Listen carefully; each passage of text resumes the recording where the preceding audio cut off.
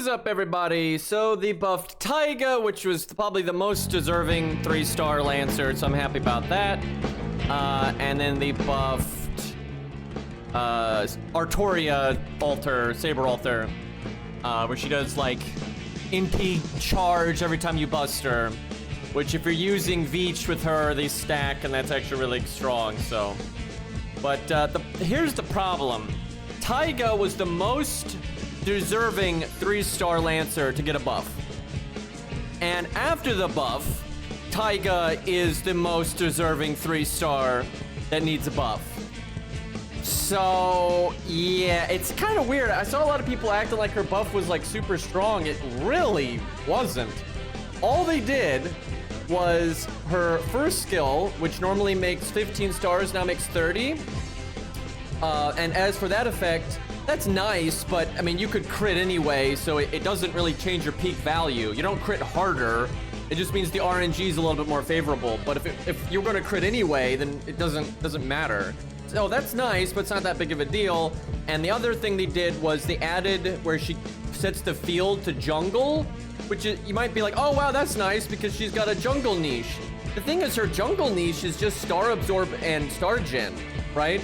That's, again, just affecting the RNG. It's not changing the peak value. She doesn't hit harder because of that. It's just more likely for things to go well. But if you've got like 20-30 already out, or Merlin already out, and you've already got the means to crit, these buffs aren't doing anything, right? And then they lowered the cooldown by 2 turns, so it's a 9-turn cooldown now.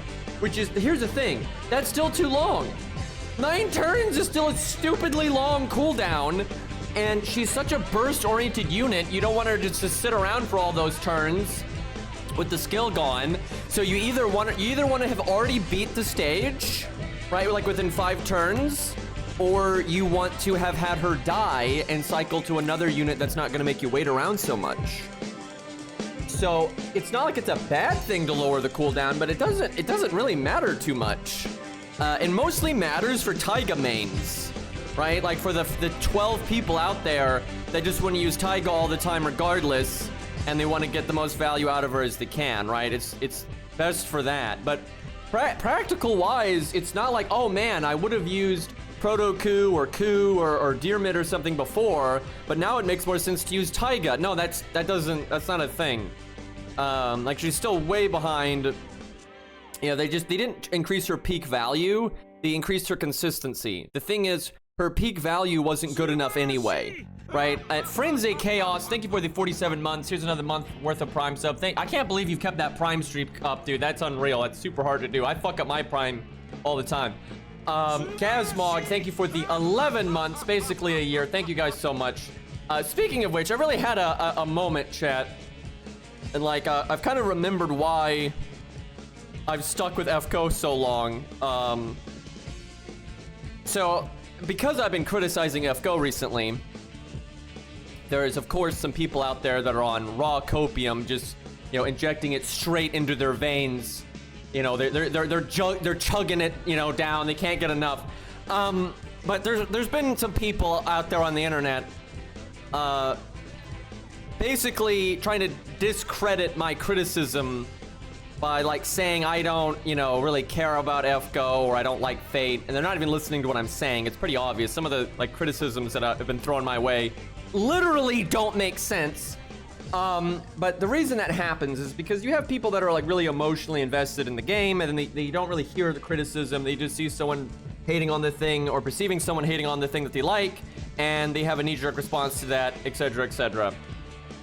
But through people getting, you know, stupid with me and that kind of thing, I've kind of just remembered. Hi, Cairo. How you doing? Cairo, we were just talking about how Taiga deserved this buff the most, which maybe you disagree, but I think Taiga deserved this buff the most for the 3-star Lancers. But then after the buff, she still deserves the 3-star buff the most, because it wasn't that good of a buff. David animation update. So Cairo pointed this out to me on his stream just a minute ago. This actually makes me mad. So, because the reason this makes me mad is because they thought about it. And, okay, let me just break this down one step at a time. So, chat, a little while ago, you'll probably remember Like, this is probably stupider than y'all that saw this in Cairo's stream even realized. So, you know, a while ago, they added new voice lines for a lot of the male characters for White Day, right? Instead of giving them animation updates and doing any real work, they gave them new voice lines. Okay, so that was already pretty lame because it's almost like they know they're not going to do animation updates, so they're doing this instead, and it's just pathetic, right? Like that makes up for it or something, which it doesn't. But so Cairo noticed, and I think some of Cairo's viewers as well noticed, that David's animations were playing slower than normal, right? So he checked on stream, and then he watched a video of an old, like, David, you know, clip, and they absolutely have slowed down David's animations. And they did that so his voice lines play smoother, right? Now, that's already really stupid and is like a really copium animation update and all that. But let me really get into why this is just the dumbest thing ever. Because it's very intentional what they did, right? They clearly put like extra pauses and gaps in his animations to slow it down so the voice lines play. Now, if you had any intentions of giving David an animation update any time in the foreseeable future, you would obviously not do this. So they clearly had a conversation where they sat down and examined these old male characters and were like, well, fuck giving them animation updates, but hey, these old animations these awful day one animations, look, they're so shitty, they're not even letting these voice lines play all the way. So obviously, we just make these shitty animations slower. Guys, we fixed FGO. And I was just talking about how people are getting mad at me for criticizing this game and having these like emotional knee-jerk responses, acting like I'm not a real Fate fan. So I gotta talk about this real quick because it reminded me actually the why I like making videos and ultimately why I don't care about what people are saying here. But there's people that are basically like trying to come up with reasons to not listen to my criticism, and a lot of them I legitimately don't think even listen to my criticism because they'll say things that just, or it's really obvious that they didn't actually hear what I said, and they just say like really backwards things that are just weird and don't make sense. But people are like I'm saying I'm basically in FGO for the clout, right? Or I'm in FGO for like the views, which I'm like, buddy, there's not a lot of views in FGO these days, and what views there are style of videos that like I refuse to make, right? Like I'm not gonna make new unit 3 turning video, new unit solos Canis's Zeus interlude fight, and then act like it's regular Zeus with the thumbnail and stuff, right? I'm not gonna do that stuff, right? If I really cared about views and clout and that kind of stuff, I would do those things because it is a better way to get views and stuff. And if people want to get views and stuff, that's fine. You know, they're not killing babies by doing it, but that's not why I'm here. And I had a memory of when I started making, and Zarek, thank you for the 37 months. I appreciate that so much, dude. And Unchosen, thank you for the 5 months. Hi, Green. Look at this guy just saying hi. What a nice fellow. Good man. But thank you guys, I appreciate it. But I had a memory. So this is before FGO launched. So I've actually made videos long before FGO. I just had this, tiny YouTube channel. But I just had fun editing videos, messing around with like music timing and just, adding in silly memes or whatever. But I remember this was a very vivid thought, and I actually talked to my friend, Kai the Gamer, right, who makes YouTube videos as well and sometimes, does FGO stuff. But I remember having this conversation with him in real life, that I love editing, right? I love editing to death, and I still do. It's my passion in life, really. But I remember saying that, like, it was so frustrating to me that I didn't really have an outlet to edit. You can't just edit nothing, right? Like, that's not how editing works, right? You need something else to edit. That's how that process goes. And I remember just lamenting that's like, man, it sucks. I wish I just had something to give me, an outlet to edit and practice and improve and just enjoy it, for the fun of enjoying it. And I used to make like Vandictus videos and stuff like that here and there, just to do that. But Vandictus didn't add like new boss fights very often, right? So you'd make like a video, then it's like, okay, we'll see you in 6 months. And I remember when I started getting into FGO, and Goikoi, thank you for the 2 years, man. That's a lot, thank you. But I remember when I was getting into FGO, and I saw how it didn't have story replay, And I remember fighting Gwen on my main account and enjoying it so much, right? I enjoyed Gwen a lot, and I was just sad that there was no story replay and I had like no way to relive that fight. So I remember I had the thoughts like, you know what? I should try to find a way to record these. So because there's no story replay, I can still remember them. And this will give me an outlet to edit, right? I'll just make, you know, it just gives me a reason to edit videos and play around with music, and I'll try to get better as I go and that kind of thing. And for quite a while, you know, I'd make FGO videos and they'd only get like 30 views, 50 views and that kind of thing. And I just did it because it was fun. That was it. I just did it because it was fun. And then I just got, you know, lucky. I literally just got lucky, and just randomly a lot of people ended up liking my videos. At least relative for a lot of people to, you know, how I see it. But, you know, now thousands of people will watch my videos generally, and like that's just crazy to me, right? And so it just kind of reminded me, yeah, I don't really have to care about, getting the views. I don't have to care about, you know, clout and all that kind of stuff. I'm too old for that shit. I don't care anymore. But you know, it's actually, I kind of needed that. I kind of needed a reminder. It's like, yeah, it's okay if I want to just wait a month, wait 2 months, you know, until FGO actually does something I care about, I can do that. Now, I'm going back to the original problem where I actually want something to edit, and FGO doesn't really supply that very often anymore, right? I don't know why this song is looping. But anyway, yeah, I just, you know, kind of reinvigorated yeah, I like editing, I like music, I like memes, I like just fucking around, and I really like the community. I mean this, Chad, I really do mean this. It's like, I've met a lot of assholes along the way, but I've met a lot of people that I really like, and it's really cool, like, sharing the FGO experience along the way and whatnot. But, yeah, the real problem that I'm getting to is FGO is just dumb now, and they're kind of like Vindictus now, where we don't actually have video-worthy content as often as we used to.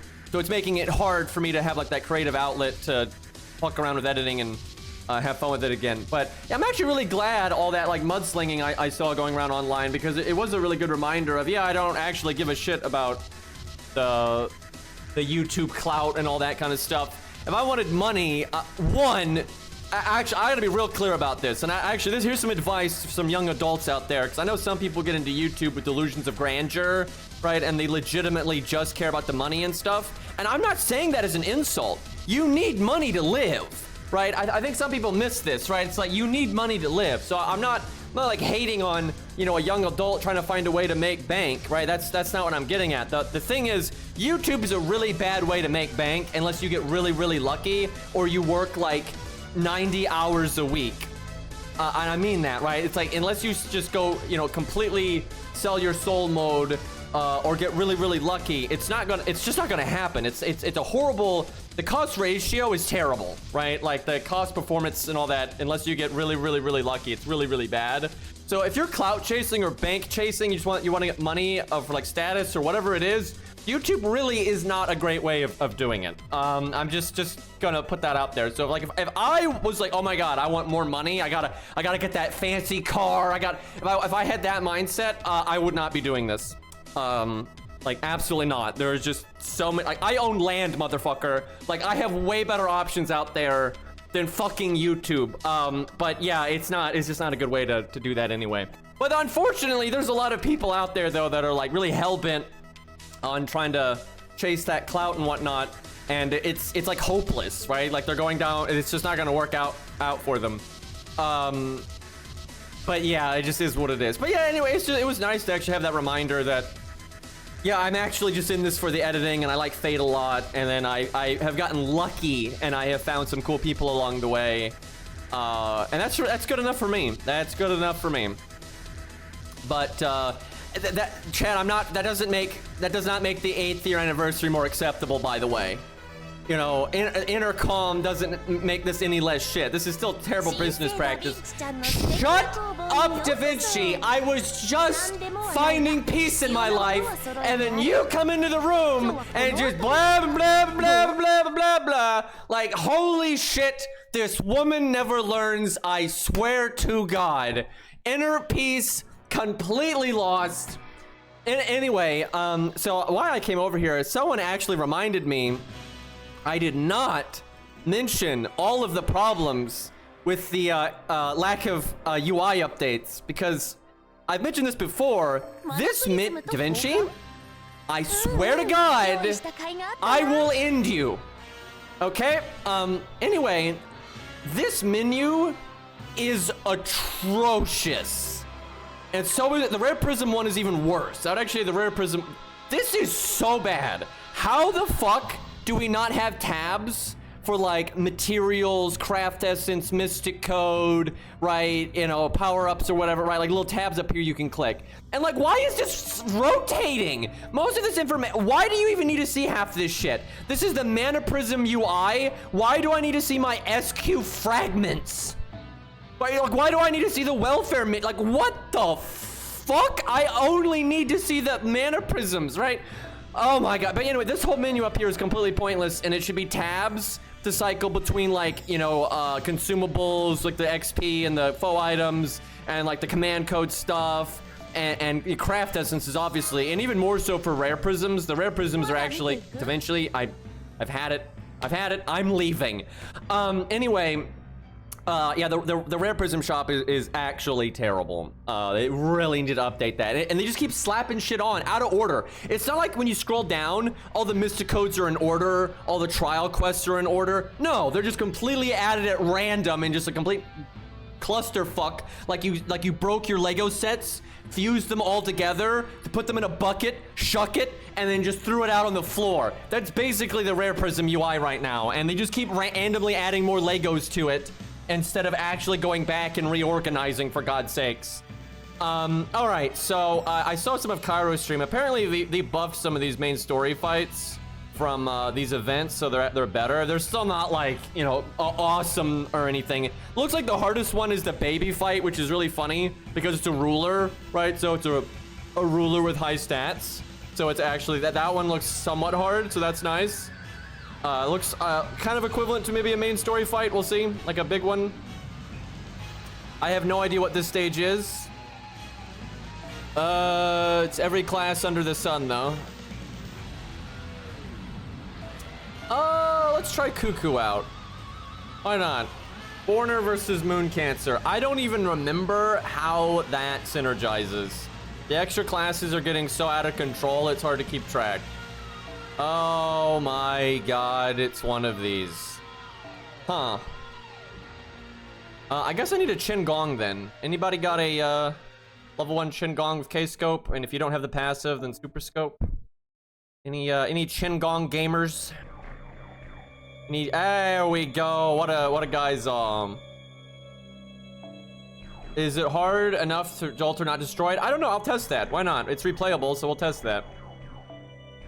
We'll go with the 2-10-2 Jolter first, and if that's not enough, then we'll do 10-10-10 Jolter. Chat, remember when I said I was gonna make my Jolter 10-10-10 when she got an animation update? If you asked me back then, if by now, right, by the 8th year anniversary, would I have 10-10-10'd her yet? I would say yes. Because back then, we actually got animation updates at a somewhat regular pace, and I would say, you know, Jolter's probably higher priority than, you know, a lot of other random shit. So yeah, it'll probably happen. It hasn't happened, chat. That's it's not a thing. All right, Cuckoo has no command codes. That could be a problem, but we'll, you know what? I'll give her command codes, especially because of her star thing. She needs star bomb and stuff.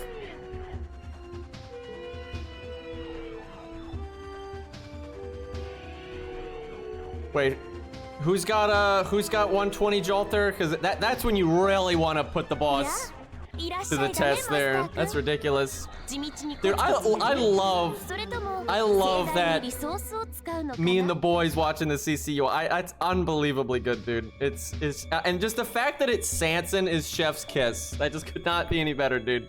Like Sanson or like Jekyll and Hyde, Phantom, Ben K, Geronimo. Those are really good picks for that kind of thing. Like, yeah, this'll fix them. Alrighty. Chad, I'm in a really good mood today. Something about idiots online trying to drag your name through the mud just reinvigorates me to have a good time. It's nice, actually. JP, Jolter, MP3, level 90. I said I would grail her. Oh, yeah. 5 years ago, she got an animation update. And you're a big Jolter fan, too. So, honestly, I like Jolter when she's used seriously. Like, when Jolter is used in a serious way, I think she's pretty cool. But whenever they get, like, tsundere and all that, I don't know, and it's all, like, jokey and stuff, then I don't really care.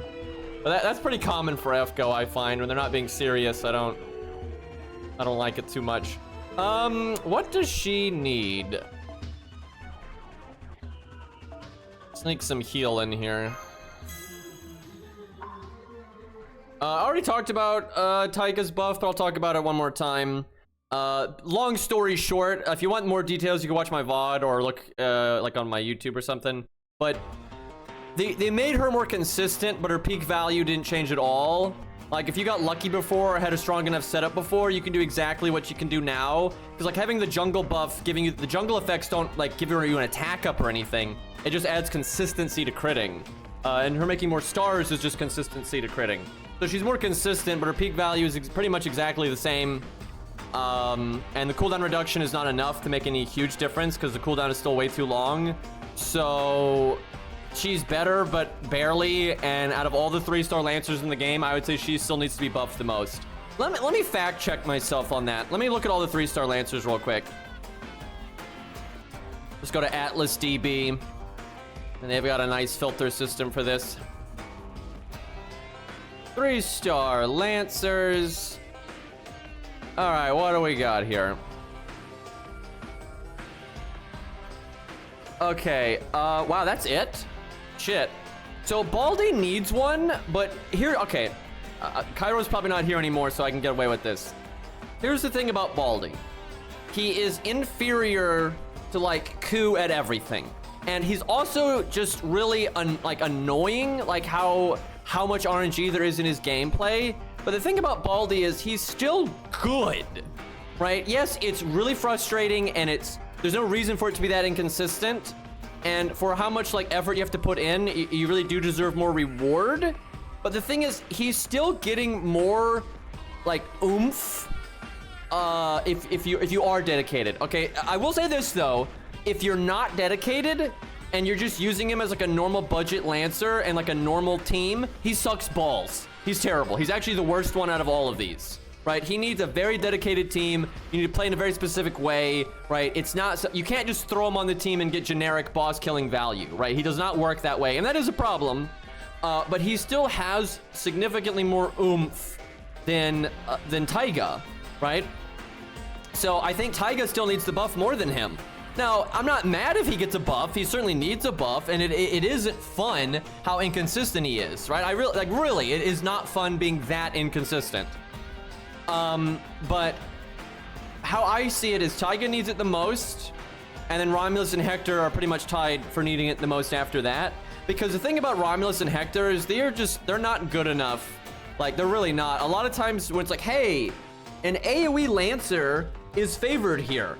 So single target listen to me. Single target Lancers are disadvantaged on this stage, right? And I can think of plenty of boss fights that have been like that, or farming stages or whatever. And so AoE Lancers are favored. The single target Lancers still outperform them. That happens all of the time. Maybe not in farming, but that happens all of the time. That even though it's a stage that's supposed to favor AoE, the single target Lancers are so much better than them, they're better anyway. That's happened a lot, and that's not a good sign for them. And that doesn't happen for a lot of the other AoE units out there. It does happen for some other ones too, but that's very noticeable with Romulus and Hector. And so they both need a buff. They both need a pretty big buff, I think. But yeah, in buff order, I'd say it's Taiga, then Romulus and Hector, and then Dyrmid and Baldy are about tied. I would say Dyrmid and Baldy are about tied with needing a buff. Baldy might need a little bit more. That last buff for Dyrmid was pretty solid, but he still has like a dead skill a lot of the time and stuff. But yeah, Taiga is just still way off. I think there's a lot they could do to make Taiga better. But yeah, Baldy is good. He's just not as good as people want him to be, and he's not consistent. But he's still good. Well, good once you're set up. I will say he's legitimately bad for like new accounts and stuff like that. If you're new to the game and like, okay, let me pick a budget Lancer to be my go-to Lancer you know, for a while. That's not the one. Holy shit, he is not the one. Of the servants, who do you think that buffs the most? Jekyll and Hyde needs a buff more than anyone in the game. And I think there's a lot of data to back that up. He's so bad. He is just... The math on his skills and NP are just do not add up in the slightest. He is so fucking trash. It's unreal. I think he is easily the worst. I think he's the worst unit in the entire game. Because even Phantom of the Opera is better, because at least his debuff niche on his NP is actually useful sometimes. Very rarely, but it's a very strong niche when it does come up. And then just his generic AoE stuff is more useful than anything you're ever going to get out of Jekyll and Hyde. Jekyll just fucking sucks. And I hate saying that because I love the character to death, but he's just so bad. It's unreal how bad he is. After that, probably Benkei. Yeah, Benkei is still pretty bad. Chat, does anyone have a quick link to the who's getting buffed? Because we could kind of look at who we think deserves it and who we think will actually get it. Because like last time, a lot of people got it were just who was rated up on that day, and you could a lot of them were just, you know, stupid like that, and more to do with like marketing and the events coming up and that kind of thing, less to do with like who actually deserves it. And I kind of expect some of that. They normally mix in a little bit of who deserves it, and then a lot of like marketing, who's popular, who's getting rated up kind of bullshit. All right, here we go. Thank you, Ace. All right, what do we got here? So yeah, obviously we had these. We should show her off. I'll do that later. So 5-star Lancer, 3-star Archer. They're the only 2 3-star. Okay, let me just bring Atlas DP up so we can just reference it real quick. And this is like smooth. I don't know why I didn't think of that to begin with. All right, Atlas DB. Servants. There we go. Nice and easy. All right, so we've got... We'll start with the 3-star Archer first, because I care about the low stars the most. So out of these, William Tell deserves it the most, then probably Uriel and Billy. But Uriel and Billy are about tied, I would say. I don't know, Kid Gill needs it too. Honestly, Uriel, Kid Gill, and Billy are all about tied. They really are. But Tell needs it the most, because there's literally no reason to use him ever. He is so directly outclassed by Robin, it's just silly. I've tested William Tell a lot, and man, he's just not good. Like, he needs a lot of help. He's close to being good, though. Like, there's the makings of a good kit there. It's just the numbers aren't enough. So yeah, I think William Tell needs it the most. Then Billy, Gil, and Uriel are all tied. And then David doesn't need it at all. David needs it the least. These two, Toda and Robin, they don't really need it, but they could get it, and it wouldn't be on like too stupid when you look at how busted like some of the other stuff is now, right? Yeah, Kid Gill actually deserves a battery. Kid Gill does definitely deserve a battery for sure. But yeah, David is really the only one here that I'm like, you should never buff this. He's so much better than everyone right now. It's very noticeable. Yeah, everyone else you could give a buff. Like, Robin would be a little silly to give a buff to, but it's not that bad. But everyone else could use a buff. Let's see. The other one was 5-star Lancer. Is anyone rated up on that one? Because there's no point even talking about it if it coincides with, like, you know, whoever being rated up. Because it's normally them. Just, like, whatever. None of these need it, like, too bad. Well, I mean, these two need it, I'd say, the most. And then probably Brito. Whatever her name is, Brando, Might, whatever, fucking Booty Lancer. Yeah, I mean, like, Arturia Dragon definitely needs it. Lion King definitely needs it. She needs it as well, because she's not bad, she's just really underwhelming. I don't think Virtue really needs it. I mean, it wouldn't be bad. I mean, almost every one of these you could buff and it wouldn't be a problem. The only one I wouldn't buff is, like, Enkidu and maybe Scath. They really don't need it. But everyone else, if you buff them, it would be fine. But, like, Romulus needs it way less than a lot of the other ones. Karna needs it less than the other ones, I would say. Oh, and she doesn't need it either. But yeah, those ones don't really need it. But everyone else you could buff and it would be fine. If someone is, like, rated up, then it's probably them. I think Enkidu, though, is the one that needs it the least. Enkidu is so broken these days. It's unreal how busted of a unit he is. And I don't think he will. I really don't think he'll get it. That would just be stupid. But yeah, if someone's rated up, it's probably them. Okay, I don't think yet. None of those are like a Lancer, so... Oh, unless Tam is... Wait, is Summer Tam rated up around then? Lancer Tam... Yeah, it's probably her then. I mean, that's fine though. She certainly needs it. Like, she abso-fucking-lutely needs it. She's one of the most deserving, so I think that's totally fine if it's her. Okay, oh, boy. So they already said it's 2-star for the bronze. Let's see. Caster, that's not a lot of options. That just means it's not Mozart. It should be Shakespeare. Like, if the world is fair, it should be Shakespeare. It's not even close. Shingon and Hans are budget staples. They're incredibly good.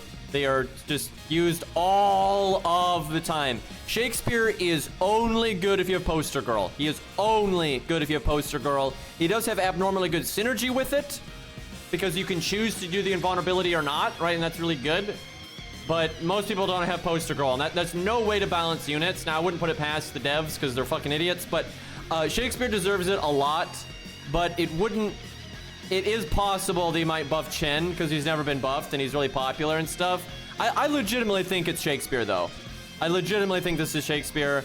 It'll be, and I will be disappointed if it's not, because he is well behind the other two. Well behind the other two. So I really hope it's him, and I love Shakespeare. I just wish he got an animation update. Chat, it's really hard for me to be, like, happy with FGO until animation updates come back, and I don't know if they ever will. It's like Mozart, Leonidas, Shakespeare, Sanson, you know, there's just, and like Billy, it's so stupid not having any hope for them getting animation updates. You know, it used to be like, there was always hope that any patch, anyone could get an animation update, because they did. And then now it's just like no one gets animation updates. It's so fucking lame. I'm so unhappy about that. All right, 5-star Berserker. Let's see, any 5-star Berserkers getting rated up? I don't see any. Unless I'm forgetting somebody. I don't see. Oh, Paul. Wait, is Morgan rated up? I didn't see Morgan rated up. Wait, no, Paul's that's not Berserker Paul. Yeah, she's alter ego. Wait, is fucking Morgan rated up? Am I not seeing this, or is this not listed on this picture? I don't see no Morgan on this rate up picture. She isn't? Okay. Now she might get it because she's so popular. Like, absolutely. Like, really, really popular characters are more likely to get buffed. Like, hands down. Let's see. Who needs this the most? I mean, Hijikata could use it. I don't know about the most. Galatea could use it. Honestly, T-Berserker could use it. Doesn't need it, like, none of these need it too bad. Yeah, but Kentoki, I would say, could probably use it. Yeah, I'd say Kentoki. I don't think he needs it as much as Kentoki. I don't think he needs it as much.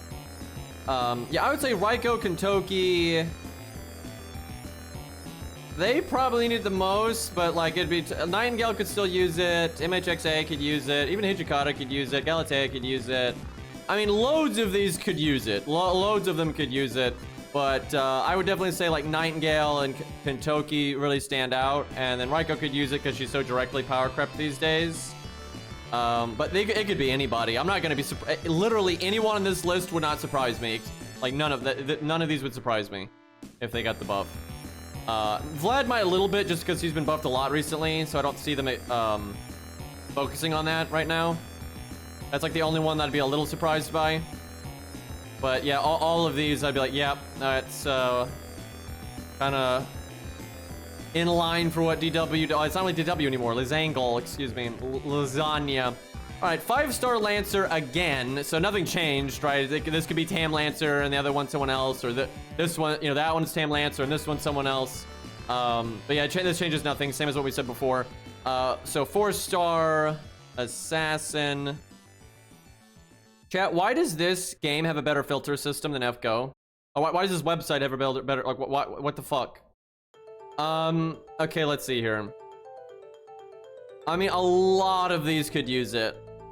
Now, she got buffed, kind of recently, so I don't see that happening. Sino could use it, Carmela could use it. Kurtsugu could definitely use it. I mean, almost all of these could use it. Who really stands out to me to like really needing it though? I would definitely say like Kurutsugu, and Steno maybe even Nido Chris. But I'd say Kurutsugu deserves it the most. He's been in the game for so long. He's really power crept these days. There's a lot of potential in his toolkit though, so some really minor stuff would really help. Yeah, if I could pick one to get it for like who just deserves it the most, I'd say Kurutsugu. But it you know, it could be her, it could be Gonzo again, it could be Ushi, right? Summer stuff. But it certainly could be Carmella or Steno, with them being like older servants and stuff. They might want to touch them up. That wouldn't shock me in the slightest. I don't know if anyone was rated up on that. Because you have someone's rated up. Oh, Summer Ushi's rated up. She may well get it then. That would not surprise me at all. It could very well. And she could use it. And she could use it comparably to Kurutsugu. It's just he's been in the game longer and whatnot. But yeah, it very well could be Ushi because she's rated up. I don't know if the day syncs up or not. But I guess, is Donzo rated up? I don't think so.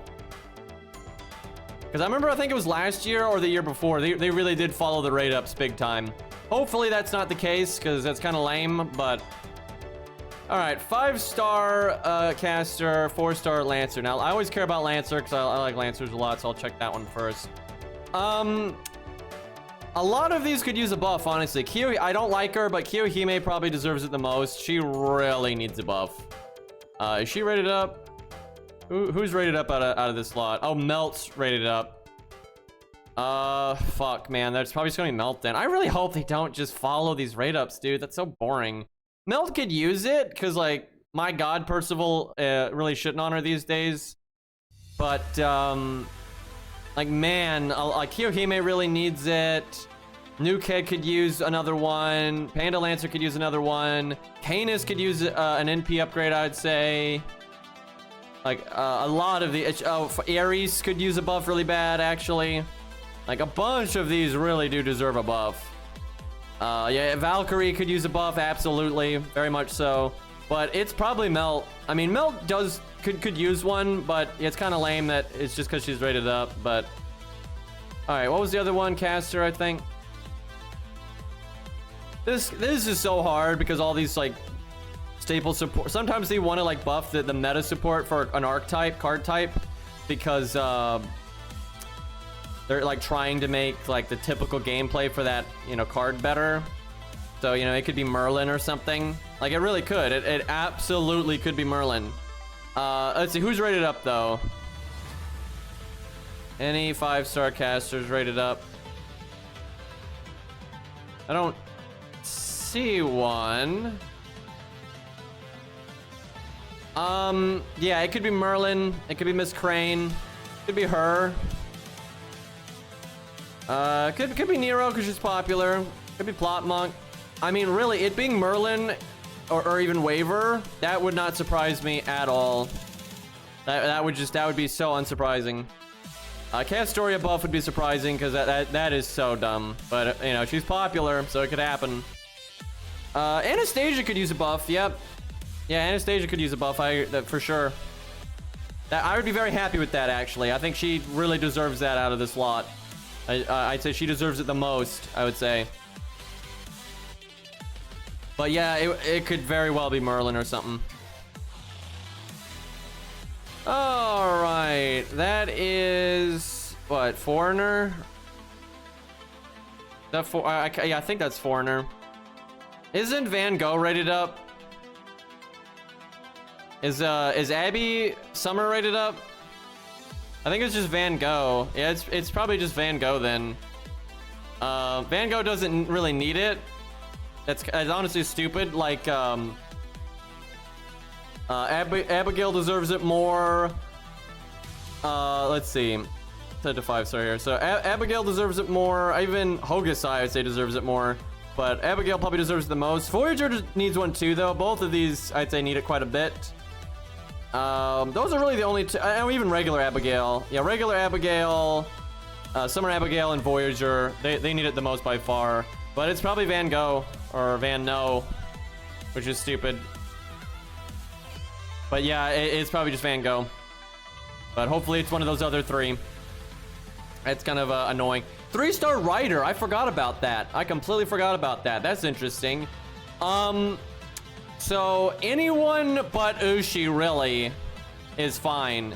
Now, I would, and maybe not Boudica. Boudica's kind of nuts now. I'm not gonna, like, Boudica has really come into her own. Like, holy fuck, she's really useful now. You know what? It is very reliant on the command code, though. It is completely reliant on the command code. So maybe you buff her to be less reliant on the command code. But please don't buff Ushi. That's stupid. I would say red hair needs it the most, by a good bit.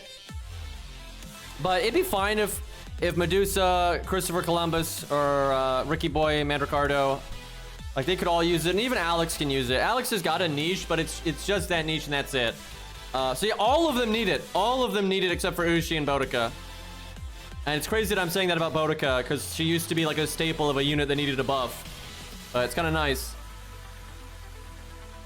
Medusa could use one. She probably doesn't need it like as... She definitely doesn't need it as much as red hair. But it'd be fine. She's not OP or anything. None of the AoE riders are OP. None of them are OP. And Ricky overall, unless you're doing like Castoria stuff, is outclassed by Ushi. And if you're doing Castoria stuff, you don't really give a fuck. So yeah, he could use a buff, but definitely not as much. Like, red hair needs it the most. Hands down, red hair needs it the most. It is not close. I'd say it goes red hair, then probably Alex, Columbus, Medusa, Mandricardo, something like that. That's roughly how the order would be.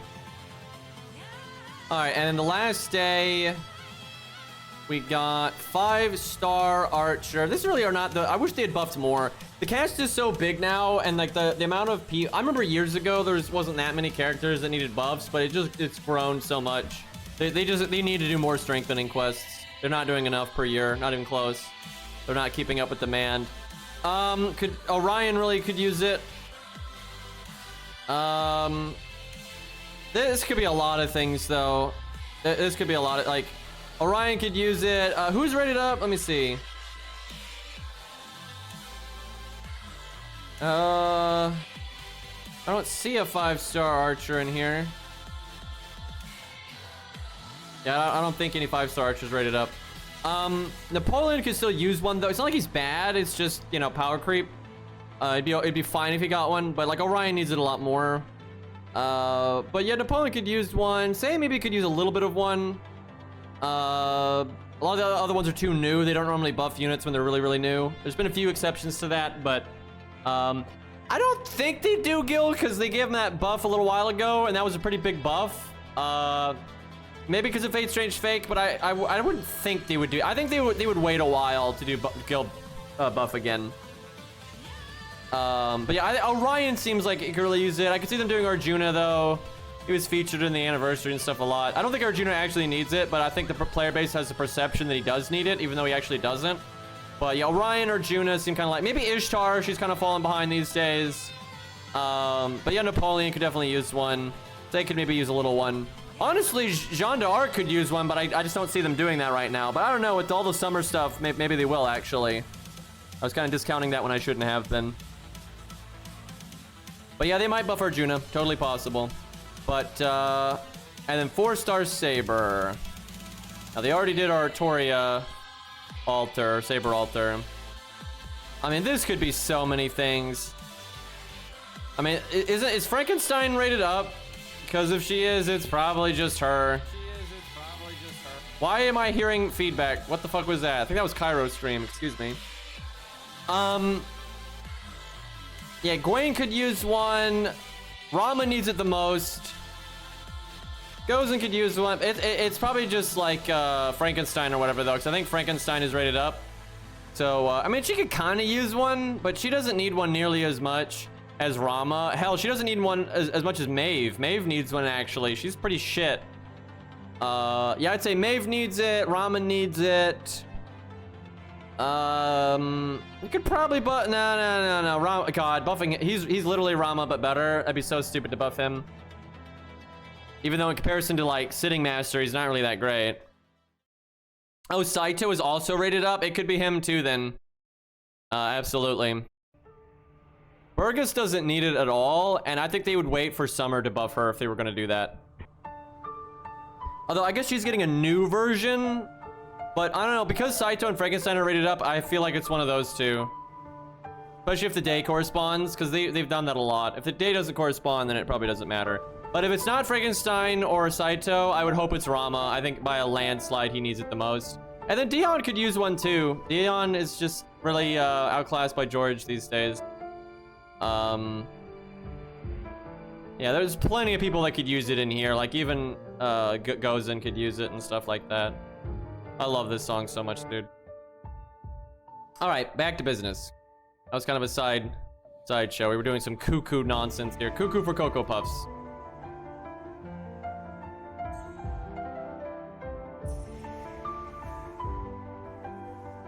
Do.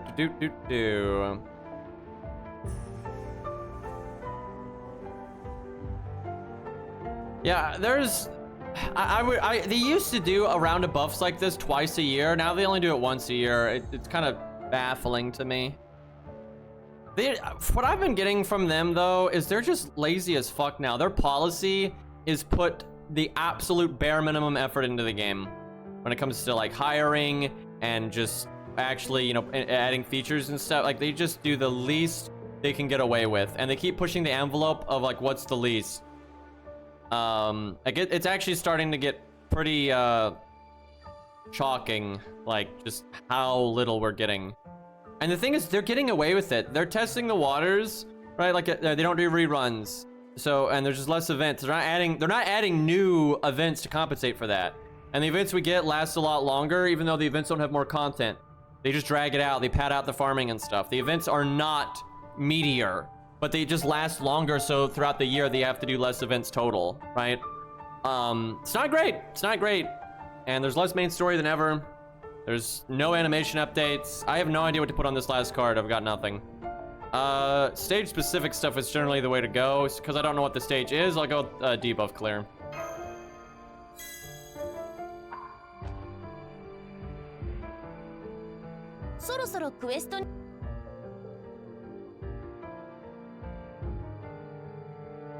Yeah, boycotting is pointless. Boycotting is pointless. You just have to not spend. If you want to affect change, don't spend. That's all there is to it. Just don't spend money. The fucked up thing is I wasn't spending money to begin with, so I'm pretty powerless here. For real, it's just I don't spend money on this game, so me not spending money on the game is like just the status quo anyway. So what the fuck am I gonna do? I guess I could, you know, stop making videos to give them publicity, but I like making videos. That's like the one thing I love about FGO is I love making videos. Yeah, I don't think that would matter.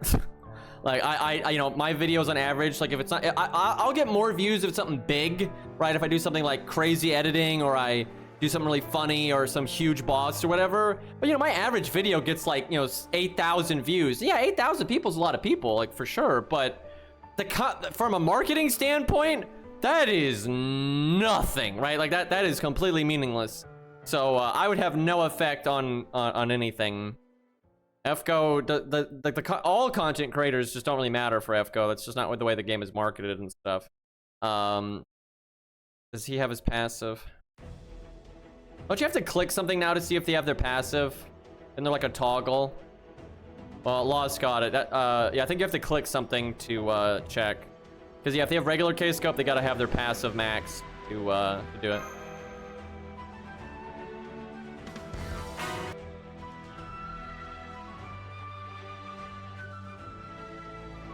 I wouldn't tell people not to play the game. I don't roll that way. If you like Fate a lot, because there's a reason I'm playing it, and people are saying the reason I'm playing it is clout, which is just moronic. But if I wanted clout, I'd be making more than like one video a month, thanks. But some people, you know, like play it for the same reason I play it, because they like Fate a lot. They like, you know, Achilles or something. They just want an outlet to have, you know, fun, you know, see more Fate story and see what happens. See what Nasu's cooking or whatever, right? And like for me, even with all right now, they're pushing it. They're making it harder and harder, right? But I can at least put up with FGO to where like I'll at least always play it when new main story comes out or when an exceptional event comes out. Now going beyond that is getting harder and harder, right?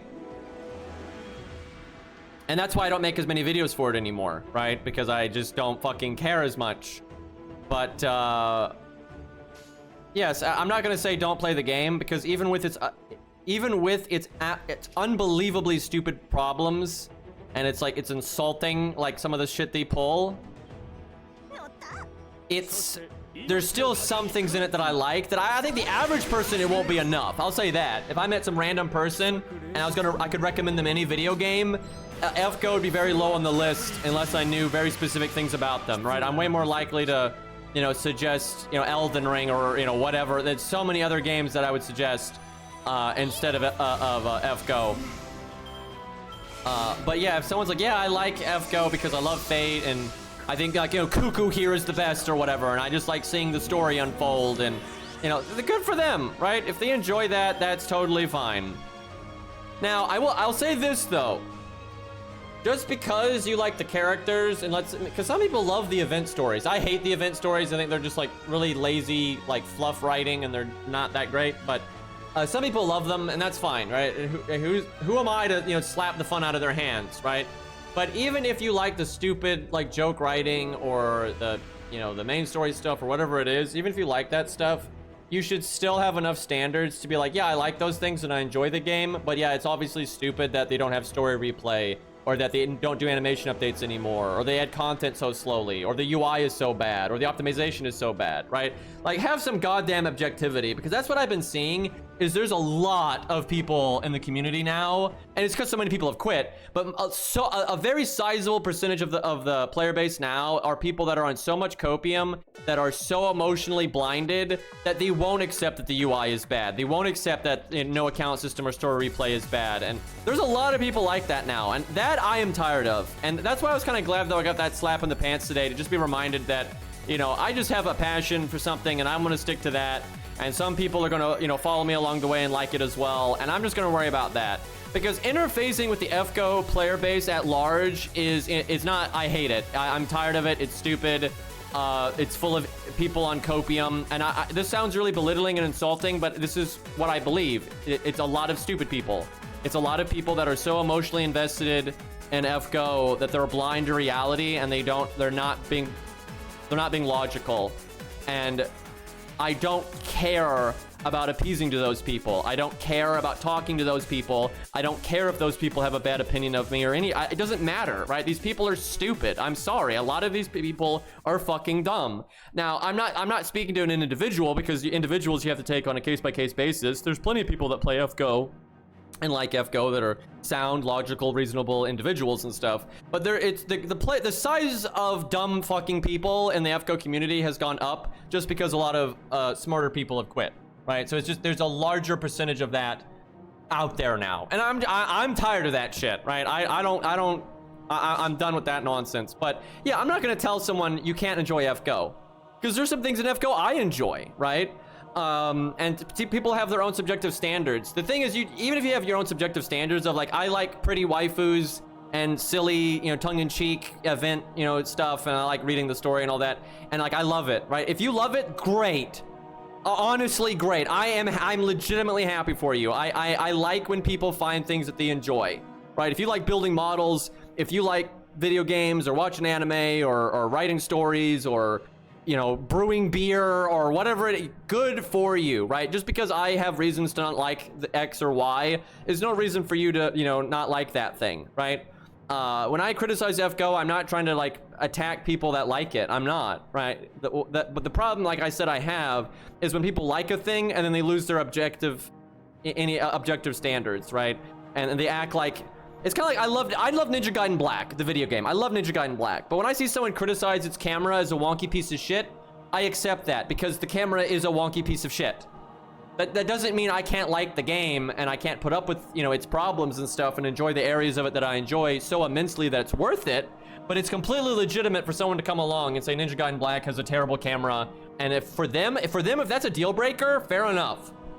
Totally fair enough, right? And for me, if it's a deal maker that the combat's so good, or that, like, the boss design so much, or that the controls or whatever the fuck it is, that's fine too, right? And it's the same for FGO. You're allowed to like the game. It's okay. Like, just because I sit here screaming at the internet that this game is fucking made by idiots that don't care about it, and they're just, you know, squeezing the money out of it, that doesn't mean you can't enjoy it, right? I saw someone who NP5 the new Morgan and Maxter, and at the end they burned. I'm like, bro, what the fuck? How dumb are you? What? Am I missing something? Why did they do that? What was the point? Were they trying to make a point? I don't even. Or were they just mad at the game? Do they not like more? I'm so confused. What a waste of SQ. Even if it was free, like, even if it's free SQ, right? Like, why would you waste that? I guess if you're quitting the game or something and it's free SQ, then why not? The thing is, on the end, okay, what I've noticed on like the Reddit is the posts that are negative about the anniversary will attract other people on the Reddit that are negative about the anniversary. And you'll see a lot of people that don't like it. And that before that wouldn't really happen. They'd get so downvoted, it'd just get like censored. Where now like negative stuff will get like some traction, but not like that much. But you'll still see way more people that are just blindly hyping the game and are on like the more general posts, like saying, "Oh, it's fine. Castoria is so pretty." Blah blah blah. Right? There's way more people on the Reddit that are just like, "Oh, Castoria is so pretty," versus "This game is run like ass." Right? It's not really close.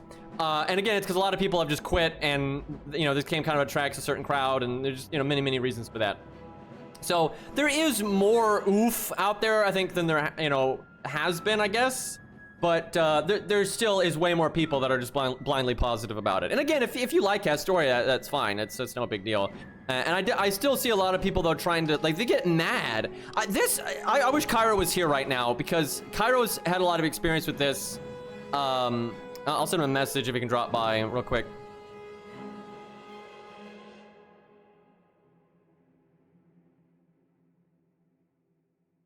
So I hope Cairo can come by to confirm that I'm not crazy. This isn't just cuckoo old man Green angry about, something that only ever happened to him, right? I have seen this enough throughout that this is not just me. This is not just like my Discord server or anything like that. I am crazy, fair, but I think I am very much not crazy in this specific thing. This is a real thing. I know Cairo's experienced it. I've experienced it. I've experienced it through when I'm just like lurking in other streams and other Discords and things like that.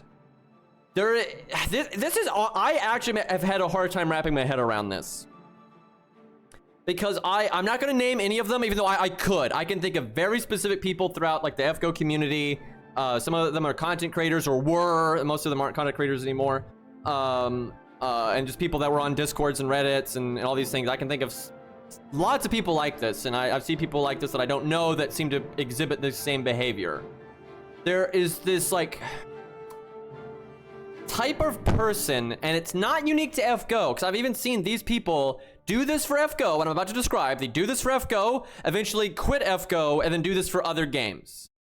It's like wherever they go, they don't want to hear any criticism of that thing, and they very much equate any criticism of whatever game they're into at the time to a personal attack, and they actively try to censor it. And I mean this, and it sounds crazy, but like I know Cairo has gone through this. He had like a lot of mods that were like this. I've had mods like this and stuff where they're like, they feel personally attacked because not everyone's praising FGO, and they legitimately think it's like wrong. If you don't like the thing, you should just leave. That's pretty much how they see it. But here's the part that I really don't get. A lot of these people, because what I just said is not weird. That's not weird, right? We of course people know there's people out there like that. This is the weird part. A lot of these people that I've seen like this have quit FGO. And like, so they're like so at the time emotionally invested in it, and they're like, yeah, it's like console war people, but they've given up on FGO, right? And maybe they'll come back and play it casually and like act like enjoying the Gamba is like so worth it, and like, oh, this game's great or whatever. Like they'll play it like once a year or something. But a lot of them don't play it anymore, and at most they play it so casually, how could they possibly know anything about the game anymore? And obviously if you're playing it that casually where you like play FGO once a year to just try to get good Gacha luck and then never actually sit down and play the game, it's clearly not a good game, and it's a you thing, right? But what I can't get my head around is how I've seen so many people. Lost, thank you for the gifted sub to Zaw. He very much deserves it. Thank you, thank you, thank you. But what I can't wrap my head around is how many people I've seen like this. Because I'm not going to say their names. I don't want to be rude. I don't want to target anybody. But I can think of many people that I know, like, absolutely, that have that mindset and then have quit the game. Right? So, like, they clearly didn't, like, they weren't that into Fate or whatever, and they're just kind of moving on to game, and they have different interests, and that's fine. But then why did you get so attached to it, and why did you act that way when you were playing it? There's a bunch of, I know a bunch of people right now, I'm not gonna say their names, but I know a lot of people right now that like caught between the discords and all this kind of stuff, that they're on the fence with this kind of thing, right? They're mad anytime you criticize it, any of that stuff, but you can tell they're losing interest in the game and they're probably gonna quit it eventually, and then it's like, why did you care so much then, right? I don't get it. I don't understand. I don't understand what's going on there. I don't know if it's just teenagers being idiots or what. Cairo, you just missed my in-depth explanation, but what I was saying was, like, how this is not just a me thing. I don't think this is something that I've just seen, where it's like there's a lot of people over the years that they'll have played FGO, gotten mad at anyone that criticized it, took it as a personal attack, actively tried to censor it, actively tried to censor people saying anything negative about FGO, and try to twist it as it was something more than it was, and then have quit FGO. And then they just move on to another thing and do the same thing, right? And like, I've seen that in my community, other communities. I've seen that in other games entirely that I'm not even a part of, where they're weirdly they're like the kind of people that try to get into a position of power, right? Like they're the kind of people that want to be a Discord mod or a Twitch mod or whatever, and then they're more likely to quit the game for some reason, I find, than the people that are just like, yeah, I like Fate a lot. Right, like it's just, I don't get it, and it's not just a me thing. It wasn't just in my community and that kind of thing. I've seen it in every community ever. I've seen it in other video games. It's weird, and I see a lot of people out there right now that I think are those people again, like the new wave of them out there. And I don't get it. I don't get it. I don't know what possesses people to behave that way, because I can at least understand. I don't agree with it or like it, but I can understand when someone's overzealous about like that one hobby they just love to death, and they're like emotionally invested in it to the point that they're not rational. Right, like if you're just like, you're all about Transformers or building models or cars or whatever, that's like, it's not like a fad. You don't just do it a bit and then move on to something else. That's just like the thing you really, really care about in life, right? But that's not what a lot of this is. It just happens to be the game they're playing at the time, and they end up just moving on to something else. It's super fucking weird. Like, I've seen it so much that I struggle to understand, like, what the fuck is happening there. Okay, I only have 12 stars. Are you fucking kidding me right now? Think I do this one. And then that's the only thing I cast. Ivan's the biggest threat here.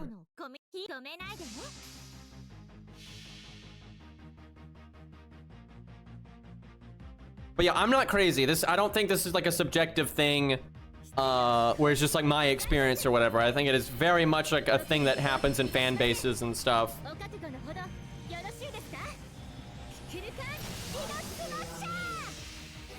Go, Cuckoo, go. Yeah, she should do pretty well here. There's another wave though, so I don't know. We'll see.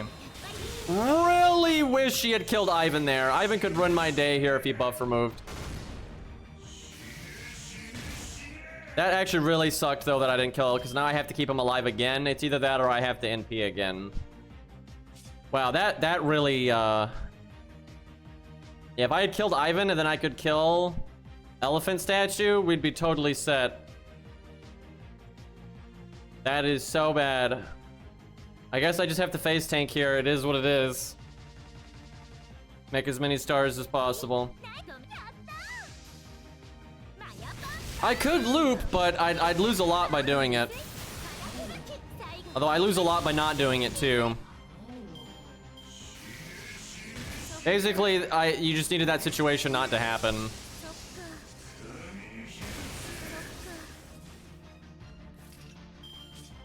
Wish I had maybe default Mystico. Debuffs aren't much of a thing here.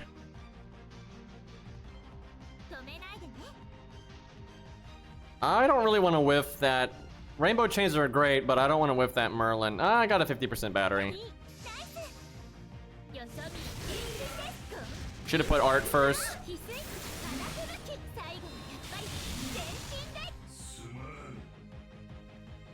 Yeah, I think at this point, a lot of people are just kind of like, you know what? I'm gonna play this when there's main story, and that's that. I even know a lot of people in real life that are at that point.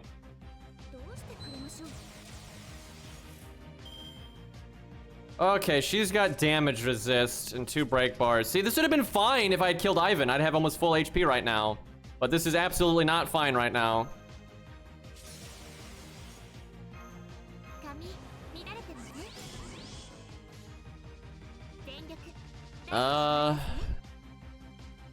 See that. That heal's gonna have to buy me at least 1 turn or I'm screwed.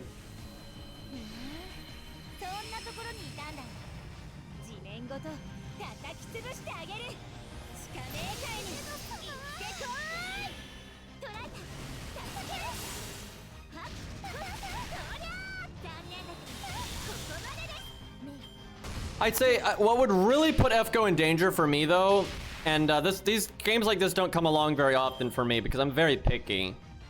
But something that could really threaten FGO, I still would play it though. I would still come back and play when like Lost Belt 8 drops or whatever. Like I like Fate enough that I can find the time to at least do that. You know, come back when they really do something big. But what would really like lower the amount that I care about and play it is if another game came along that I really, really liked, and not just that, but I could see myself enjoying making videos for it, right? Like I'd really enjoy the editing process, and it's like a type of game that would continually like, you know, like update or whatever, so there's new things to make videos on. It's not just like this one thing, you know, one-time thing. If that ever happened and it was something else that I was really into, and it was just better than FGO, like if it was Arknights, but it was like an IP I liked a lot more, right? I would probably end up playing that a lot more instead, right? That would damage FGO a lot. But it's been hard for me to find a game that I could see myself making videos for a lot and enjoying it.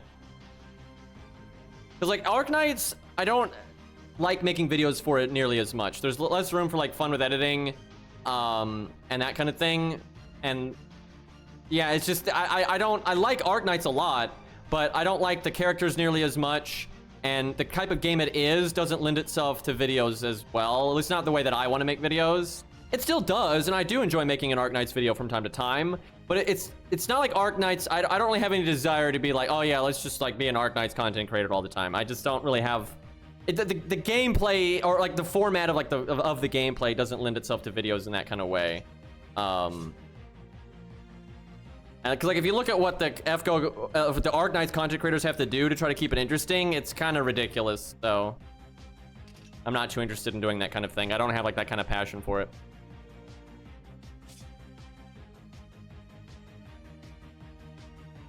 Okay, definitely want to do this. I have to have something for the NP coming up. Am I missing a gimmick here? Does she just have brute force? That doesn't seem right. I feel like I'm missing a gimmick here. Because this is like so impossible at neutral if that's just universal forever status resist and you have to fight those guys before.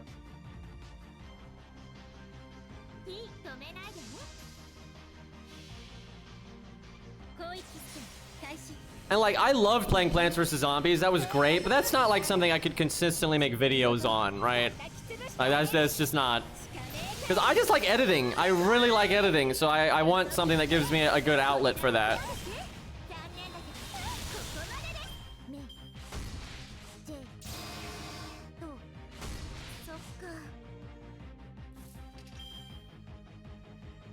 We're pretty much dead here, because I have to do this, then I die to the NP next turn. Am I just missing something? I don't understand.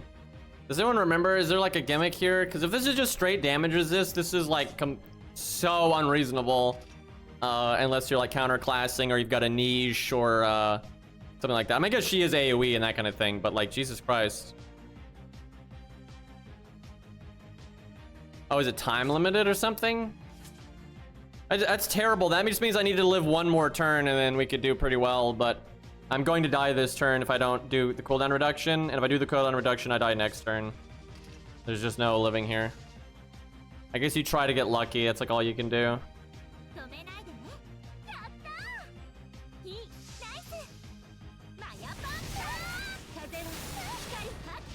Edit FGO into being a better game. I wish, man. Cast a skill? Of course not. I don't understand. I don't like that doesn't seem like they would just give her this insane brute force damage resist like that. That's kind of weird. I feel like I'm just missing something. I don't see how Santa Karna could possibly do that unless someone else dealt with the front row for you, but that's not really soloing. Like I don't see how you could even get close. But like by the time you'd get to her, the front three would have fucked you up so much, then you're just dead.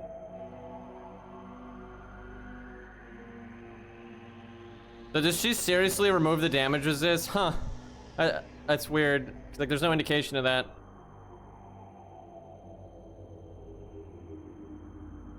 Well, let's see here. We could try someone with more like staying power. Because Cuckoo is very burst survival with the hard survival stuff, but she doesn't have like healing or anything like that.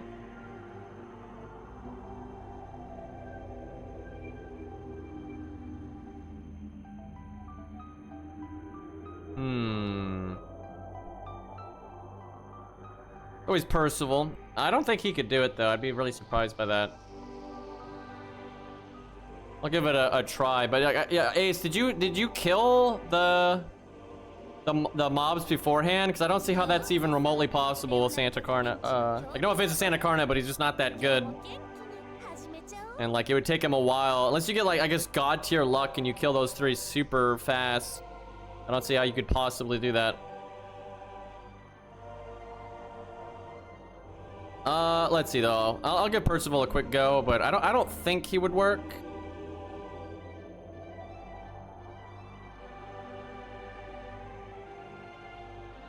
Wait, is there an event CE? What? How is there an event? Is it just like any of the ones to give out or something?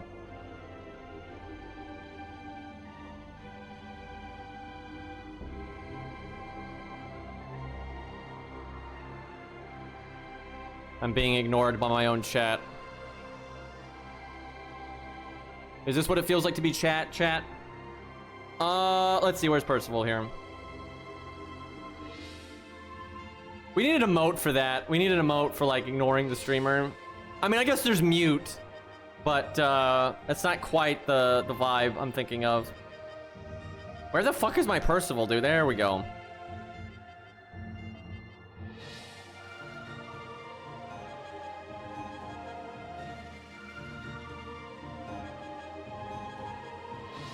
I'd answer you, but you'd ignore it anyway. Yeah, here's what we'll do, chat. You ignore me, and I ignore you. Here we go, chat. Just...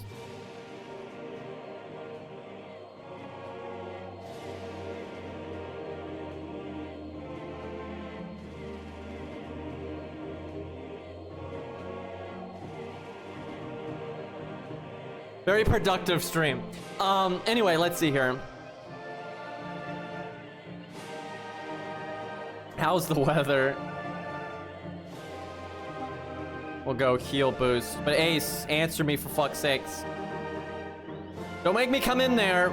Don't lock your door. Green and red go well together. Shut the fuck up. Shut the fuck up. That is so bullshit. Green and red, green and pink get used a lot and it's bad.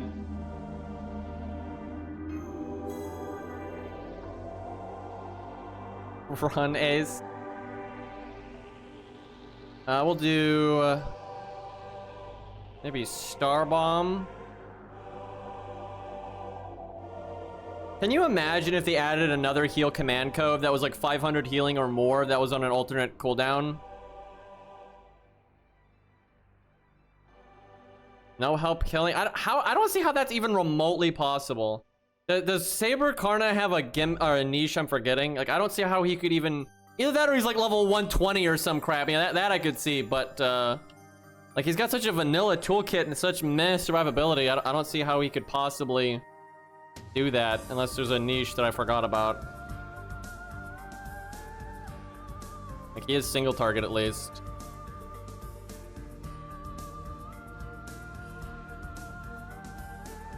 Yeah, he's got no. I'm confused how this is possible.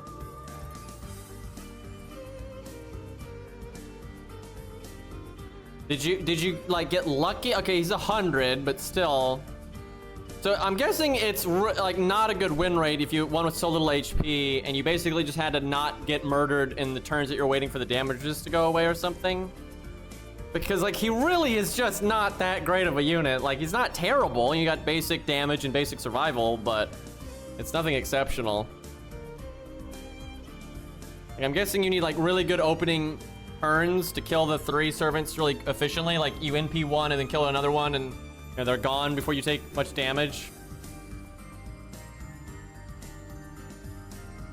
All right, well, let's try Percival. I don't think Percival will win. I'd be very surprised if he did, because he's not enough AoE damage. Like, honestly, if you can't one-shot them, I actually think single target's better.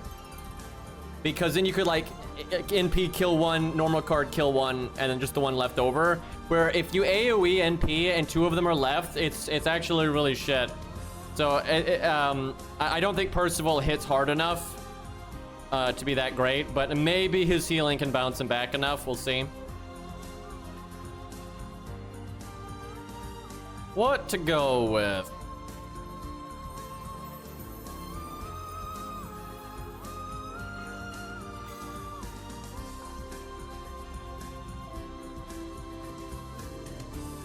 Yeah, that's true. The Darius, he might be able to just kill. Yeah, we'll see.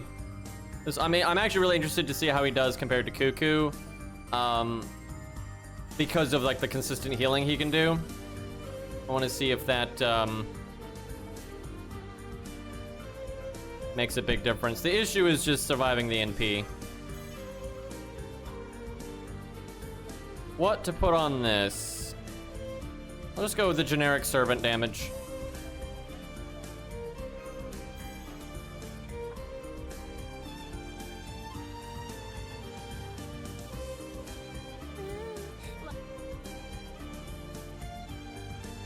He might have to hit Darius once, though. I'd be surprised if he just vanilla NP killed Darius. We'll see.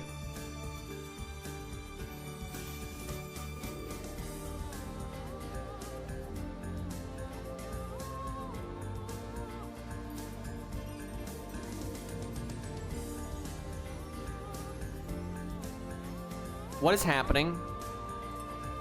Chat, why can't I change my unit? Why is that even a thing? Like, I love how it like switches between like that menu and the other version of it. And it doesn't even normally work that way. What the fuck? I'm not even on the other menu now. Hello? Like, I'm literally not on the second menu. I'm on the first menu again, and it let me switch. What is wrong with this fucking game? Okay, this game is shit. More evidence of the UI needing an update. Who would have thought? Why can't I find my Percival? There he is. Okay, well this, I will say, Cuckoo, this was really bad Mystic Code for her. She would have done better with default. She would have lived a few more turns, so maybe it's more possible with her than I was thinking. Because that Mystic Code was really bad there. Although maybe not for Percival, though. Things are different for him. He might need his invulnerability like sooner. That might be really important. We'll see.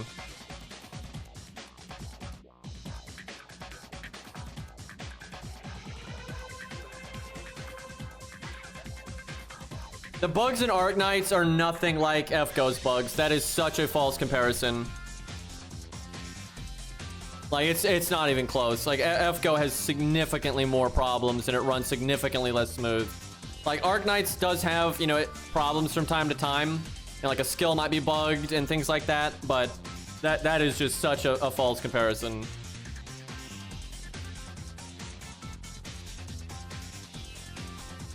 That's like Bob dropped some of the wood that he was bringing back for the campfire, and Tim accidentally burnt the house down.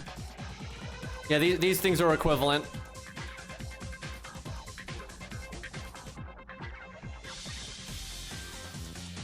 All right, let's see. What the fuck, Tim? Yeah, all right. Well, this is a terrible opening hand. Surprise, surprise.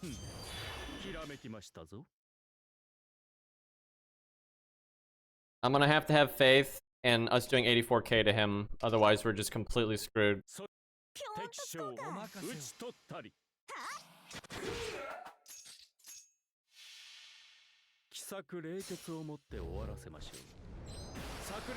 Man, remember when FGO had that bug where all the cooldown command codes didn't work? That was great. And then like when NA for years didn't have the correct buff success chance on their mystic codes? Yeah, that was great. There's no way we can win like that. Like, you have to be able to NP right there.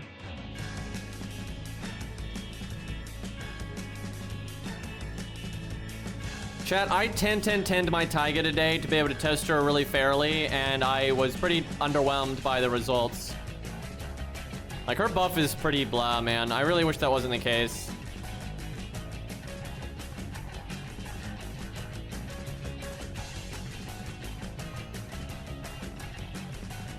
Like, all it did was she's more likely to have a good, like, performance. But her peak performance is the same. It didn't change at all. The peak performance only changes if the fight goes on long enough and she doesn't die where the cooldown reduction on the first skill comes into play. That is the only change. That isn't just your RNG is more favorable now. Which that's such a shitty buff.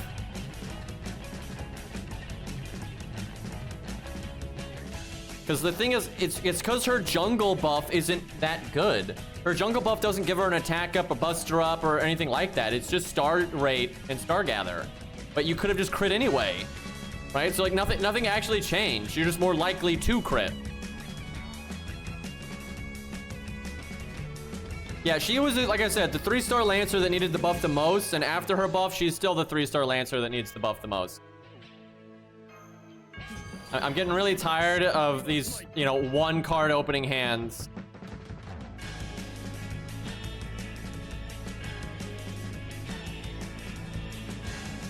$120 will generally add up more than the passives, but it depends on what you're doing, because like for farming, the starting NP can be literally the only thing that matters. You might have enough damage that who cares if you're 120 and that kind of thing. And like that starting 20% can make all the difference depending on what kind of setup you've got. But there's no definitive answer to that kind of thing. But for I would say most situations out there, 120 is going to be more impactful because that's just so many stats. That face is ready for war. It's serious business. Why do I have to watch this every time? I think I went over that yesterday, but like seriously, that's so stupid. I have to watch that every time.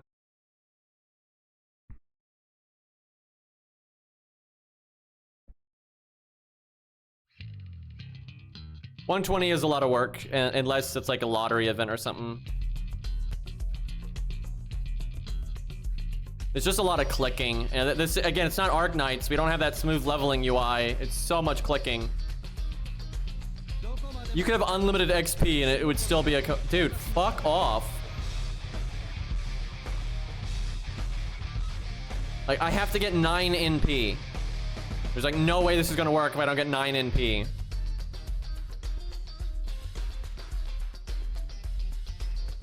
And I just keep getting one card, and that one card's not an art card.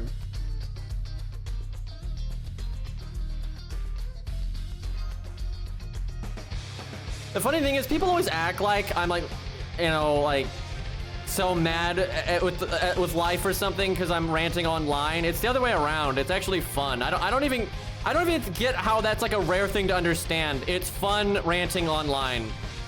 Do you think I'd do this if it wasn't? Like, are you kidding me? I don't lose any sleep because I'm yelling on a video game stream on Twitch. Like, are you kidding me? Like, it's just a fun outlet to fuck around.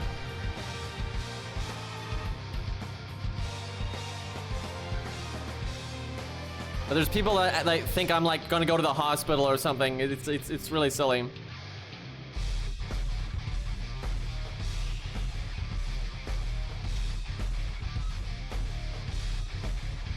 Man, Darius really is big because he's got an old sprite, which are normally smaller than they're supposed to be. And he doesn't get dwarfed by Ivan. Obviously, he's not dwarfing Ivan, but he's not being dwarfed. This is getting rid. I've gotten the Buster card only and nothing else 3 times. And then I got the quick card once. That's all I've gotten. This is ridiculous.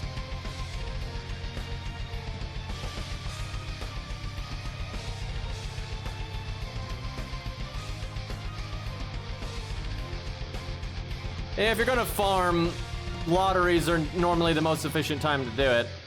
But honestly, I don't really recommend it.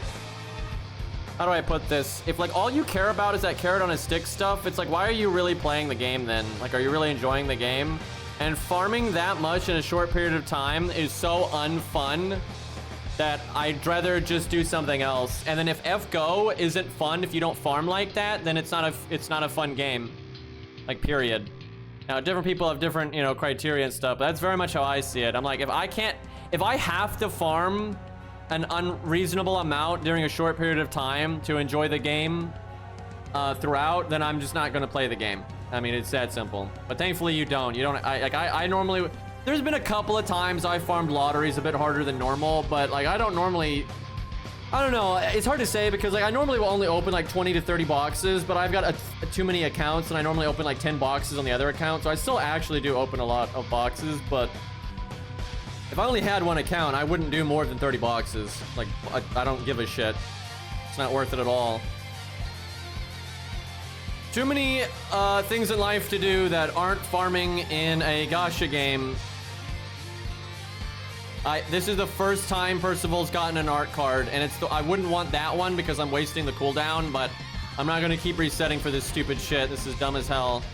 But I cannot believe I had to reset that many times to get a art card. Completely ridiculous. And now I have way more NP than I need.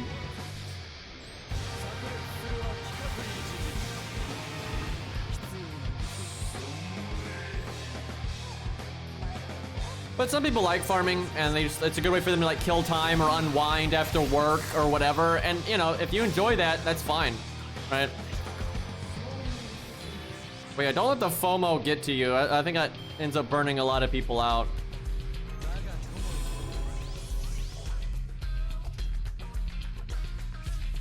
All right, if we don't kill Darius here, we are so fucked.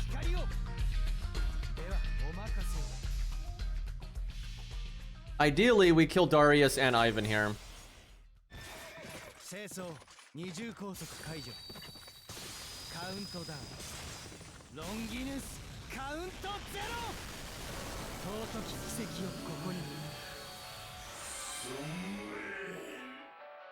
Ivan mad. Okay. Wow, how did he do better than Cuckoo? How did he do better than Cuckoo? I don't understand, dude.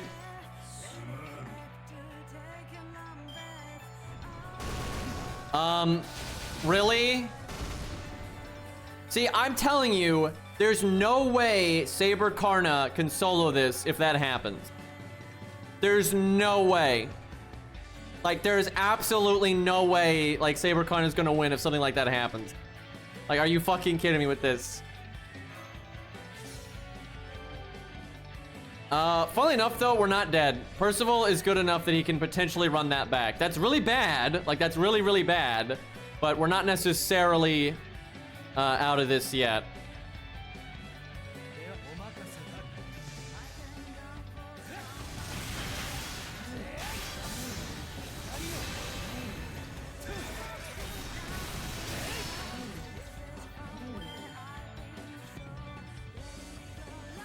Wait, do I have my Courser on? Can you all... No, I don't. Let me fix that.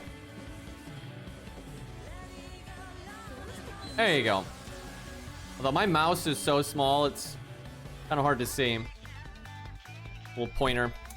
I want to heal boost NP. I think that's the way to go here.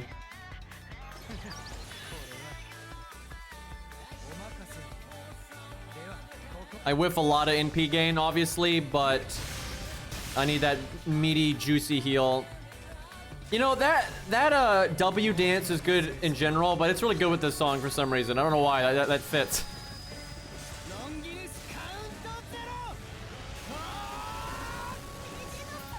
I think you didn't read it, but I did have to bring Geo because I couldn't find any level 1 10s. So I had one more turn of taunt. Oh, okay. That I believe. Yeah, that I believe. Even then, though, you had to get so fucking lucky. I mean, it's like, you have to go through so many turns to get through this health bar. And, like, I'm almost dead already, right? I mean, it's ridiculous. I mean, granted, I was down some health that I shouldn't have been, but, yeah, this just does not seem reasonable to me. Like, I feel like the win rate's got to be, like, fucking 15% or some crap. Cause, like, this is not even close. Most of these units are just not even getting in the ballpark of doing it. Now, I'm sure if you bring, like, Kama, you know, King Hassan, you know, those kind of big boy solo units, they can probably do it. But, like, more normie units, I don't think so. Alright, let's see here.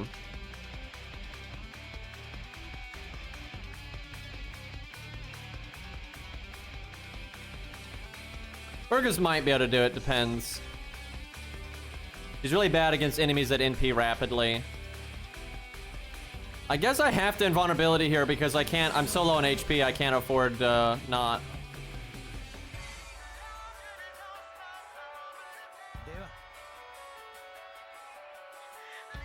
%20 damage or more crit. I'll go with the more crit. I'm feeling risky. Worked out, although it might have crit with the other one as well. I'll never know.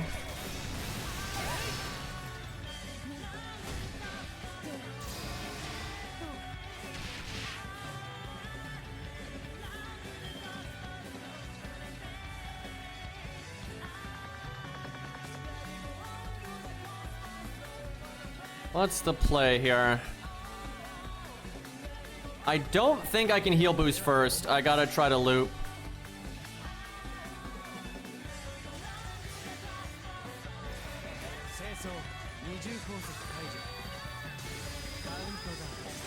That was not... I don't know why so many people keep saying King Hassan soloed Sonarius. Like, he got so much help. That is not a solo.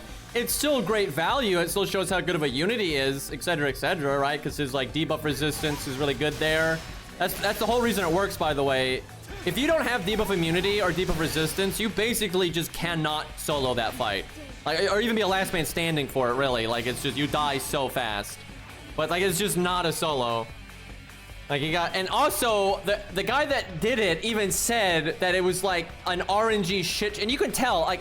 Here's the thing. I solo a lot, so I know what I'm looking at. And a lot of people don't. A lot of people watch something, and they have no idea what the fuck they're looking at. But... yeah, I know what I'm looking at, and that King Hassan video is just... RNG insanity. And again, the guy that said that, he said he had to do it over and over and over and over and over and over and over and over. I mean, I don't think people realize just how much RNG is in that video. It's like, you have to get ridiculously good hands early on. You have to get like some lucky crits. You need Odin to not be a shit. There's just so many things. Like that is miracle RNG. Now, the thing is, Fluffy is so bullshit that even with that miracle RNG, most units can't do it.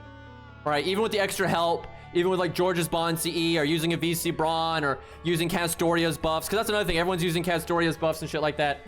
Even with all that stuff, all that extra help and stuff, most units couldn't do it anyway, right? Now, that doesn't make it more legit in my opinion. It's still not what I would classify as a solo, and that's just me, you know, who the fuck cares about my opinion, but, you know, Super Orion and King Hassan are still some of the best picks for that stage, because they can do as well as they can there with that help, because other people could have that help and they would still fall apart and the life drain would still kill them and you know, that kind of stuff.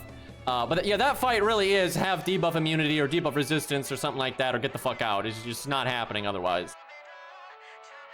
And that is also fair. That is a very RNG fight no matter what. That's a fair thing to say, because of Odin and because of like how hard the fight is. You're going to need like good turns, like with the taunt walls turns, and maybe get good crits, and like, yeah, there is just going to be, no matter what you do, that is just going to be a pretty RNG centric fight. I don't think you're going to see somebody solo that with a, you know, some whatever unit, and they didn't get super great RNG, and they didn't get help from the other units and stuff. You're just not gonna, that's just not gonna happen. Unless we just have some absolutely insane power creep. Yeah, I don't see how the fuck you could possibly do this, by the way, with Karna, unless you just get Miracle RNG. Like, even if you've done it twice, you probably just got Miracle RNG twice. Like, there's just no way. I mean, like, she does so much damage, and you have to stall for so long. I'm not saying units can't solo this stage. Of course units can. But, like, Santa Karna is just not a good solo unit. He's not even average, really. Like, she's literally one-turning, you know, like, granted, he was grailed more. Because I actually, Percival could probably do this if he was grailed to 100. Because that'd be enough HP that I could wait to do the evade and then block the NP. And then she doesn't have the damage resist anymore. But, like, surviving to that point is very unlikely for an average unit. If you use Ku, Enkidu, King of Son, Kama, right, use those kind of big boys, it's going to be a lot more likely. But I think Santa Karna has to be very, very, very lucky here. Although I do think the difference between 90 and 100 is actually really big here, because it's like that perfect health threshold to get that one more turn. And units just keeping, every unit I've used here has been one turn off of smoothly getting to use the evade on the NP turn and all that. Also, you have to get lucky and not get insta death. Like, I don't think for 1 second that anyone's doing this like 30 times out of 30 with Santa Karna, unless you're like 120 or something like that, and especially not at 90. Like, unless I'm just missing a gimmick here, or like you're using like a, you know, Yang CE or something like that. But like, unless you're using really broken craft essence and stuff like that, there's just no way. I mean, this is just mathematically, like, he does way too much damage for that. Like, she can one-turn you if you get bad luck. Like, if she buster crits you, you're getting one-turned.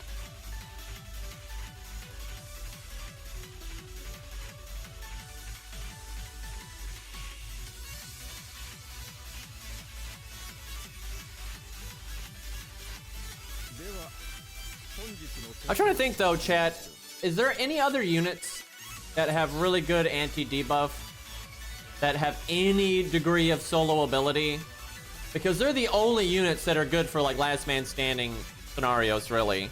And there's not that many of them. That's why so few units have like done anything impressive there, because the life drain thing when you attack, it just kills you so fast. Like, you're almost guaranteed to die in like 2 turns. If you brave chain 2 times in a row. Like, there's just like nothing you can do about it. I am so sick of this shit, dude. Like, there's no way Karna's winning if you get like one buster card at the start, and then you just, you know, the enemies actually crit you sometimes and fuck you up sometimes. Like, I've used Santa Karna plenty. He's not that good. He just isn't. Like, you don't do that much damage and you have no survivability. Like, he's like, I'm not trying to shit on Karna. I like Karna, but he's just a very unimpressive unit.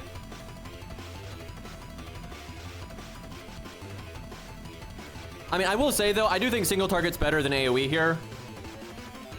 Like, you'll win a turn faster, I would say. Maybe even 2 turns faster, depending on the units.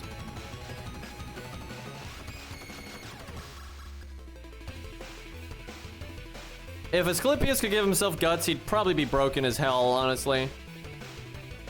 Not in team play, but in solo, that'd just get ridiculous.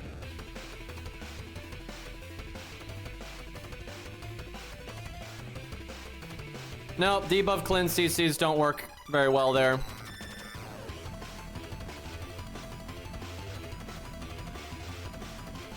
You get way too many debuffs, and you can't even debuff cleanse every attack you do.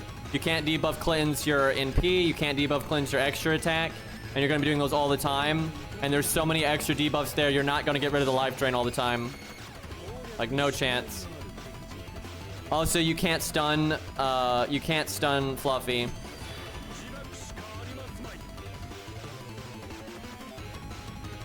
And Luvia doesn't have enough survivability, so she would just die the normal way. And you'd have to get miracle RNG. Like, technically, like a 1 in 1,000 run, you could basically guard every debuff with Luvia. But that's like 1 in 1,000. I mean, that's just so fucking rare. That's not really legit. To And she'd probably lose anyway. Like her survivability is not good enough that she would just... She's literally gonna get like 2 turned by Fluffy. Like any turn she doesn't have like hard survival from the Mystic Code or whatever, it's like 2 turns at pops. She's a good unit there, absolutely, because she's art and works with Castoria. Like you can make in a team setting, she's a perfectly good unit there, but she is not gonna last man stand or solo that well.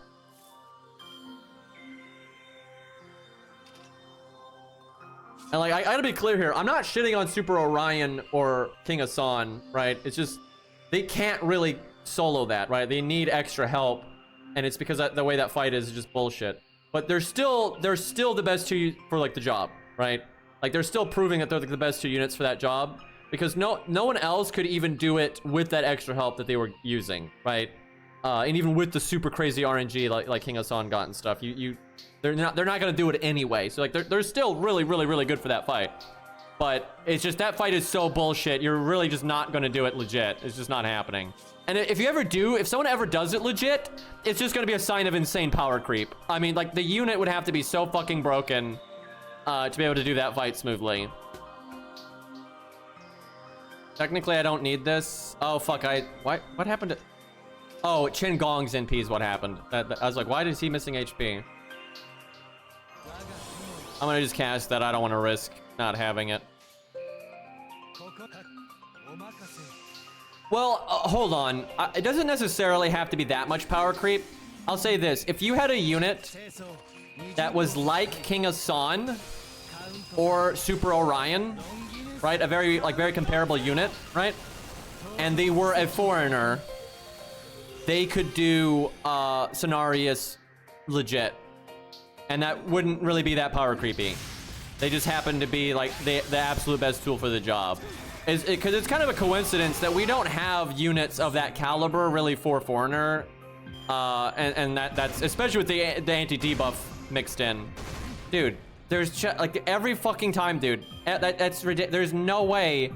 I do not, unless I see a video, I do not believe that Karna is doing this reliably. I'm not saying he can't do it, right? I'm sure a lot of units can solo this stage reliably. I think Percival can solo this stage, but not reliably. Like, there's no fucking way. Like, these enemies do way too much damage. You have to survive way too many turns. I mean, she can one-turn you. She can one-turn you. And every turn with Nidochris, she can one-turn you, right? Like, if she had crit more there, I could have just died immediately right there. There's just no world you're doing this reliably.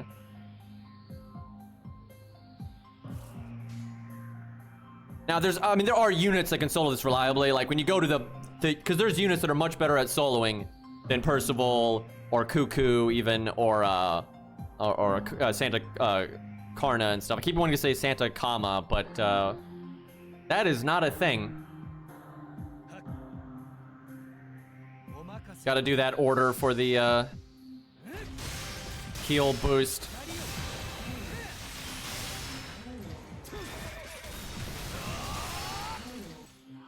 It's either that or just single target is way better here. And I may be just underestimating that, because single target is absolutely better here. Because people think AoE is good at, like, when you look at it on that first wave. It's not. Like, it's literally not, because all I'm doing is killing 2. You can kill 2 with single target, no problem. Like, AoE, actually, AoE is just bad here unless you kill all 3 of them. Because you're going to kill 2 of them with single target pretty easily. And then when you're down to just you and the boss here, being single target is way better. Hi, Beastly. Thank you for the 52. It's a long time. But, what was I saying? Oh, yeah. So, like, AoE is no good on the first wave unless you kill all 3. And no one that I've used has ever killed all 3, right? So, AoE is doing the same thing single target does in the first wave. And then AoE is trash for the ending part. So, single target is absolutely better. But I don't think it's a better enough to have like a 100% win rate here. Like, no way.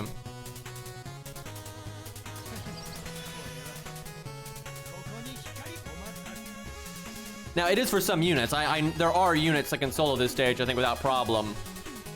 Like all the big shot solo units. But Karna is not a big shot solo unit. I'll use single target though once I get a good run on Percival here, then I'll see. Maybe I'm just missing massive value. Like, I know I'm missing some value using AoE, but we'll see.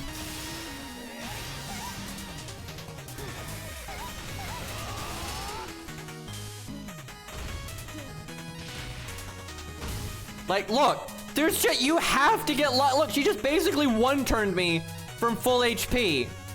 Right, like, there's just no fucking way, dude.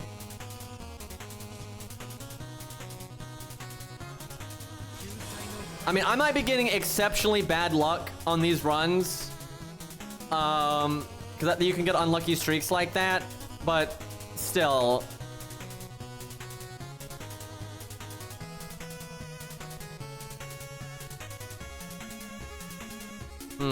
I mean, we're pretty much dead here. That was pretty much GG. Nope, that'll fuck it up.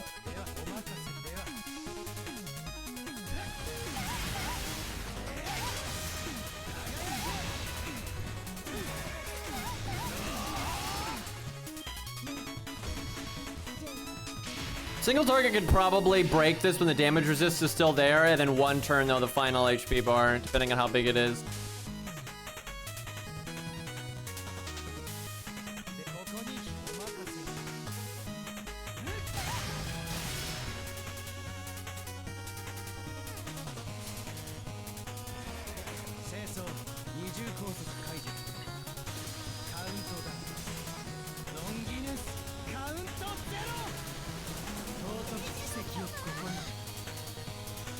Big heal, 6,000, but I don't think it's gonna matter.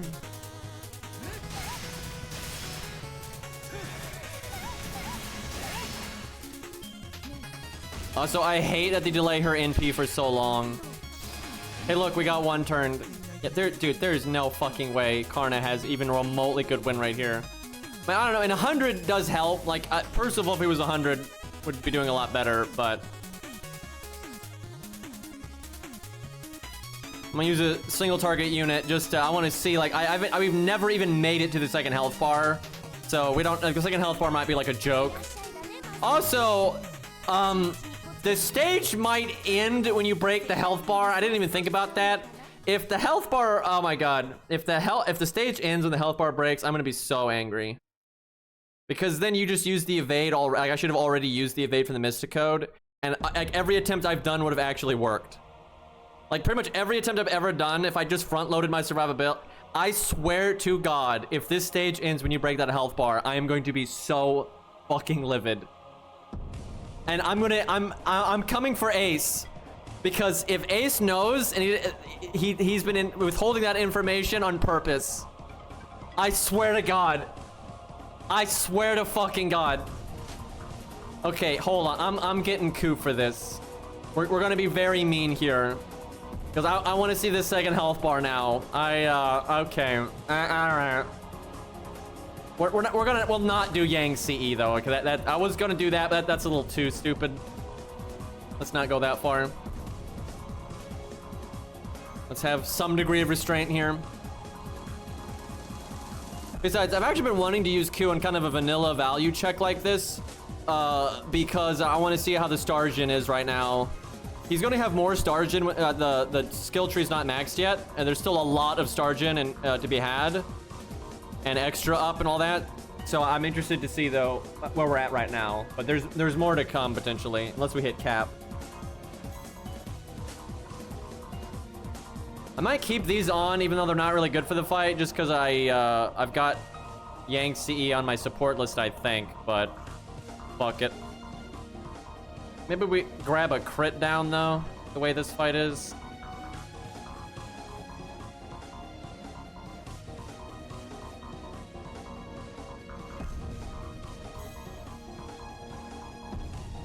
Flat damage gets past the damage resist. Shut the fuck up. Shut the fuck. We're not going into that. Don't start.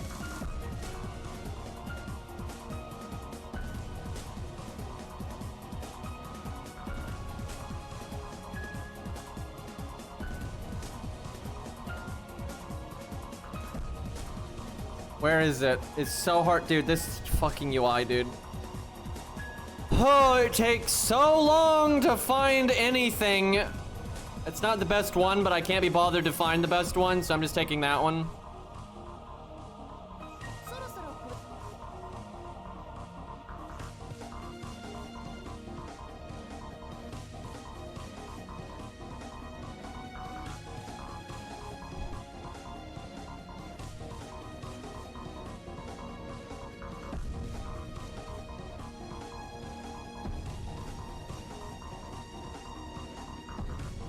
Yeah, also Ace said he had the extra taunt. And actually that's because did you have no way of getting rid of her? Or did you have to get rid of her and use your chin and then have another taunt come in? Is that what you had to do? Because yeah, that's just straight up one more turn. Fuck, I forgot to switch. Fuck. But like, if you win when you break the health bar, and especially if you have that extra taunt, then Percival would have won every single time we did this. And Cuckoo would have won too.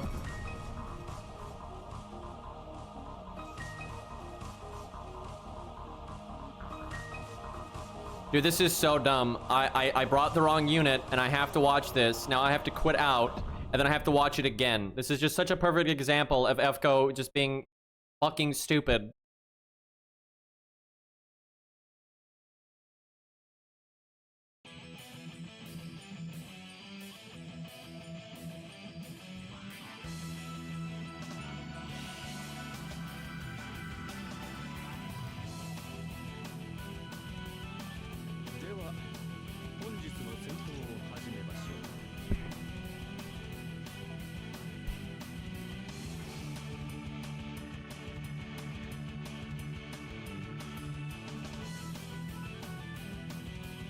Yeah, the intro here is just stupid, dude.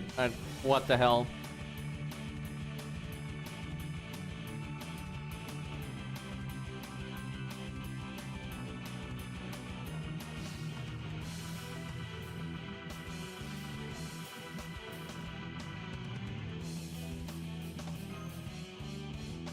I'm not even gonna bring Atlas. You only need Atlas when you're like really pushed on like pure survivability and not anything else.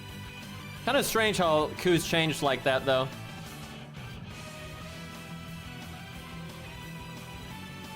Yeah, why you can't skip this, I don't even...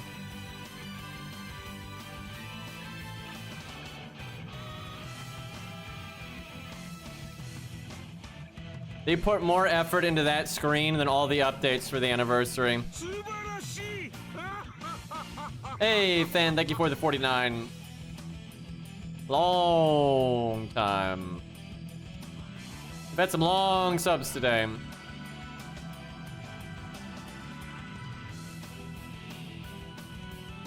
I have no hate for FGO's artists and composers and that kind of stuff. There's really no issue in that department.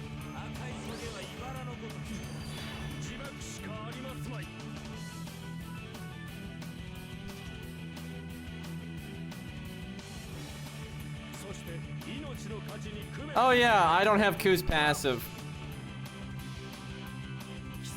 Yeah, I will say that extra taunt that Ace is using is a really big deal because not only do you have an extra turn, so you're not going to take any damage from these guys, and like that's Percival too. Like Percival wouldn't take damage from these guys if you had the extra turn, but it also gives you the NP on death, so you're going to get your NP. Like that's a huge difference. Like that is not a small thing. Like that's very significant.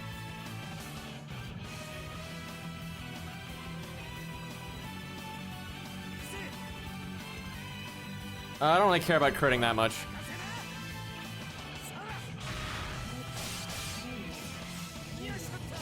Because like if you were using Percival like before and you had an extra taunt, you'll get to the boss with full HP and you won't have to have already cast some of your like your first kill and stuff like that. You might still need to do the first kill. The thing is, if it's 100 Percival, because it was 100 Karna, right? If it was an 100 Percival, you would not need to do your first kill and you could save it for the boss, and that'd be really useful. Now, if I could kill Ivan here if I buffed and stuff. Is that really worth it though? Depends. This is like right at that damage threshold where I'm like pushing it a bit. A real V-watch. This sucks. I think I do it, but this sucks.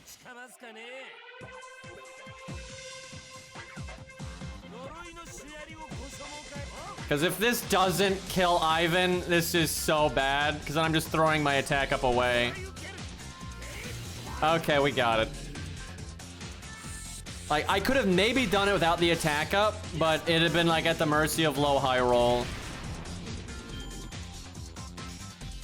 Once I get Ku's extra 5% NP damage up, though, you might be at the point where you'd always do it. I don't know. Because that's close.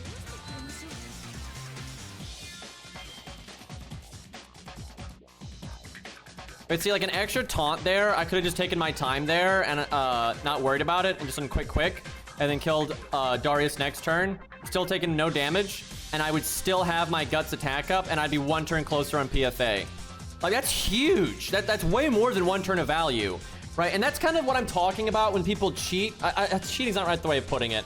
But when people do, you know, air quote solos, but they're getting all these like extra, you know, turns of value from a VC Braun or Castoria or George's Bond CE or whatever it is. A lot of that stuff translates into you getting your skills multiple times. And if you're on a unit that's like Kama or King Hassan or whatever, that 1 turn can turn into like 5 turns because of the way their skills work, right? And so it's a huge value shift that you normally wouldn't have, right? So that's why I don't really, it's not the same thing. Let's see. I still remember using my Martha ruler to kill Fluffy on my ult account. That was a good time. I didn't even have that great of a setup, and I didn't think I was going to win. I was like, oh, I got Martha in the back, and then she just bodied his last health bar. I'm like, oh, okay, well, easy enough.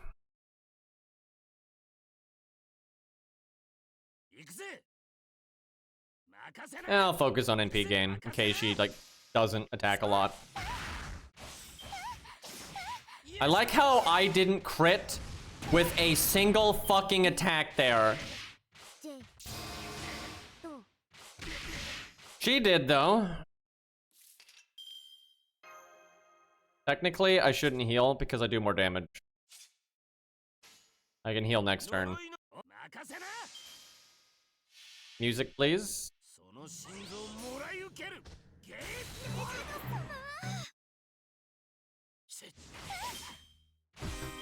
I don't know why that song skipped itself, but okay. I didn't do a damn thing there. Really, lady? My god. Whatever. Not great, though. I'll save this in case there's a debuff when you break or something.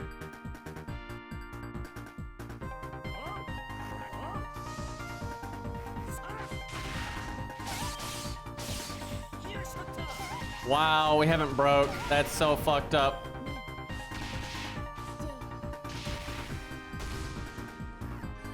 That's really fucked up. We needed to break there so that I could hit the next health bar right here.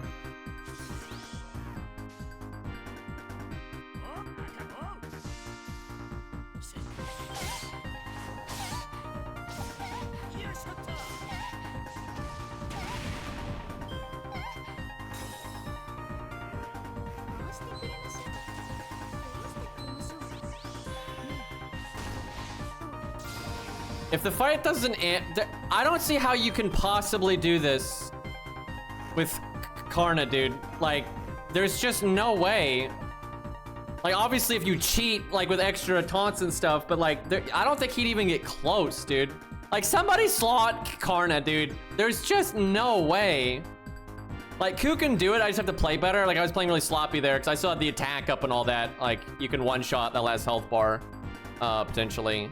But there's literally no way. Yeah, but you're using the extra taunt and all that kind of stuff. Like, so, and even with that, you probably have to get fairly lucky. So I think without the taunt, I don't think he's even going to get close. Like, I think he'll just die, like, and not even be in the ballpark. I need Santa Karnas here. Like, there's no fucking way, dude. Like, even with, like, the taunt's huge. Like, the extra taunt is massive and will make a huge fucking difference. But even with that, you'd have to get, like, Miracle RNG. Because, like, she gets the damage resist again. Yeah, we need somebody with Karna here. Santa Karna. Because, like, Ku can do it there. I just didn't play properly. And I also got really unlucky because she fucking, like, double buster crit me or whatever there. And I still had, you know, the attack up and all that stuff. And I you know, I was gonna, like, like I had my turn. I just that I messed up and we missed like huge value. But I don't see how Karna can even get close here unless all the stars align. I found someone with an 120 Jekyll with 35 in the assassin tree, but 0 in the Zerker. So for height, yeah, it's so dumb that he has to do that.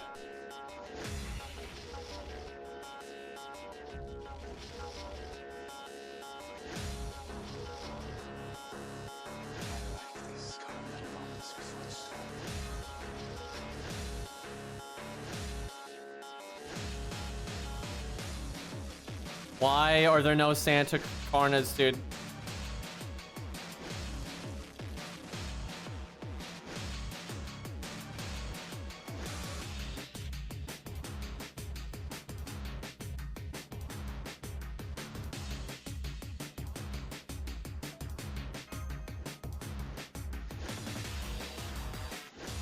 There we go. Jesus Christ.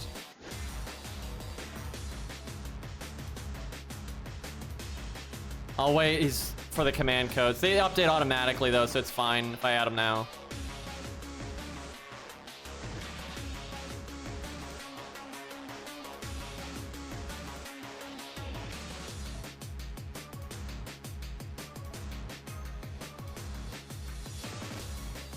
I need to get his passive up so I don't have to use super scope just for like, it's just such a waste if you don't need it, like just for like showing off really.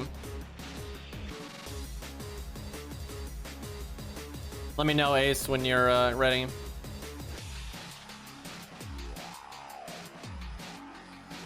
And I don't want any. You're doing it wrong, right? Like, do you want like as a default, Atlas? What do you want here? I don't want any like, oh, you're not doing it right. I would assume default, but I don't know. Atlas peaks better, and you just have to hope you don't get one shot, I guess. Like Atlas is, if things go well, Atlas is gonna be better. But if things don't go well, default's gonna be better. But if things don't go well, you're probably gonna lose anyway.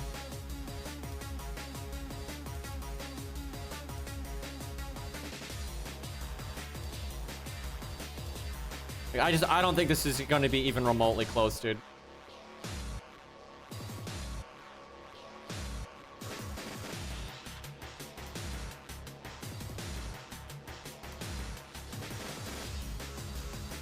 Ace check.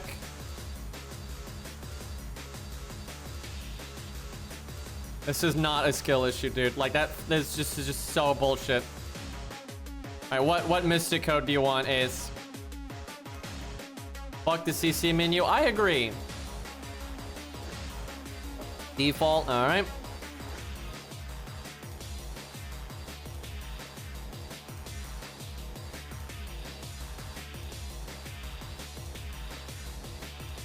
I hate watching this every time. Why did this have to be the first stage worth fucking around with? It's ultimately not worth fucking around with because of this screen, by the way. Like, this is just so slow.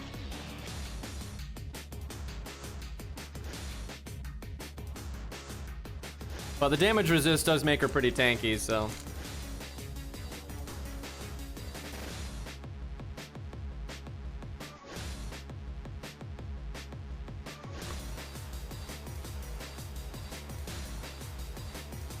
All right.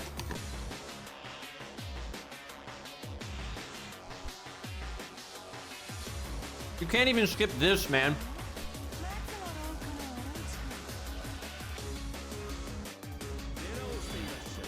Average opening hand. I think I have to cast our second skill right now. And see, this is why the taunt is OP, because you don't have to do this.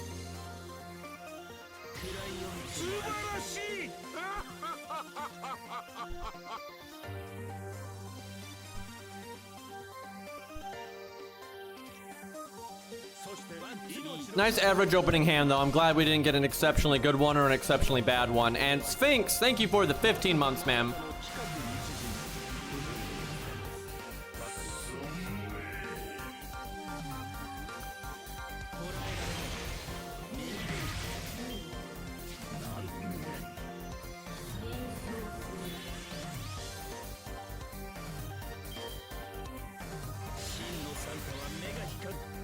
This is going to be such a shit show. I kind of want to use the attack up now, but I think we need to save it for the boss. But without it, I don't see how we're actually going to kill her.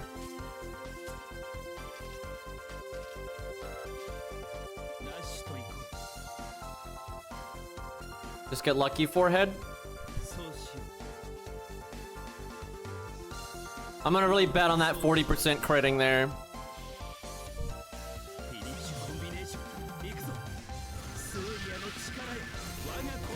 Bonk. Sorry, Darius.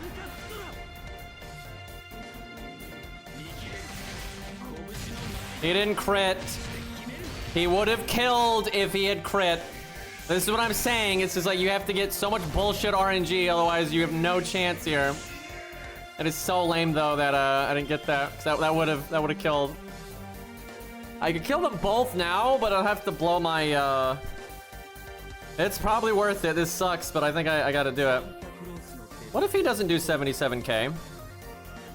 We're level 100, NP 5. We've got quick up, non-upgraded NP. I'm gonna have to take the coward's way out.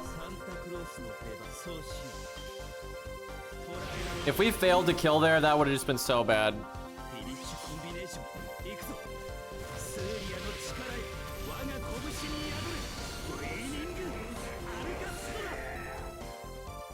Okay, he could have done it. He could. I'll remember that. That's not. It wouldn't have been enough to loop though. It really doesn't matter because it wouldn't have. I would have looped. I would have got my NP next turn no matter what. Like after this turn, and I have enough to crit guaranteed, so that really made no difference.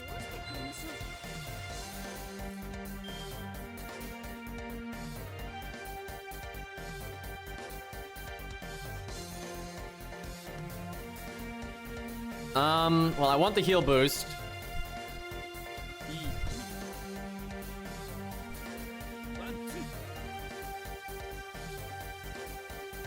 Alright, I got faith in the NP gain.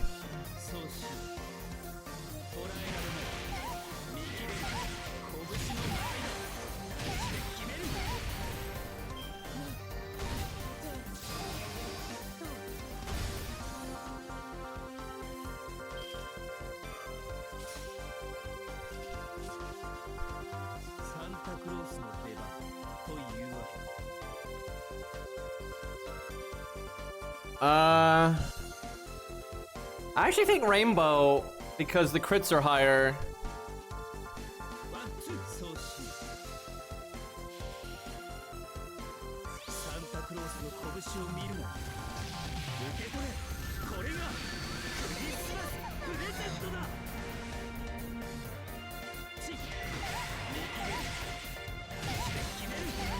Yeah, that was the right call.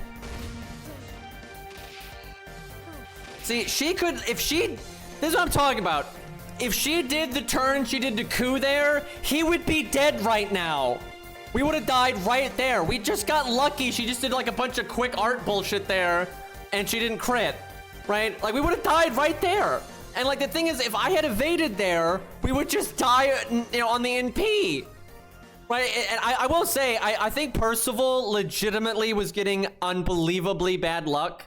Like, Percival just kept getting, like, Buster crit and shit, like, over and over again. Like, he was really having a moment. But, like, that we would have died right there. Okay, we actually, though, have to evade here. She's not gonna NP, but, like, the odds of us living it... Wait a minute. No, like, technically we could live, but the odds are really bad. Because, like, I could do, like, the damage cut or something, but... Yeah, I think I gotta evade here.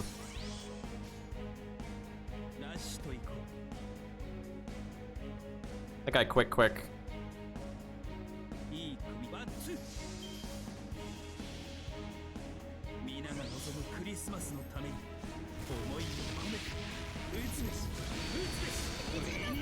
She does enough damage, though, that if you wanted to do this reliably on Ku, you would use Atlas and not default, actually, which is rare, but...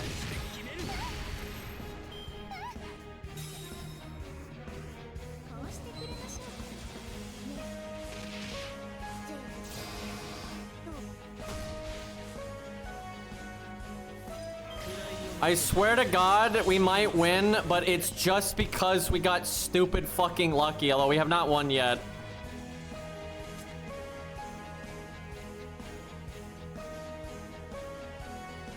We actually can die this turn if we get unlucky.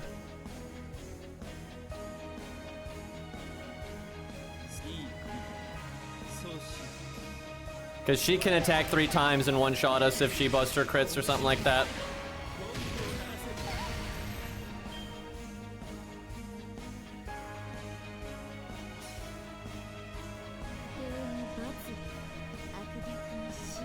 I mean, I think Ku actually was still gonna win because the other damage resist was gone. I think we would have just killed it, but we have not won yet.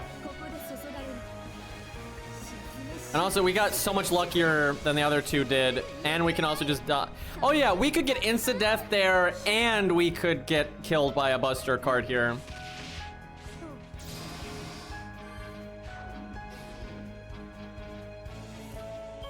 This is so dumb. That was just... I don't want to hear it, chat. This is... Look, I know Santa Karna pretty well, and this is exactly what I thought. You need a ridiculously good run to win, which is what we got. Like, we didn't get murdered in the face. Percival and Ku were both taking, like, so much more damage. This is not a 100% win rate, chat. Shut the fuck up. This is so dumb.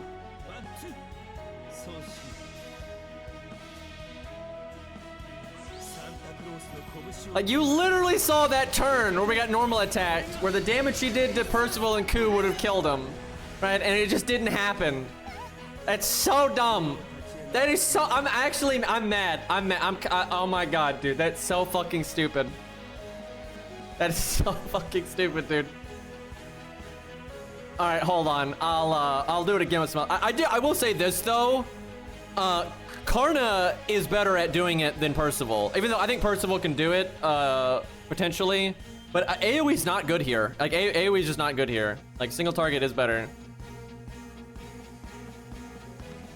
Because here's the thing. If Ku had the same luck that we just got there, Ku would have had, like, 3 turns of value left over. Like, 3 or 4, right? It'd been ridiculous. Like, it wouldn't have been close. Where if you swap it around, Karna would have just died before he even made it to the second health bar.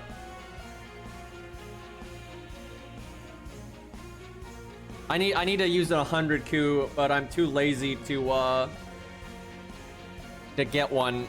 Let me think. My ult account does have one. Okay, hold on. That's not so bad. I really need... Chat, is it bad that I'm thinking about... Just for, like, convenience, I'm thinking about leveling another Ku on my main and grailing it to 100. Is that it's kind of crazy, because I need a 71 too. So I couldn't even level the one that I've got at 70, 10, 10, 10. But it is nice when, you know, you can play around at all the power ranges. It's really just the grails. It's because, like, I want to grail a lot of units still. Right? Like Kojiro and stuff. There's so many units I want to grail. Like, having a 71 is no problem, but, like, you know, I'd like to have, like, a 91 and an 101, but that's getting kind of stupid. That's a lot of grails for a unit that I've already maxed out.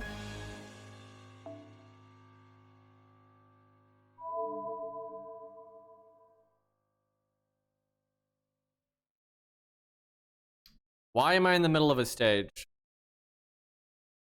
I can't think of any reason my ult account should be in the middle of a stage.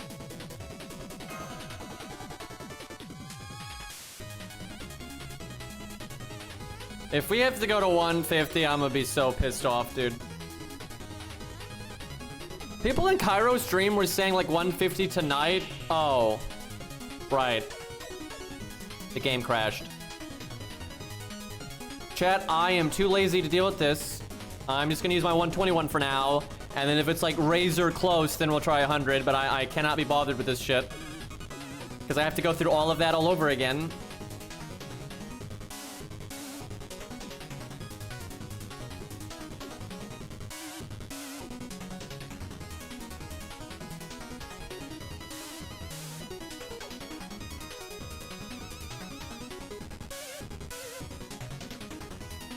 Where did all the chins go? God damn. He doesn't have it. Why? Oh, he's super scope. Never mind. Wait, no, that's mine. Excuse excuse me. I don't know what the fuck I'm talking about. Okay, he's got it.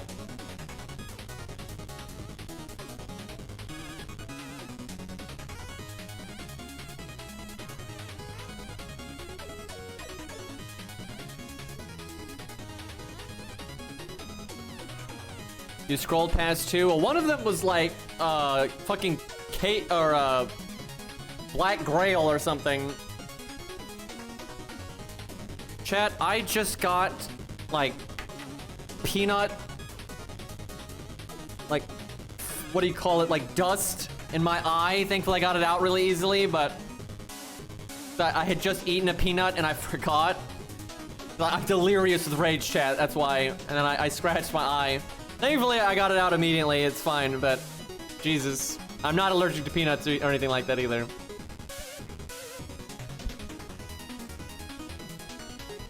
Peanut from the peanut gallery, yeah.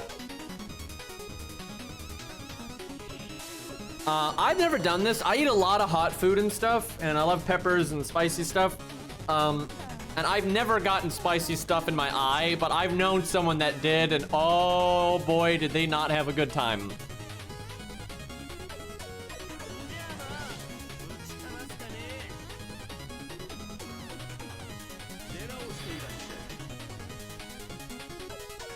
That sounds horrible indeed. Yeah, it's a pretty famous thing that you're supposed to avoid doing.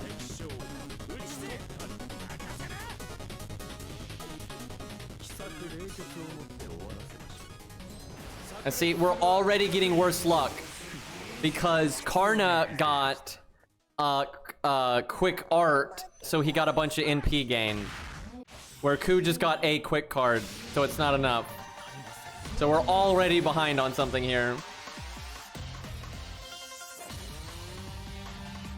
She needs to die. I don't care about Stargen too much this turn, but I do care about NP gain.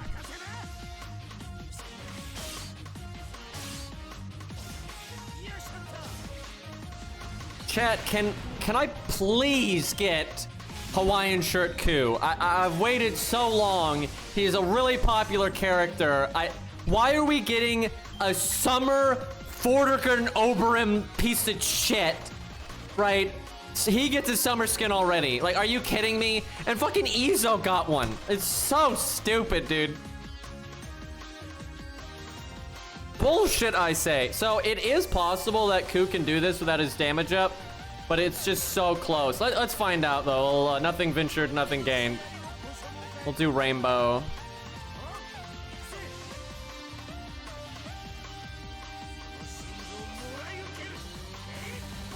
Yeah, you got it.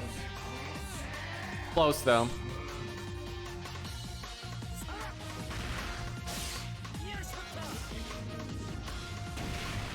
Rip Darius. I probably could have just done quick there.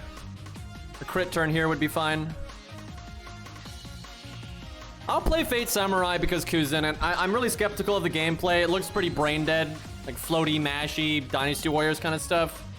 But we'll see. It's hard to say for sure. Like maybe it'll have good boss design. I've had some random games surprise me with good boss design, so you never know. Like I'll play it day one, yada yada. You can't Ku solo though. From what I can tell, it's like you have to play as the master and then you build up meter, and then when your meter's full, you can play as a servant for a little while. And that's why I think the servants like move sets are going to be pretty shallow and not really be that meaningful and stuff. Maybe there'll be stages though where you don't play the master and you don't have to build up the meter like that. I don't know. We'll see.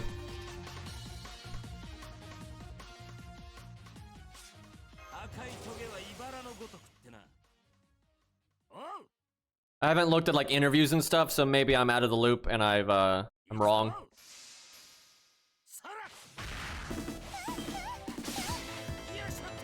Gil as a shopkeeper would be pretty funny if he like sells you things at a gate of Babylon. That'd be really funny.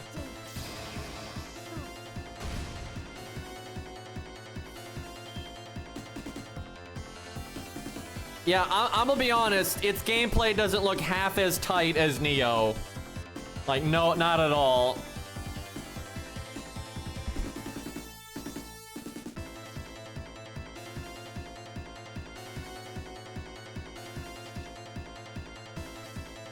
Let's see, I kind of zoned out there. What am I doing here?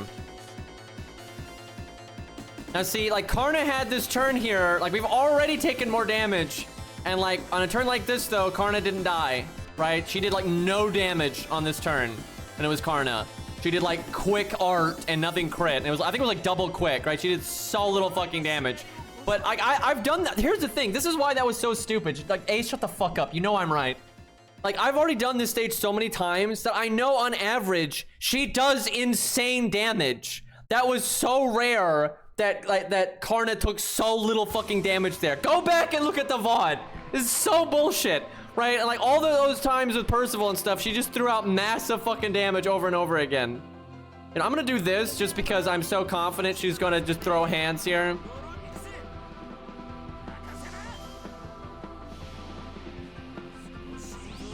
You fuckers, I'll fight you all.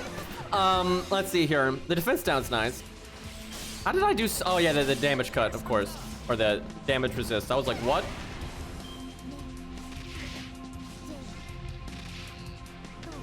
You're not that guy, pal. Trust Okay, me. now... You're not that guy.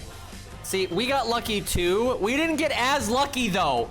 Because she did crit, but we got lucky there too. There was no buster. Like... Now we're gonna win though super hard. Now we're gonna win super fucking hard. Don't roll your fucking eyes at me, young man. Go to your room. No dinner for you.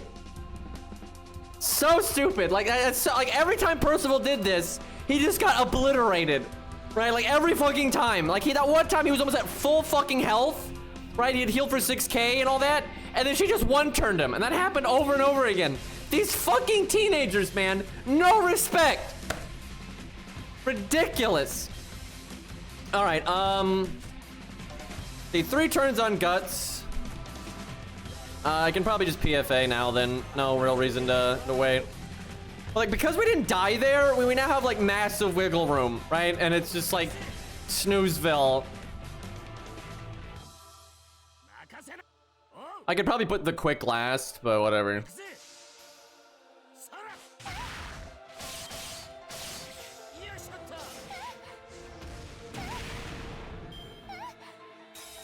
Honestly, college kids are really bad because they're like old enough to like, I guess have like some, you know, agency in life. Like they got a car and things like that and just, but they have something to prove and they still have fuck all life experience and stuff. Like, oh my God, like college kids can be so bad. I mean, there's plenty of college kids that are awesome too. Like, because you're going to the age that you can have like, a fucking brain, but,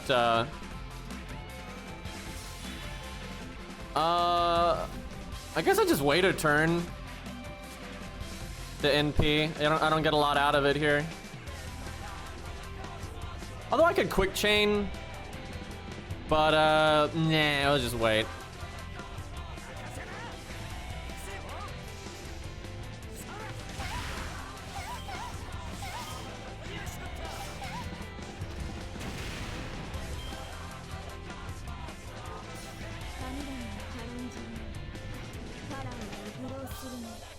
You're working now, man. That's all. How that's been going.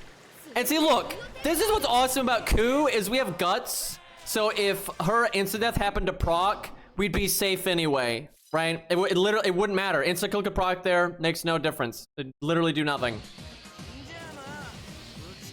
Look at this. Look at this. Fuck you, chat. By the way, like look at this. I still have guts. That's a whole turn. I still have PFA, that's another turn. And then I still have invulnerability, that's another turn. And then you get to attack one more time. This isn't even close. Now, yeah, Ku's 120, but like this many turns of value means it would obviously work at 100. Like I've got like 4 turns to go here. Are you fucking kidding me? And like my damage on this turn is gonna be ridiculous. You bunch of nerds, dude. Look at this! Look at that! I did 185, and I have a crit art and a crit buster, and my extra attack. And then I still have like 4 more times I can attack. Right? Fuck off, chat. And it's like, if you don't get that one turn, like being 120 doesn't even matter. What matters is that one fucking turn where she's an idiot, and she didn't do crazy damage. Now, Ku is good enough that if you play right, because I know what I'm talking about, you fucks. If I had died early, right, Ku can still win if you play right. Now, if you play wrong, which I did the first time, you'll lose. But if Nito does the big boy damage, right, and you die that turn early, but you're doing everything right with Atlas and all that stuff, Ku will still win, right? You still got it in the bag. Where Karna will not. Absolutely not. And he never even had a bad run of it, right? He had fucking miracle RNG. God, you fuckers. Like, and I know Ace is smart enough that Ace knows I'm completely right. But he's gonna say I'm wrong just to piss me off.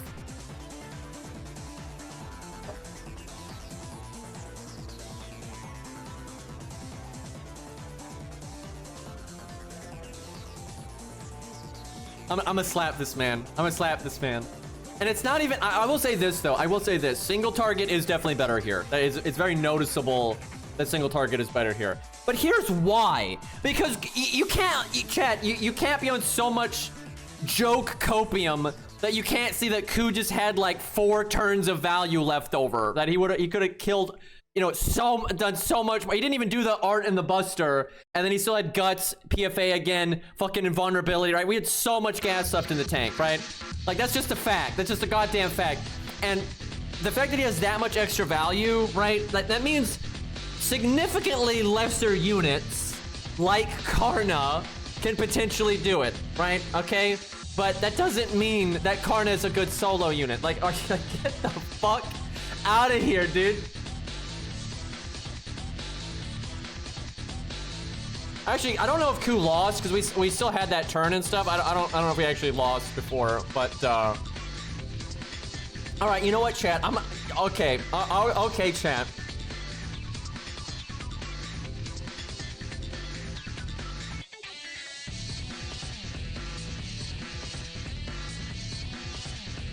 Final blow? Is that like Street Fighter or something?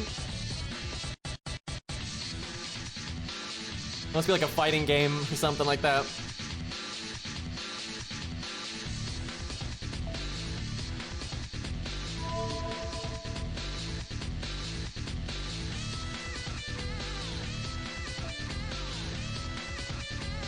Wait, it's from Yu-Gi-Oh?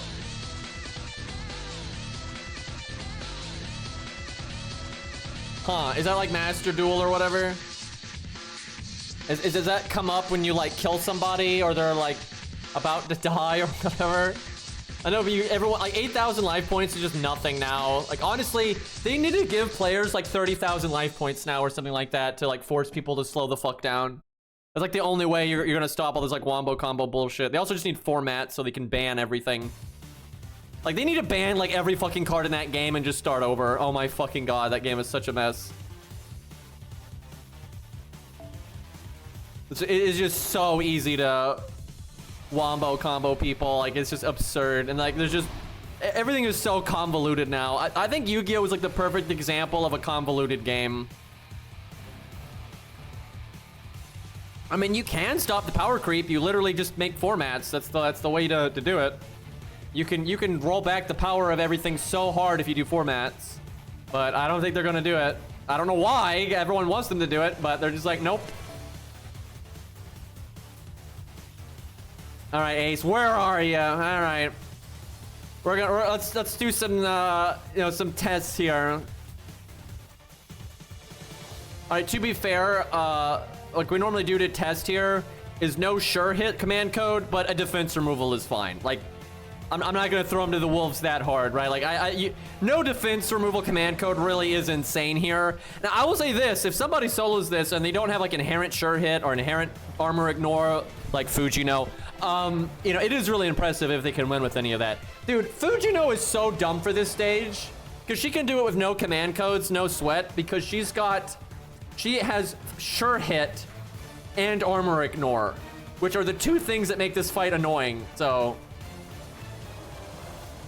Moving the goalpost, I see. I'm not moving the goalpost. Everyone knows this. We always test on this fight where you don't have sure hit, but you got armor ignore, and this is a known fight to be, you know, fairly tough. It's not the hardest solo by any means, but it's like meaty enough that you can kind of, you know, see how the unit's doing. Like, if you can solo this, you're not a bitch, right? It's at least like that much of a barrier. Like, I'll actually concede like he's better at soloing than I thought if he can do this without needing some miracle bullshit happen. Okay, we got a removal one. All right. I gotta do Atlas here though because of sure hit on the boss, like no question.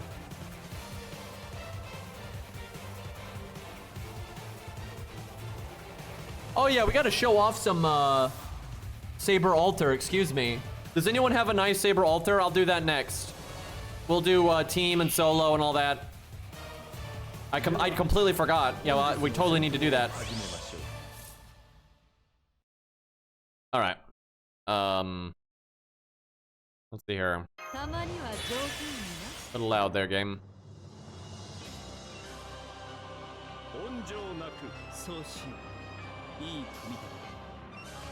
On NA. Come on, Saber Altar is so popular. There's no way no one has a proper Saber Altar. I've got one, I think, but I think she's in P1 or some crap. I can check, but I don't think mine's anything to write home about.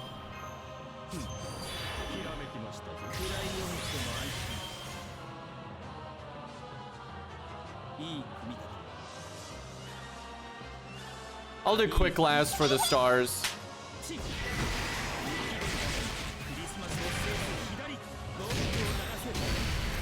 Saber Altar already has the upgraded NP multiplier. She came with it. Wow, does no one have... This can't be right. I've seen so many people on my friends lists with Saber Altar. Yeah, I love Lobo's design too. It's great. Alright, click the button.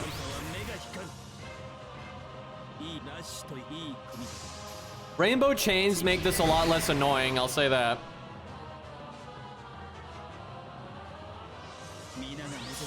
I would prefer like level 90 NP2. That'd be the perfect range.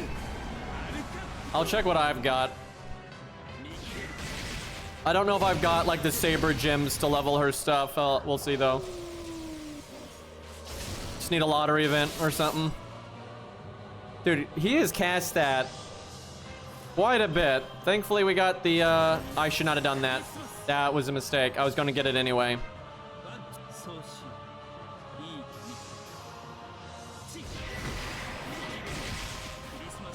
Although we may never had a need of it, but... What? Okay, that's just dumb. That's not even a Karna thing. That's just dumb.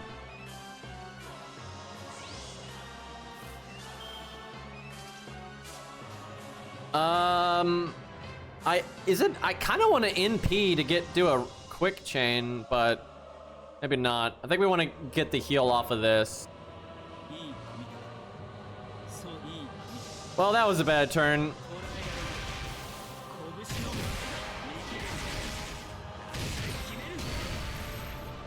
I love that animation.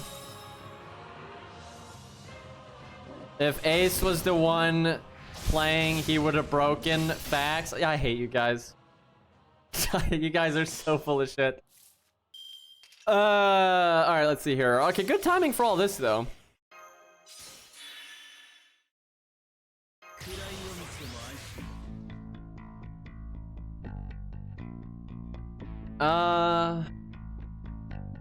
I think we rainbow again. Critting doesn't really matter here, but more stars potentially.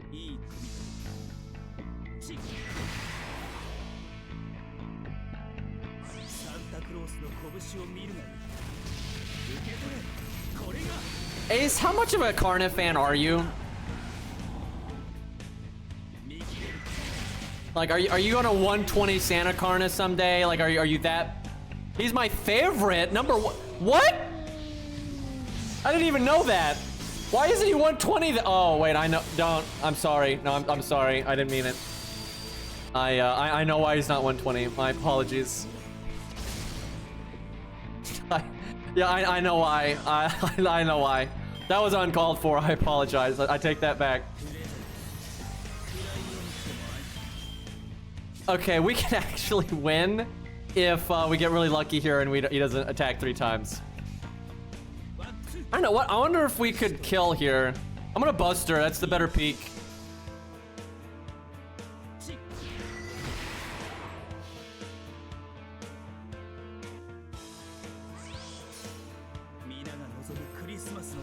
They should have added all the Christmas welfares last Christmas to the permanent system.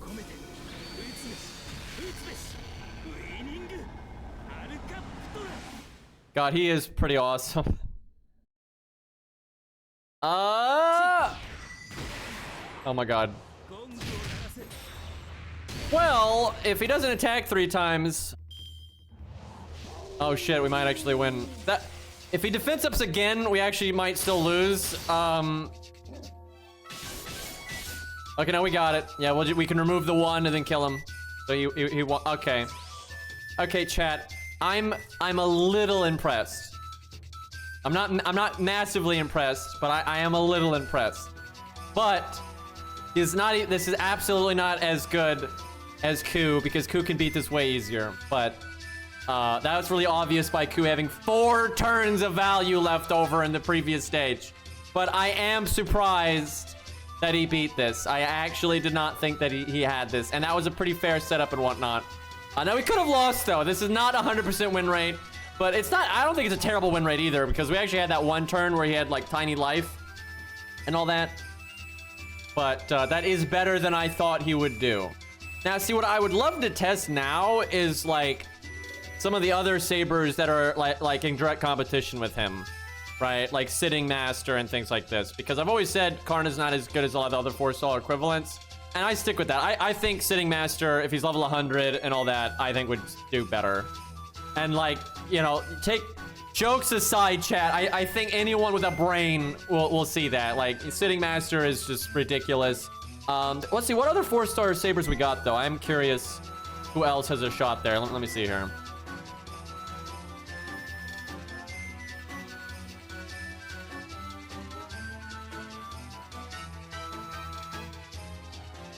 Let's see.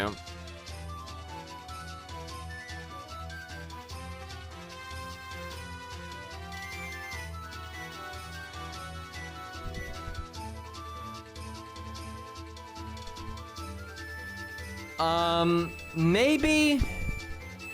I don't remember his kit well enough. I don't think so. I don't think so. Definitely already done it.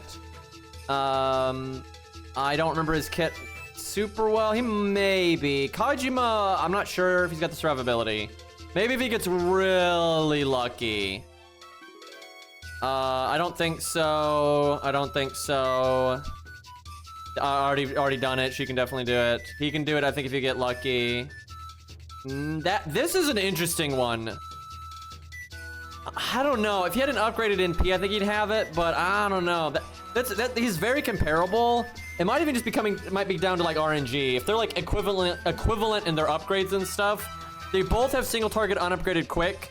They both have evade. They both have normal card damage up and stuff like that, but he does have a defense buff. Unless I'm crazy, I would think if Karna can do it, I would think Deermid could do it. I can't think of why he couldn't. Like, I think they both could fail. Like, both Karna and Deermid have a chance of failing it. So I think whichever one of them gets better RNG throughout the run is going to look more impressive. Like, I don't think the defense up is like so good that it's going to be such a huge difference. But he's got more survivability, but he's got slightly less normal card damage. But I think he's got a little bit more NP damage, I think, if he's NP5. Why did that get rid of all my filters? Oh, we don't need 5 stars. I'd be very surprised. I think she would have such a bad time there. And he'll destroy it. I've already done it. He is just the best one out of the lot. He's so busted. So much survivability. The only hard part is when Lobo removes the debuffs in that 1 turn. Doubt it. I might be forgetting though. I don't think she'd do that well. I'm not really sure since her buff. I don't know. Could Liz do it? I don't think so. Goza, no way. Bedivir's got really impressive damage, but no survivability, so I'd be pretty surprised. I think Gwen might be able to do it on a miracle run. Lancelot, I don't think so. No survivability. I just do not think he's... I think he'll just die before it works out. Rama, no way. Rama, no way. Fergus might be able to do it if he's grilled up to 100 with that buff he's got. Yeah, Fergus might... That's spicy, actually. I'd like to try that. I could see Fergus doing it, but he is AoE and stuff, so it's a little tough. And also, the sure hit's really bad for him. That is definitely a problem. Probably not. I don't know, maybe if you get lucky. Definitely not. No survivability, so no. Siegfried, if he's single target, he could do it easy, but his AoE, maybe not. I don't think so, because it's not a dragon. If it was a dragon, he could do it. But without him being a dragon, I don't think the AoE is going to work. Nero could probably do it if she's upgraded properly. I think that would be fine. No way Lily's doing it. And then I guess I don't know, since she just got buffed, and we need to check all that out. But honestly, Karna doing better than I thought there, like on that boss. But it really is like, you know, how does he do against his peers and stuff? And yeah, I don't think he's like beating this and whatnot. I'd be very interested in testing Deermid because that is so comparable, right? It's like a 4-star, quick, unupgraded NP and all that. Like they're so like fair to compare to each other. Funnily enough, though, there's actually less sabers than I thought that had like that kind of how do I put this? Like that kind of like what you want in a solo toolkit, right? Some damage, single target, you know, hard survival skill, stuff like that. There's less of those than I thought. I mean, there is some for sure, but like a lot of the low stars don't have any survivability.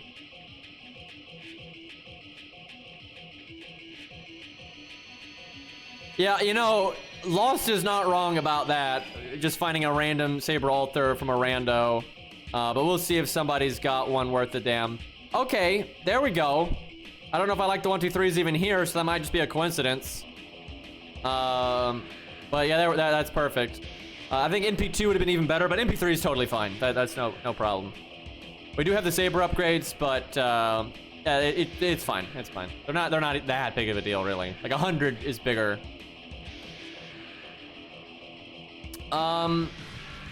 Let's do team first, because that's like more normal, right? That's how you normally see these units.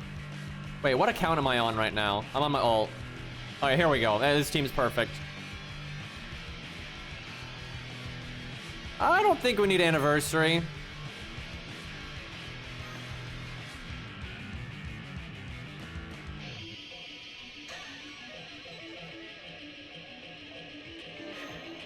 Oh, I like the 1, 2, 3 is here. I'm not here.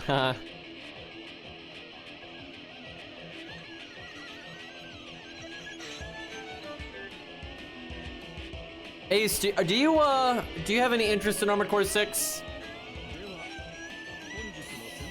Wait, why did we have the costume art, but then stage 1?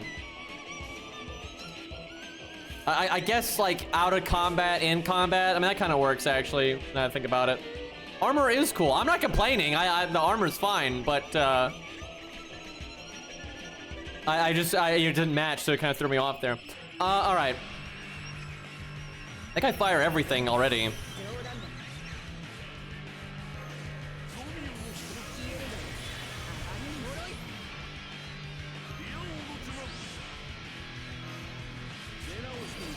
The shitty part is someone else doesn't have a Buster card.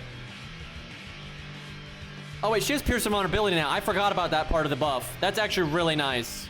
That's just nice because that's so different than what you have on Mordred and Arthur and all that kind of stuff. So it gives her something to mix it up a bit. So that's nice. Makes no sense lore-wise at all. Literally no sense at all. But like her NP has literally been blocked by like Mash's NP and Ro-Ias, and that it makes no sense. Like, it's a very blockable NP, but from a gameplay standpoint, it is a nice way to mix things up.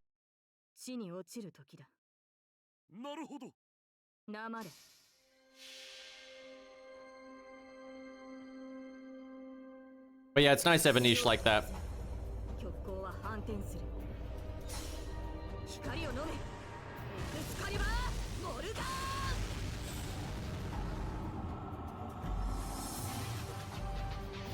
NP still looks pretty cool, honestly. 114, not too bad. Pretty respectable for an AoE, I would say. And again, we're not, you know, we're just level 90. This is nothing crazy.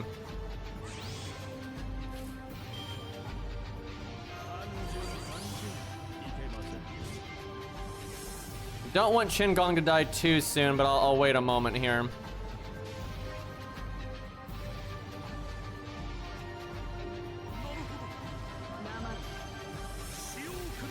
I guess I could have just put her first because of the Pierce, but it's not like giving Chen Gong or Shakespeare a hit helps. Having her later in the chain is still better.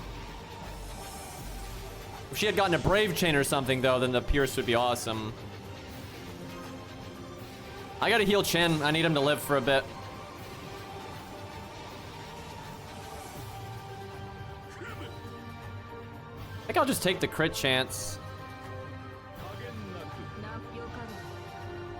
Still not the smoothest loop ability, but still pretty reliant on OP supports, but kind of the way of it.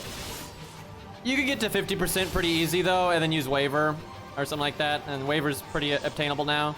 Really sucks we didn't get the NP right there. And now we're gonna art crit and go way overboard. A little awkward.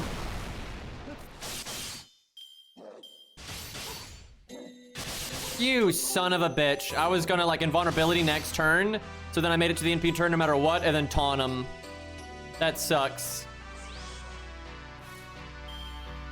What a dick.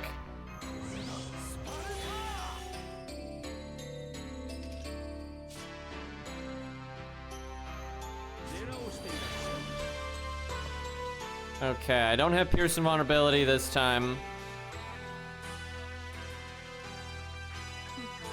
Really awkward, but getting the health back is nice. I could have waited a turn. I probably should have. I don't know. The cards wouldn't be there for me next turn. Doesn't work that way. Unless I taunted Shen Gong, then I could have a chance at it.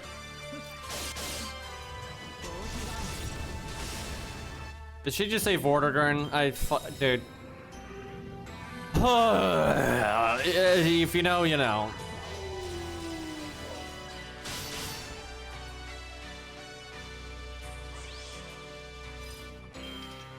I don't mean for the NP. I know it's Morgan on the NP. Like, Jesus Christ, are you fucking kidding me?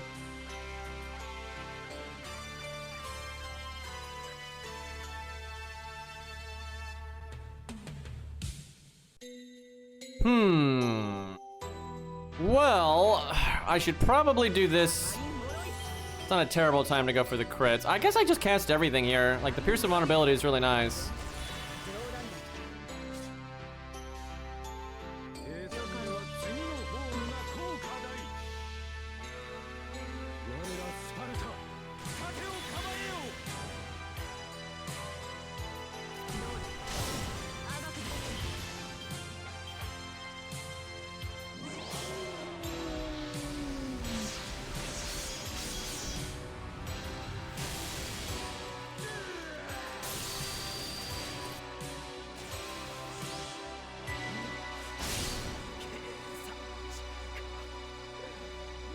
I just cannot believe, like, you know, she literally said Vortigern, and I point that out, and then someone in my chat is like, she's saying Morgan, because they're talking about Excalibur Morgan, which was not what I was fucking talking about.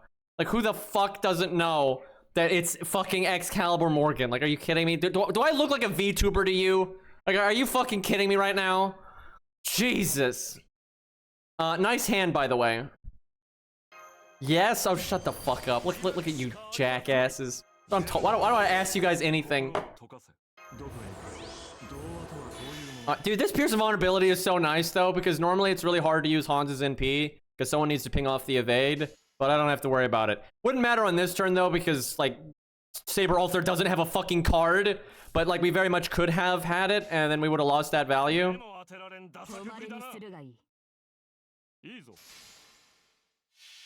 If I ever did a VTuber thing, I really would just do a floating, like, green face that would, like, move around where I move my head or whatever, right?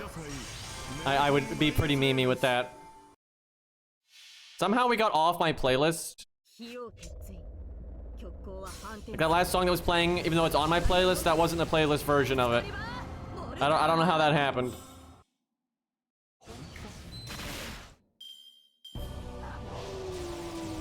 You know, this song is probably copyrighted now. Let's go Bio Lizard. There we go. This is a pretty nice performance though for just a level 90. We generally use stronger than that, and AoE always has a harder time than single targets, so this really is not bad.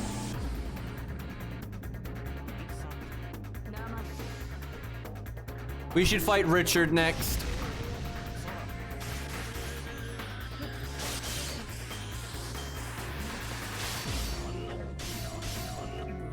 Well, rip Chin. Uh-oh. Like if Hans had died there, we would, well, it would have been like the end of the world, but it'd be getting tough. We don't fail this stage very often, even with AoE, so if we lose, that'd be not a great first showing.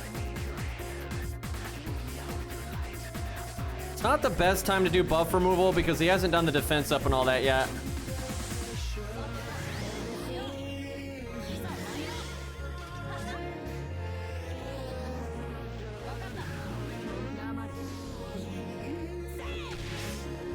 I might need to focus on the crits more.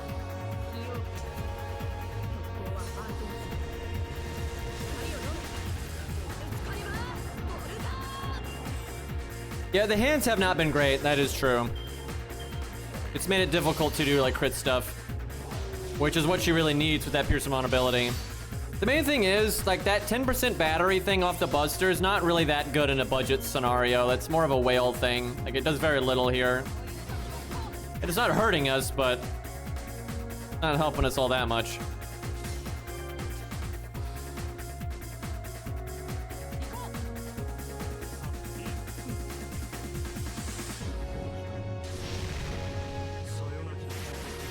I should not have buff removed there because I wasn't going to do any damage there. I mean, like, slowing Lobo down is fine because we're going to have a problem with his next NP. Normally we win before this NP here happens, but we're going a bit slower, so.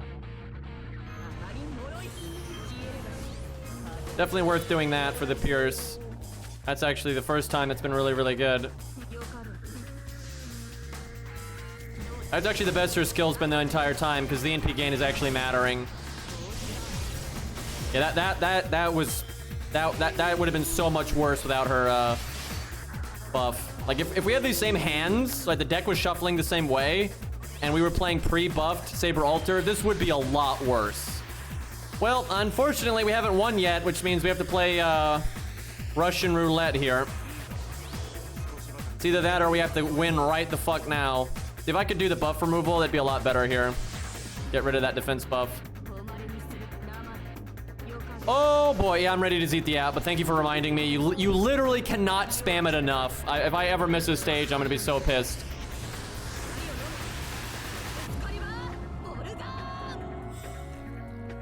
Oh yeah, we're not killing.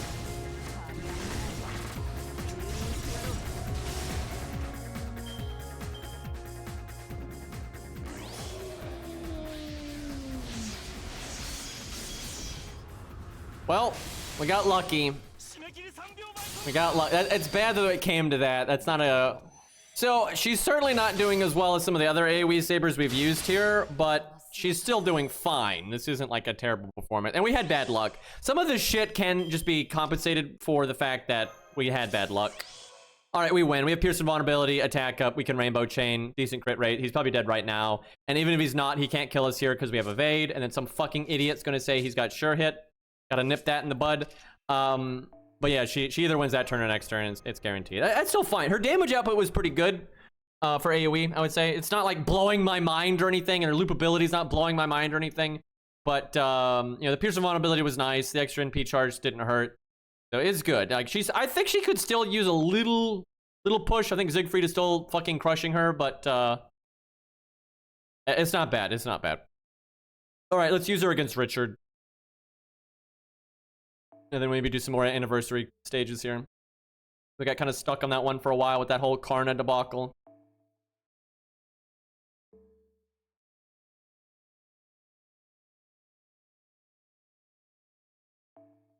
That's the wrong button. Wait, no, it's not. A little loud, Captain Falcon, if you could back that up a little bit.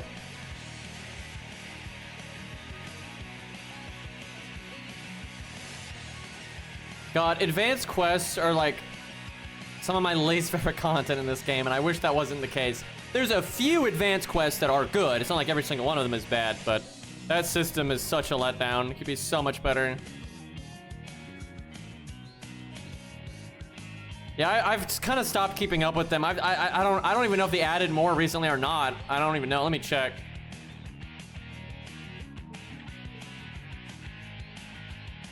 Like, I stopped caring about them a long time ago. They're just so gimmicky. Like, once you've done them, there's just no replay value. And, like, I don't really like stages like that. They're not very interesting. And again, there are a few advanced quests that are good. But, no, they haven't done any. I've never even tried this one, though. I've not done these. Never even looked at them. I just did this one because we thought it might have been, like, a real boss fight, and it kind of was, but I haven't even. We looked at the Nobu one, but we didn't really do it. I don't even remember what the gimmick was. I forgot. I've heard the Nobu one's okay, but I didn't really give it a fair shake.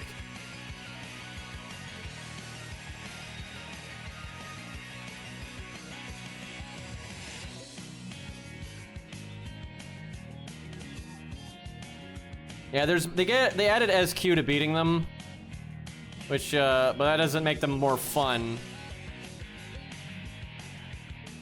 Oh, this UI.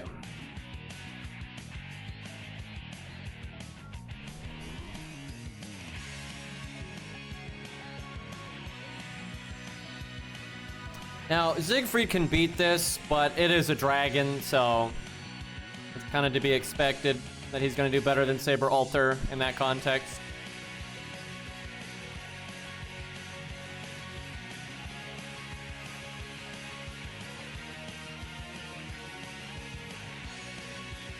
Do I not have 1, 2, 3 over here? I might not.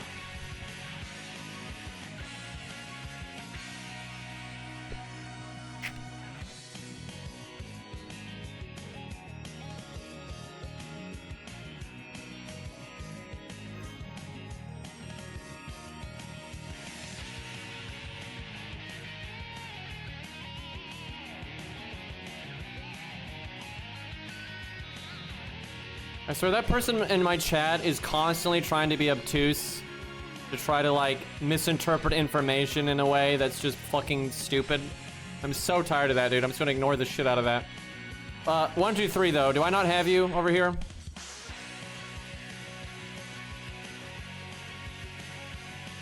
I'm not on your main. Fuck.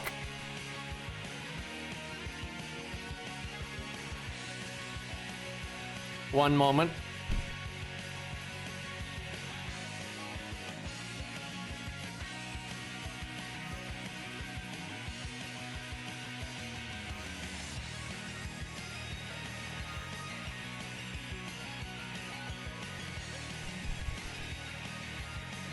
Yeah, and you couldn't send an invite either because it was capped.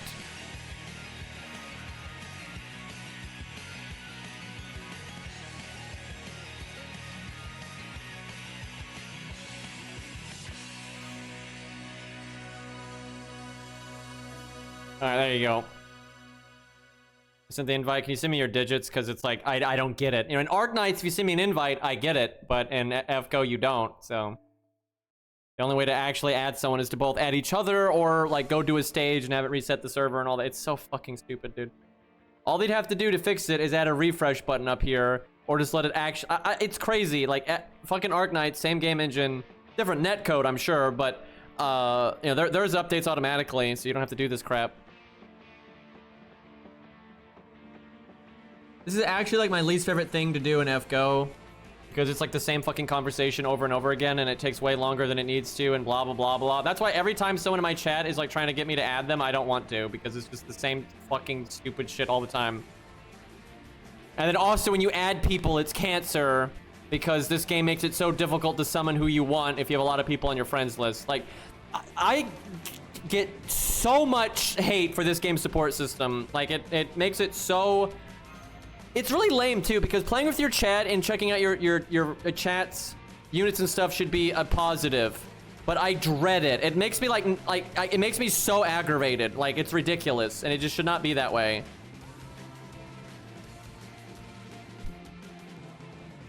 Like, there's just so much friction in that system, and it's so obnoxious, and then, like, I have to explain so much stupid shit to chat over and over and over again, and no one ever learns, and it's always the same conversation, and it's just sitting around for, like, 10 fucking minutes, and it's just like, I don't want to do this. She gets so much out of crits that I'm leaning towards Anniversary Blonde, because she's not going to live a long time anyway. I think it's Anniversary Blonde.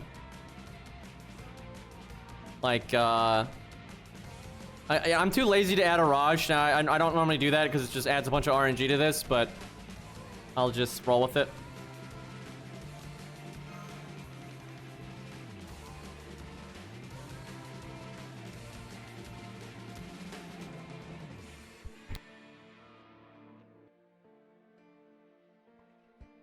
I've done that in the past where you leave the friends list and go back and it doesn't work. I've done that so many times that does not work. Now, unless they changed it very recently, which maybe they did, which I doubt, but I've literally done that on stream like 1,000 times and it doesn't work. But I haven't done any friends list stuff in like months. So, if it changed between now and then, I wouldn't know. Shit opening hand.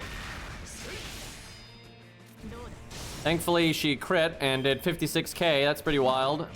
Does she have anti-berserker or something? That's crazy. She did 56k there at level 90. Right? If she was like 120 or something, I wouldn't be surprised. But that's kind of nuts. If you don't kill one of these guys in one of the turns, though, you are so fucked because then you're gonna get attacked. Yeah, it's always faster to double add. There's no nonsense. She has versus Rider. Huh. Holy hell, how did she do 56k then? Because she's level 90. We had no buffs. I mean, I know it's a berserker, but like, shit. That's pretty high.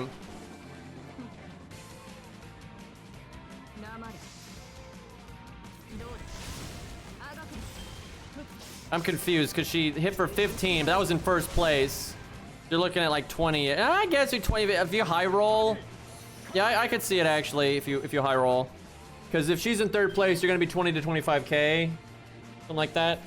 And then if that high rolls perfectly, and the crit damage multiplier, it could get into the 50ks potentially. Crits are big, man. Crits are big. I guess I'm too used to neutral damage. We do play at neutral a lot when we're fucking around like this.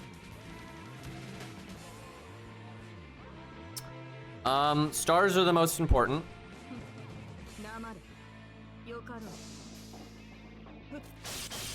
She even made a star off of her art card. That's nice. That's a pretty cool extra attack.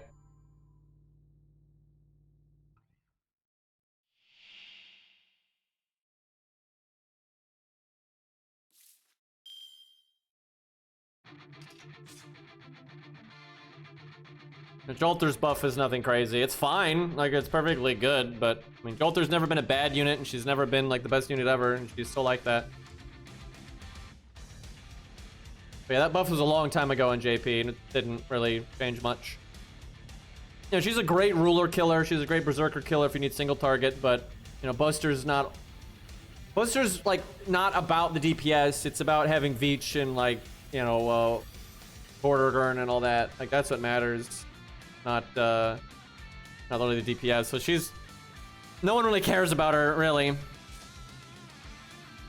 But the good news is, if you're a big Jolter fan, it's fine. Like, who cares if you 3-turn everything? It just doesn't matter. She's more than good enough. And because she's an Avenger, you can play against most bosses. And she's certainly more fun now, so. But yeah, the real problem with if you're a Jolter fan, it's not her not being good enough. It's her not having a goddamn animation update. That is absolutely the problem. I don't really want to whiff my battery. I'm gonna do this though. Spread out the stuff a bit. Please crit. Please crit. Shit, that command code doesn't do anything. But like her buff's fine, right? But it doesn't really change anything. It doesn't fix any of the problems. It kind of just makes her better at what she already did, which was already good enough. So it's just not super relevant, but It's certainly not, it's not like, oh man, this sucks, right? Something like that.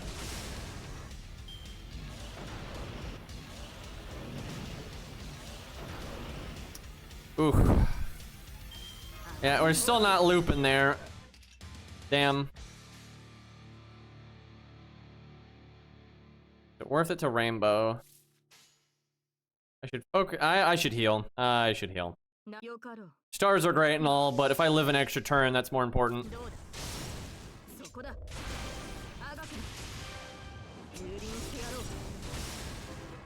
What's our CE? I didn't pay attention actually.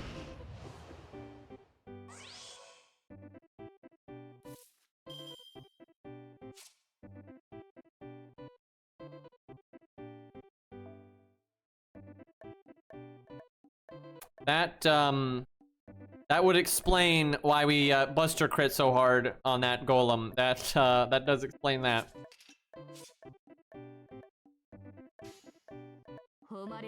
Well, might as well do the buster while we still got the thing, but it won't do too much damage here. And honestly, rainbow is probably better because it's more NP gain. 10 NP gain's not like that good.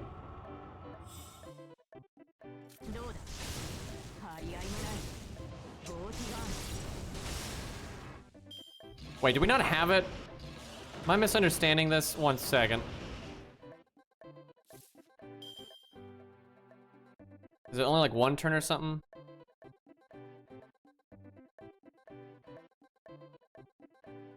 Oh, it's 3 times. So yeah, that was just the regular attack up, so we didn't get it. Okay, should have rainbow chained then. I don't think this buff, though, is really going to revolutionize her. It's really only good when you're doing, like, farming stuff with Veach, right? Which is, you know, if you're using Veach and Oberyn and Merlin, shit like that anyway, it doesn't really matter. Because I've said in the past, the AoE units that are kind of just okay normally get to, like, 700k-ish. That's kind of what we're looking at here. We'll see, though. It's not over yet. I can heal 1 more time, and we're going to come back at 4,000 health. That might buy us a turn. That could absolutely buy us a turn. I want the star bomb or the crit chance. Goes up to 50. I'll take the star bomb.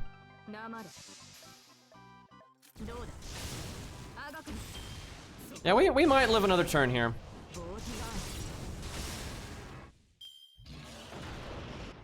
Yep, the Pierce of Vulnerability is the nicest part, I agree. Especially for normal players that aren't like doing, you know, Veach nonsense, I'd say that's definitely the best part. Okay, so I gotta heal before art. Come on, give me those crits. 60, 60, 60. Very nice. Okay, 6,000 HP. He's not attacking once. We're certainly gonna live here. I don't know, if he had like double crit and one of them higher rolled, we actually might have died, but... Alright, we're definitely dead now, but at least we get one last hurrah here.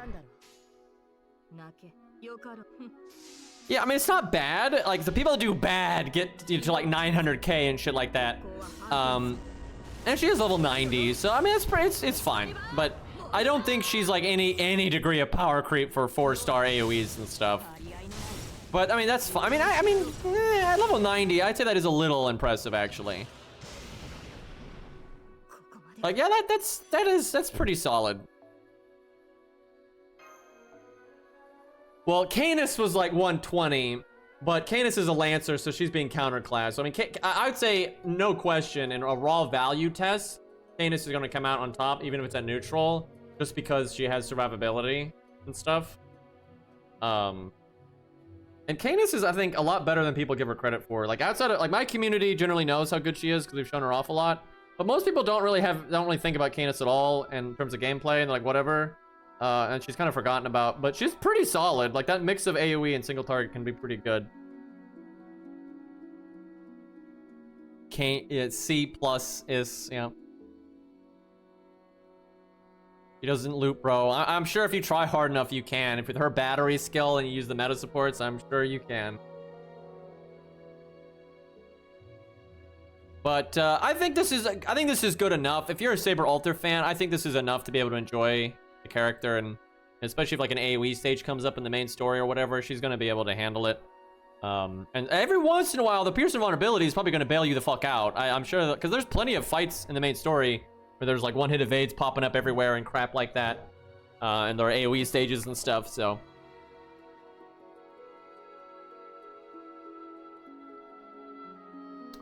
Alrighty. We gotta remember, if we want to fuck around though, this is not a bad stage to fuck around, but let's do another one here.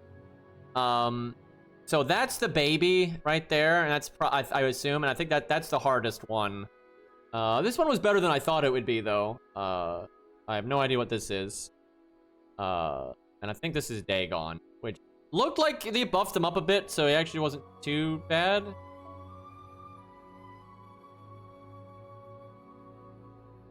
You gotta be stealthier than that, chat. You gotta be stealthier than that. I'm not gonna fall for that. Yeah, I'm glad they buffed Dagon, though. That just should be a fairly straightforward fight where you can value check a lot of stuff. That should be fun. Unless they added some bullshit to it, but we'll see. Pretty sure because the baby is a fucking ruler, though, it's actually, like, insanely hard to solo if you're not gonna use an Avenger or, like, Hercules or some crap. But we'll test that. We'll test it with an Avenger and see, like, because if it fucks up an Avenger, then yeah, it's really not gonna happen with the other stuff. Unless you have, like, the perfect toolkit for it. The baby. Anyway, you know what? Let's give Cuckoo another shot. She had a bad time earlier. We'll give her an upgrade here. So chat, by the way,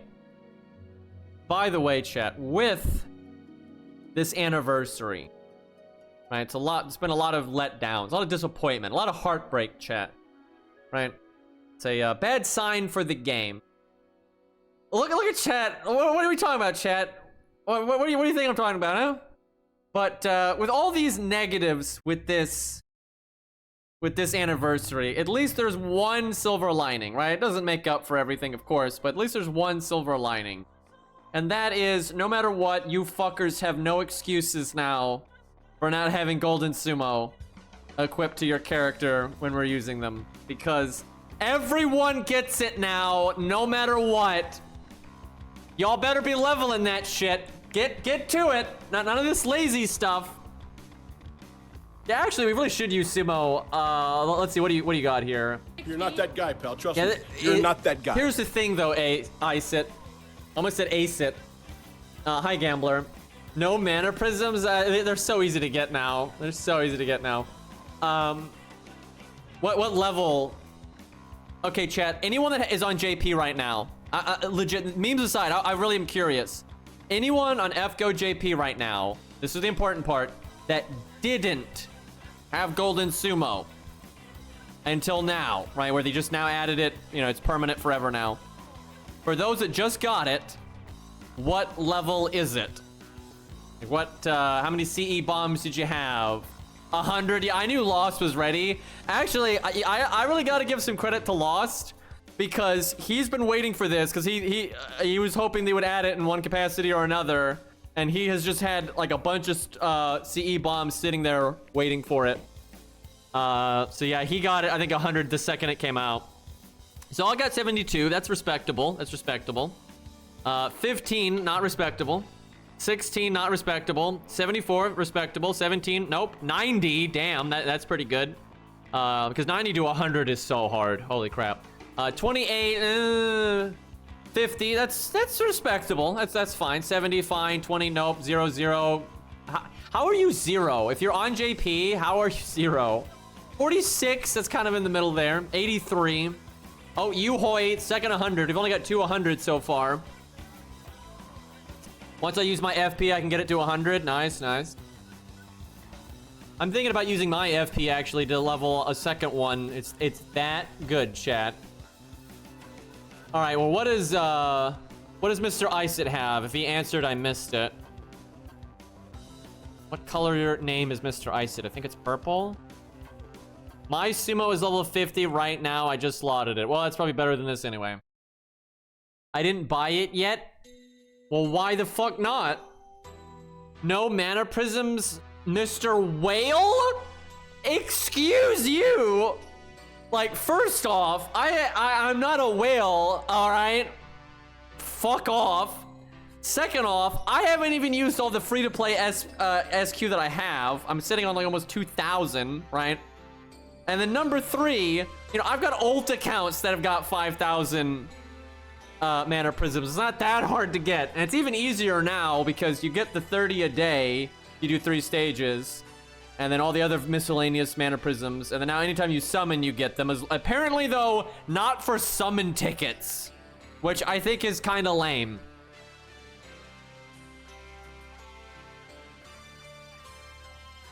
Well, Nako, Look, I can even show it. Well, you know what's messed up? I've got like, you know, 9 paid SQ that's like left over from like years and years ago when we did GSSR back in the days, chat. And I'll like never get rid of it. And it's never enough to do GSSR again. And there's really no reasonable way. Like, I'm not gonna go through the effort of what you have to do. It's so fucking hard to do stuff on JP now, and I don't want to give them money anyway. There's no way, even I would, like, fuck off. There's no way I would do a GSSR right now. But yeah, I have 9 of my SQ is paid. That means all the other ones aren't, and that's like from you know, past GSSRs and crap.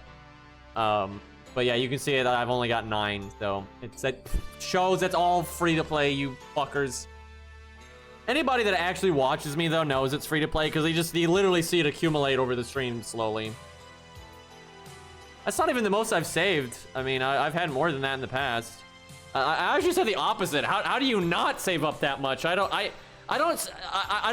mean this as like an attack, but I don't understand how people don't have like standards. How do I put this? And I don't mean my standards. I just mean any standard, right? It's like, how can you play a gacha game and like every character, right? Because I know some people like that. Now, there's nothing wrong with that. You know, it's if they like every character, they like every character. That's fine. But like, I'm picky about what it takes for me to like a character, right? Not just in Fate and anything, right? If I watch an anime, I don't like the entire cast. That doesn't happen, right? And I'm not gonna. And yeah, I don't hate the entire cast either. Right? You know, I'm like neutral or whatever, or maybe slightly positive or whatever.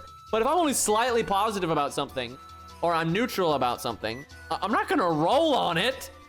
Like what the fuck, right? I'm gonna roll if I like really like them, right? Even if you have bad luck, I mean, you got safety nets now, and you know, statistical averages in the long run and all that kind of stuff. But yeah, I see a lot of people that they roll a lot. And I'm not, you know, if you want to do that, you can do that, but I don't know how, right? I don't, you know, like I said, I'm picky, and I'm not saying you have to like the things I like, but like, if you like the things you like, you know, why don't you like that and then not what I like? How do you like both or whatever? Like, I just don't get how people are rolling so much, right? Like, they don't add characters that are that awesome that often. Now, the game's been out so long, I've got a huge, like, I've got a huge roster of characters I really like, right? For those that aren't familiar with my taste, right? Like, some of these things I've leveled just to fucking level them, but like, let's see.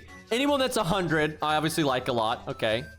Okay, good, decent, good, good,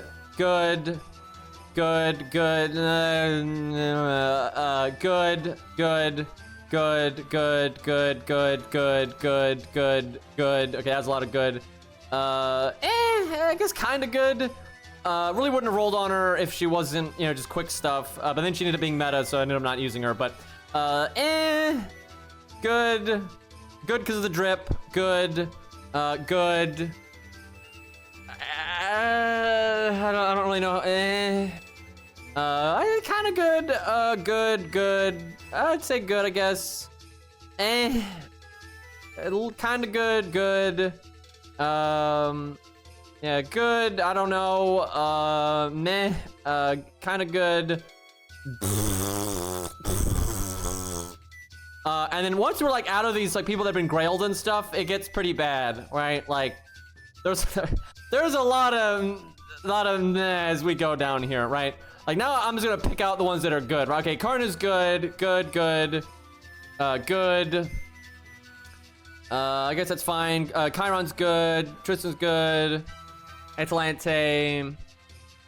I like her because she's green, but I don't know if it's like know if it's that high on the list. Yon's pretty good. Valkyrie's fine. I never really rolled for her. I just got her on accident, I think. He's a wildfire, so that doesn't count, but he's good. You know what? She is pretty cool. I'll give her that because, like, the mace is just really cool. It's a very unique unit. It's not like 10 out of 10, but yeah, it's pretty cool. Green Valkyrie's fine. Vivisi Braun's awesome. Super, super awesome. He'd be 100 if he was actually good. I hate this so fucking much. There's someone on my Discord right now that is learning this pain. That the best VC Braun ever, and it's not close, the best VC Braun you can have on your account is level 50. Level 50 with your skills at 10, 10, 10, especially the third one. That is peak of VC Braun. That helps you the most by a mile, right? He is so much worse for being at level 80. It is so fucking annoying. It's only good for farming, but who cares? Yeah, it sucks. And VC Braun is like my top 5 favorite characters. You know, not if it's just the anime, because he got no fucking characterization in the anime, but in the book, he's like my top 5. Fucking love him. But he's literally bad if you grail him. It's so fucking annoying. Like, the ease of getting his third skill off at level 50 outweighs anything you get from leveling him up beyond that. And it's not close. And not only that, it can really matter if you're giving him Poster Girl or what's the Outrage, right? Where he has Taunt, or you're giving him Taunt from Qin Gong. Because if you're fighting Fluffy or some big AoE heavy hitter, the hit that he dies on, it'll make the boss stop attacking. But so this is kind of hard to explain. Well, you have to go in depth here. So if the boss attacks once, that hits everybody. It doesn't just hit a VC Braun, it hits everybody. Now, if a VC Braun dies in that one attack, the boss will not do more damage to those other units, so they don't get foobarred, right? If a VC Braun is leveled, or especially if he's grailed, and the boss attacks him, and he lives, the boss is going to attack again. And every one of those attacks, because their AoE is hitting the other units. So if it takes 3 attacks for a VC Braun to die, all of your units just got hit 3 times. Where if you've got Taunt on him and he only gets, if he dies in 1 hit and it's over, that's the opportunity of that happening is such a huge boon to your team. It outweighs anything a VC Braun could possibly do with his other abilities and stuff. Like, his damage is nothing special. Who gives a fuck about an AoE caster? Like, it's irrelevant. So the easier it is for him to die and get his third skill off cleanly, like, you want to have as much control over it going off when you want it to. And it's easier to do that if he's lower level. It's just that simple. So yeah. But yeah, so many of these characters, I'm just like, oh, I'm overlooking. I would not have rolled for them, right? I would not like roll in a raid up for them and blow my SQ. If I get them, great, right? But like, so many of these characters I'm not rolling for, and I didn't. Like, so many of these characters I moused over, I did not roll for. But, you know, I've been playing FGO for like 7 years. And obviously I've got a lot of fucking characters in that time. And as I just showed, I'm fucking free to play, except for Edmund. But, I mean, you're going to get a lot of this rare stuff, you know, that you don't need to spend money. And I've had plenty of wiggle room to grab, you know, like, you know, I got Mordred over time, right? I got higher, she's my only NP5 5-star. She's the only one I have. So I've rolled on her a few times over time, but I've had plenty of wiggle room to do that, right? Also, I picked her as my free 5-star that they gave out, so she actually would not be NP5 if I didn't have that. But anyway, it's like you have time to cherry pick those few 5-stars you really, really want, you know, like the few, like maybe 2 or 3 a year, right? Like, it's, you don't, well, I don't know, I guess just a lot of Gacha fans, they just roll on every goddamn thing. And here's the thing, if you like a lot of stuff, that's fine. There's nothing wrong with that. You're not a criminal because you like 90% of the cast, right? That's fine. But even if you like 90% of the cast, if you're free to play, it still behooves you to prioritize. So let's say you're, I'll choose as an example because like Mordred's a 5-star I really like, right? Let's say Mordred is your absolute favorite character, right? But you like all of these other characters. You don't like them nearly as much, but you like them plenty, right? You still think they're cool, right? If Mordred's your fucking favorite, then you need to like relegate a chunk of your SQ to like whenever Mordred might happen to get rated up. Some rate ups come out of nowhere, right? So you save like maybe 700, 800 SQ, put that aside, and you don't spend that no matter what. And then if you get up to like, let's say 1,300 SQ, and like maybe you like Romulus, right? And he gets rated up. You're like, okay, you know, I don't like him as much as Mordred, But you know, I'll roll to 800 SQ, right? And yeah, you may get them, you may not, but like you'll obviously you'll get stuff along the way that way. That's pretty much my philosophy. That's kind of how I always do things. And in the long run, it kind of works out. Like, yeah, sometimes I've rolled on things and I failed to get them and it sucks. But I make sure I always save enough for those things that I gotta have, right? Because I've really never missed anything that I gotta have because I never let my SQ get so low. I haven't gone down to 0 SQ in a long time. But if I ever did, it'd be because they added something that I like as much as Mordred or Gilgamesh or you know, something like big like that. You know, Ku, if he was a 5-star, obviously he's not. But like I would only go down to 0 if I needed to, and it was because I'd already rolled recently. I was already down to like 800 or something, and then you know, they added something out of the blue that I just loved to death, and I just had to have it. And then I went down to 0, right? But that doesn't happen much. That hasn't happened in years, honestly. And the nice thing is now, because I've got such an established account, let's say they added Henry V, and it wasn't like the Shakespearean version, it was like the actual historical version of Henry V, and they did like a good anime job of it, right? I would love that so much. Oh my god. Like, I know so much crap about Henry V, dude, and like he's such an interesting character. Like with him getting shot in the fucking face by a bow and surviving and all that. Like there's so much cool shit you could do with him as a servant, dude. Anyway, so let's say they added Henry V, right? And they did a good job of making him like an, you know, still anime, but you know, actually makes some degree of sense. So I roll on him, right? And then maybe shortly after that, they added like the Green Knight as a 4-star, and I roll on that. And then they added like Butch Cassidy as a 5-star, and they did a great job with the design. He just looked awesome, like real like killer gunslinger look, right? And then I have to use all my SQ that's left, and then I'm out, right? So it would take something like that for me to run out generally. But let's say then they add another character that I really, really like. Which that's crazy. Like the odds of them adding, you know, like 4 or 5 things like that I super like in that short period of time is very unlikely. But let's say after Butch Cassidy, they add just I don't know, Agravain. There we go. That's actually poor. Oh, like, fuck you, chat. Yeah, okay, Vortigern. That would hurt. That's like the one that hurt the most. So let's say I rolled everything, you know, on all those 3 characters prior. I'm finally out of SQ. Then they, boom, I've had no time to save up.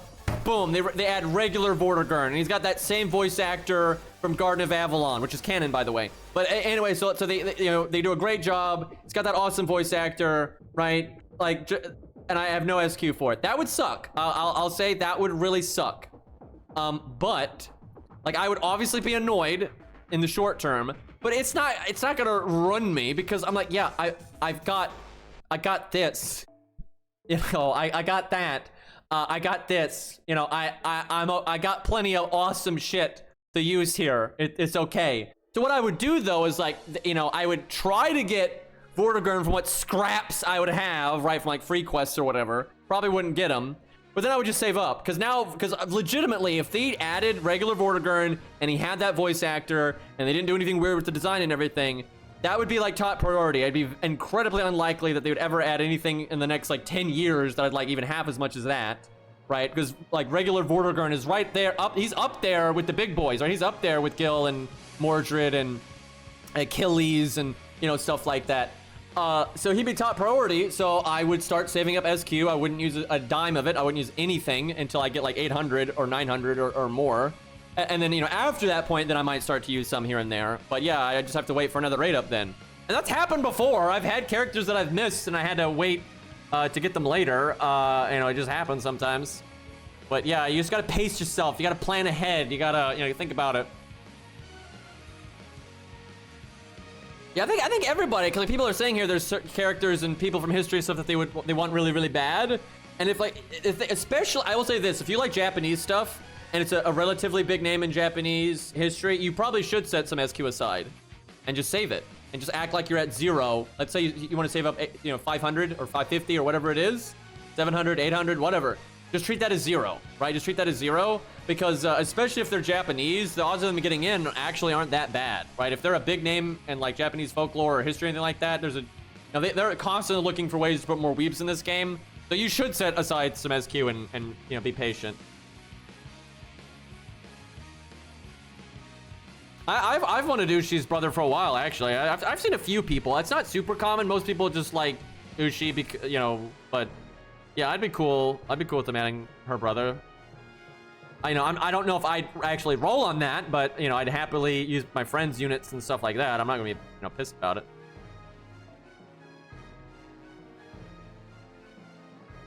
But yeah, I've had people accuse me of like buying my SQ and just like hiding it, but I've shown it off so many over the years. I've shown off my SQ like where you can show that it's, you know, free or not free, especially in these GSSRs. That makes it really easy. But it's not like it's not anyone that watches me regularly knows I didn't just suddenly get that 1,900 overnight. It wasn't like yesterday I had 800 SQ. That's never happened. All right, let's see if we can get Mr. Ice it. Photoshopped. If you're really good, there's actually a lot of like editing you can do live with streaming, especially if someone else is managing your OBS. What I showed is you could possibly fake it. It'd be very hard, and if someone was really careful about it, they might be able to catch you. But like if your bitrate's low enough and things like that, you could do it. Like you really could. It would be very hard though. That'd be insane effort. But yeah, if you had like someone managing your OBS as you streamed, they could. You have to time it right and all that, but you could fake it. There we go. Diva, thank you for the 1 year, right on the money. Now, just a reminder, because this is a fun bit of trivia. I put it in the video and stuff, but some people I don't know realized it. But that Vlad video I made, which is a video I am so happy with. I had so much fun creating that video. That is some of the most fun I've actually had making a video in a while. That was just a great time. I think it's called, I don't remember what the video name is, weirdly enough. But if you look at like Hanako Green Vlad, I'm sure it'll come up. I forgot the name of it. But in that video, there's a shot of Vlad getting Yamcha'd, and that shot was made by Diva, right? And I edited it and, you know, added in like the effects and, you know, the camera stuff, but the picture is made by Diva in chat there. So, and that was great. That was such a great part of the video. Yeah, I really enjoyed making that video. But yeah, I can't remember the name of that video. I loved making it, but I actually completely forgot what the fuck the name of that video was. I think it's like Berserker Vlad sucks or something. I don't know. Something in that area. But yeah, Diva made that. It was awesome. Berserker Vlad is stupid. Okay, yeah, that sounds like what I would name something like that. I'm gonna be right back though, chat. I need to grab water. I have no idea what this stage is either, so it'll be a surprise when I get back.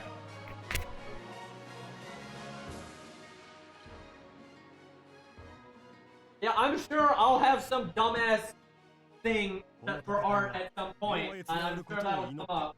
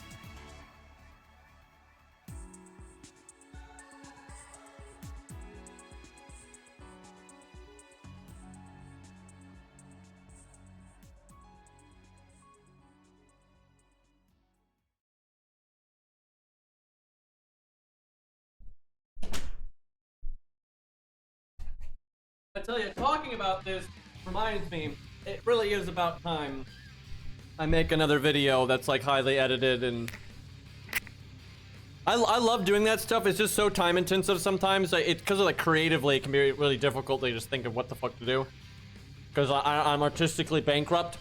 But yeah, it's about time. I have to think about like what, like the Vlad video was so easy to make because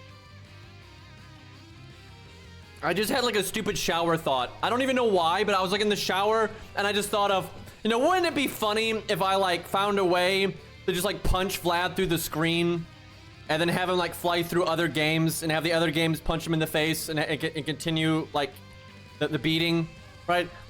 Literally just that got me to make the whole video, right? So I have, normally if I can think of like just one stupid idea, I can build a video around it. So I just have to have like a dumb idea, and then that normally works out. I could always do the Babylonia experience. Those take a lot of work though, because you have to actually play through the game and all that shit. So that's a pain in the ass, but those are fun.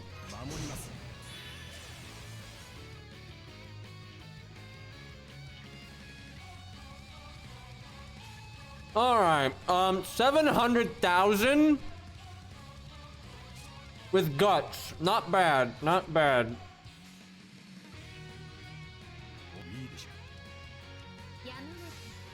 Yeah, a lot of Babylonia filler. That's the filler is why I don't want to do it.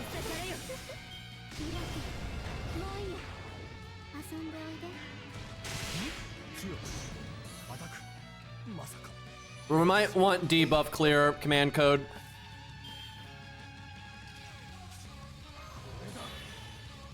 Hopefully we have one, because if we don't, I think we're in trouble here.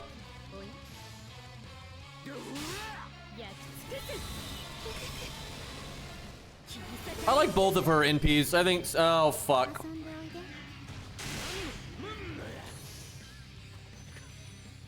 I should have brought Atlas. Yeah, we did have one. We actually had two. We had two to counter it, and we just coincidentally didn't get it. That's just bad luck. Anyway, I like both of Cuckoo's NPs. They're both good.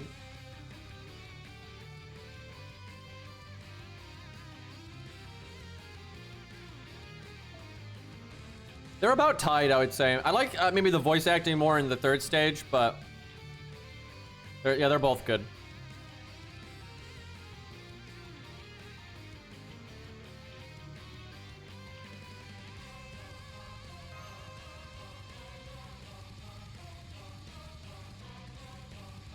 All right, hopefully we actually get our debuff clear or the stun resist. I could bring Atlas, but if we got the command codes, I feel like I don't need it. But I don't know, the cooldown reduction might be worth it anyway.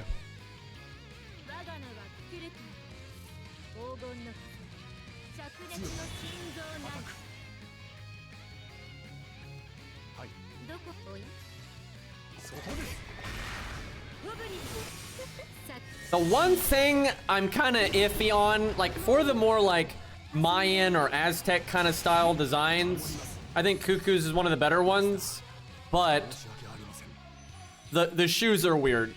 Like the shoes are pretty weird. Not the weirdest, right? Certainly not as bad as some of the other bullshit out there, but it is a little odd. All right, we actually got the anti-stun thing, so we should be fine. Oh god, we're 120. We're probably gonna murder this.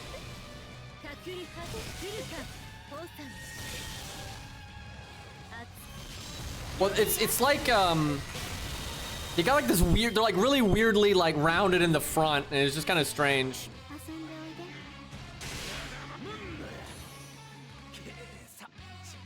I mean, there's a lot of normal shoes in this game. I'd actually say there's probably more normal than not. It's like confirmation bias.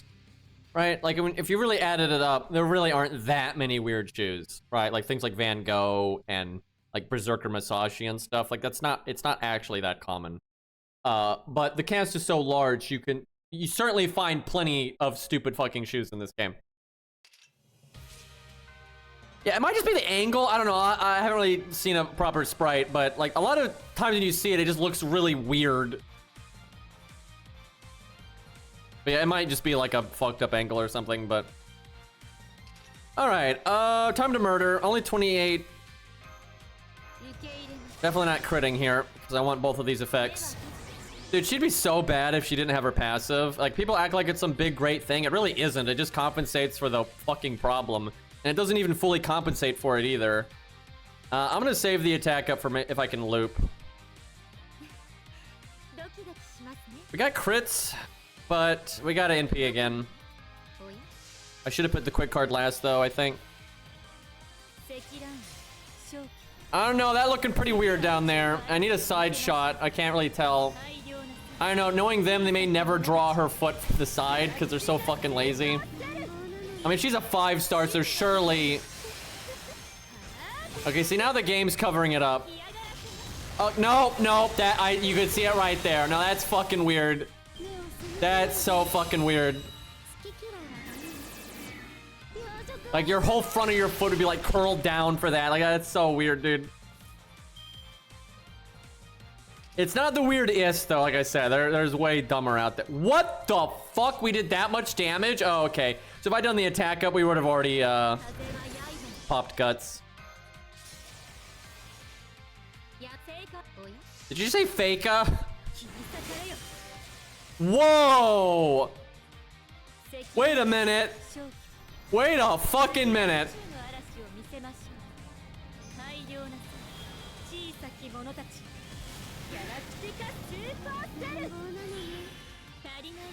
Okay, we got...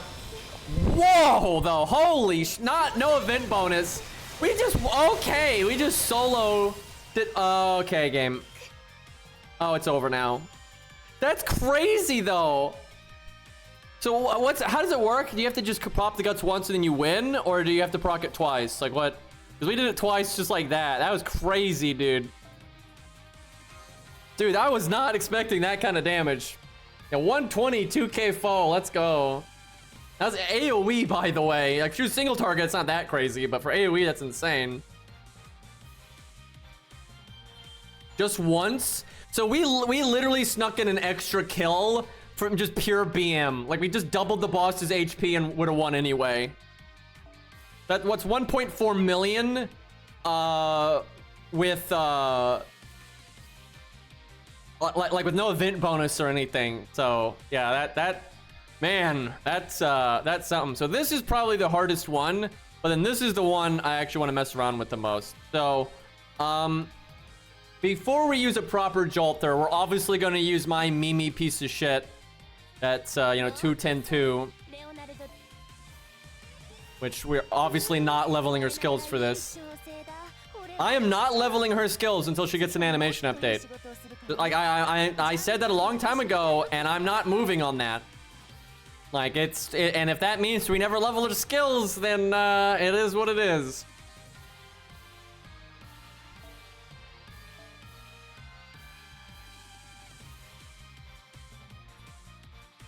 So I'm guessing, like, you only have that one turn, though, to kill Abby again. Because I'm guessing the stage would have ended, so...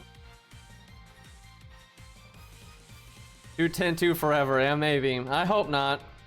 These fuckers, man.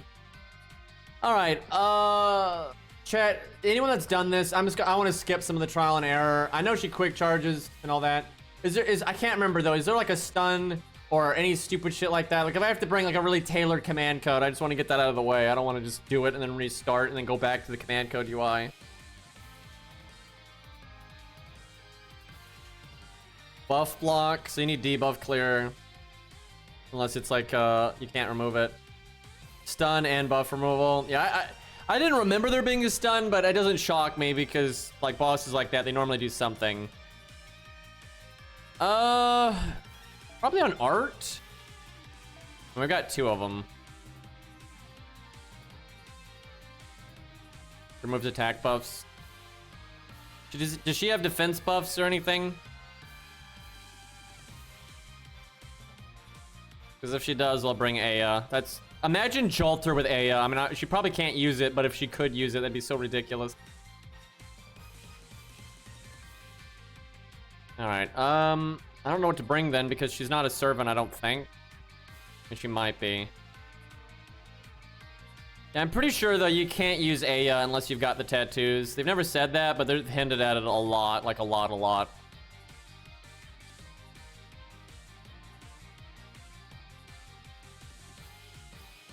Oh, divinity. All right, fair enough. All right.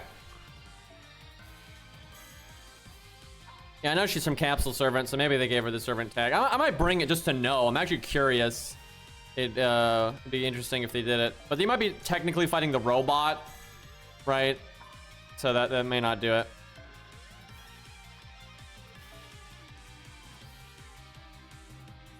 I'm pretty sure, I don't even, like, if there's no plot armor, now obviously the writers just always contrive so much nonsense to make the plot move the way they want. But if there's no plot armor and things play out logically, if Jolter had Aya and like could use it and everything, she'd probably get the counter force summoned on her, like, most likely. I'd probably summon Enkidu or something. Because she's not gonna use Aya responsibly. Like, absolutely not. I might need to put the heal on Buster, though. I guess we'll see. They add old command codes permanently, but only the 3 and the 4-star ones. And thankfully, some of the 4-star ones and 3-star ones are very, very good. Like the anti-stun one, right? That's like incredibly important to have. And thankfully, anybody can get it. But there's a bunch of really awesome 5-star ones too. And yeah, they don't add those. Maybe they will eventually, like they just did with the CEs. So I will say that CE change is the only good change they really did. And that is nice. Now, it's not going to fix the early player experience because the game's still too much filler and boring and just so many problems. But the Golden Sumo meme came about through reality, right? It really is like the ultimate general use craft essence. It's not OP, right? If you have a Buster unit and you use aerial drive instead, it's fine, right? It actually can be better, right? If you've got an art unit, you do painting summer or one of the other ones, it's fine. It's just, it's like this one-stop shop. Doesn't matter if you're art, Buster, quick. It doesn't matter, right? It's good for everything. So it's not from an event now. It's just in the game. So it's something any account can just boot up and work towards and be like, yeah, you can get a 50% starting NPC thing, and it's going to be good for your DPS no matter what they are, right? So I'm really glad they did it. That was, if you're going to put a CE in the game to fit that role, that's the one to pick. Now, I do wish it was cheaper. I guess they just want to motivate people to get mana prisms, and that will, I swear to God, like that is a pretty good motivation for the 5 new players that started FGO this year. But yeah, it's really good. That was such a good pick. Golden Carp would be nice, but any Star Bomb is fine, really. But it would be like they give a Star Bomb once a year, and they normally do starting in P once or twice a year. So I mean, if you play for a while, you're gonna get one. But nothing beats just being in the shop, right? Like there's no more reliable way to do something than that. I'll just do I'll do the attack removal one. I don't know if the boss has attack up, but just in case. Yeah, I don't think they'd add Poster Girl because it's so broken. If they did though, I'd start using it. I've always gone out of my way not to use Poster Girl in my videos. But if they added it permanently, I'd start using it, but I think it'd be really bad for the game. But I don't know, man. I'd hate using it though after all this time, but I don't know. I'd have to think about it. Like if you only could buy one in the shop, I'd stick to one at most. Because obviously using more than one is when it gets crazy broken, but yeah, I don't know. It is kind of lame because it just makes like George pointless and things like that, and I don't like that. I might use it for a VC Brawn specifically because that is so good. All right, can Jolter solo this with really shitty skill ranks? 2-10-2, quite bad. I'm gonna go with that. Maybe I shouldn't though, because my skill ranks are so low. The cooldown reduction's not very good. I don't know how bad the debuffs are gonna be. I'll try it and then we'll see. But yeah, this is way better if you're 10-10-10.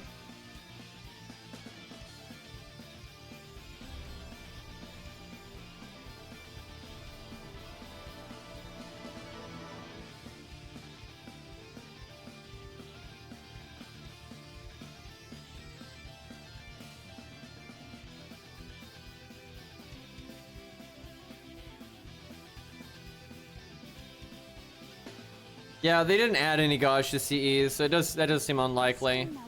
Like, they know that if they re-rate up, there's a TV. I just saw that there's a fucking TV in there.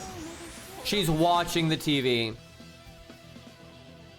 That's pretty funny. She is a servant. How about that? Yeah, I didn't notice that in the prior event. Yeah, she's actually looking at the TV, and I guess the robot's just fighting on its own or whatever. That is pretty funny. Anyway, they know if they rate up Poster Girl, they're gonna make money, and they've done it from time to time. So, yeah, I don't think they're gonna do anything with like putting it in the shop. Oh, we have the Chin Gong set up, but we don't really need to do that, so we'll just do it like normal. That means we don't get the starting NP though, so I kind of fucked up.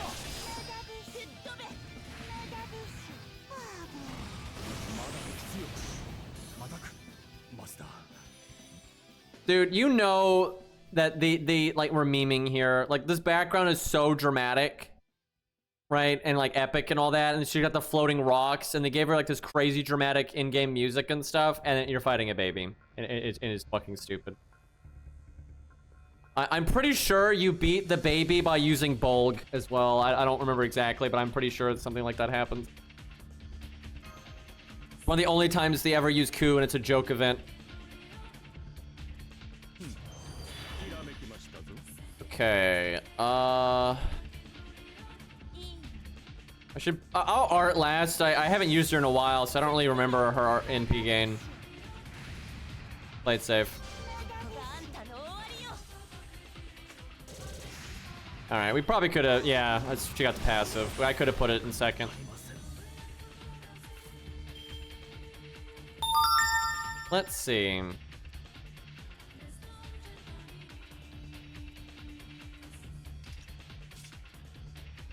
I don't need any of my skills here. If I was ranked 10, I would cast this just to get the survivability out and then recast it. But it's not ranked 10. So big nerf, by the way. I don't think I even need to NP, but I'll take the buff block because maybe that'll do something. I want the 60% crit, but I'll hold it.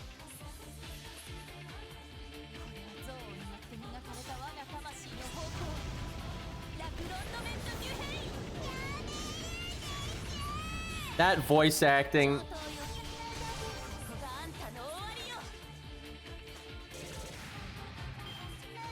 Yeah, she's absolutely just looking at the TV, though. Chat, are we bullying a kid that's just trying to enjoy her cartoons? I don't think so, to be honest. Yes. Wow, that damage. That is so bullshit if you're not an Avenger. That is actually ridiculous. So I guess she's gonna buff block here in a second. If she buff removes here, we are so fucked. I guess I art. I think I have confidence in our damage here.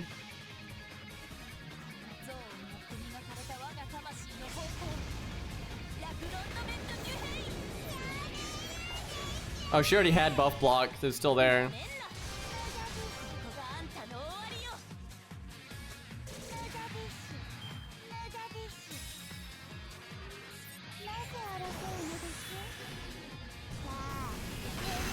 Okay, there's the buff block.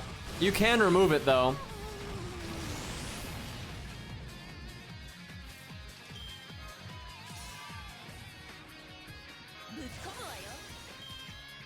I guess I cast this because she does so much damage. That's actually nuts that she did that much damage to an Avenger. Well, I mean, we got it. Fucking 210-2, good enough.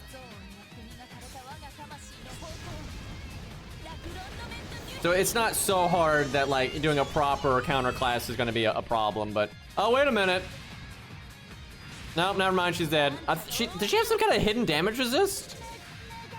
Because that MP didn't do as well as I thought.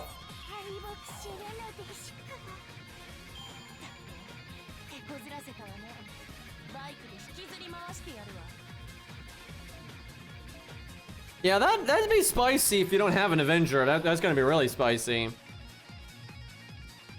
Yeah, I saw Cairo was really struggling with Antonio because he's AoE and he's no survivability and you just get one shot. He's probably the worst Avenger in the game for that stage, actually. Let me look at that. Hold on. Was that a blasphemous statement or is that right? Let's see.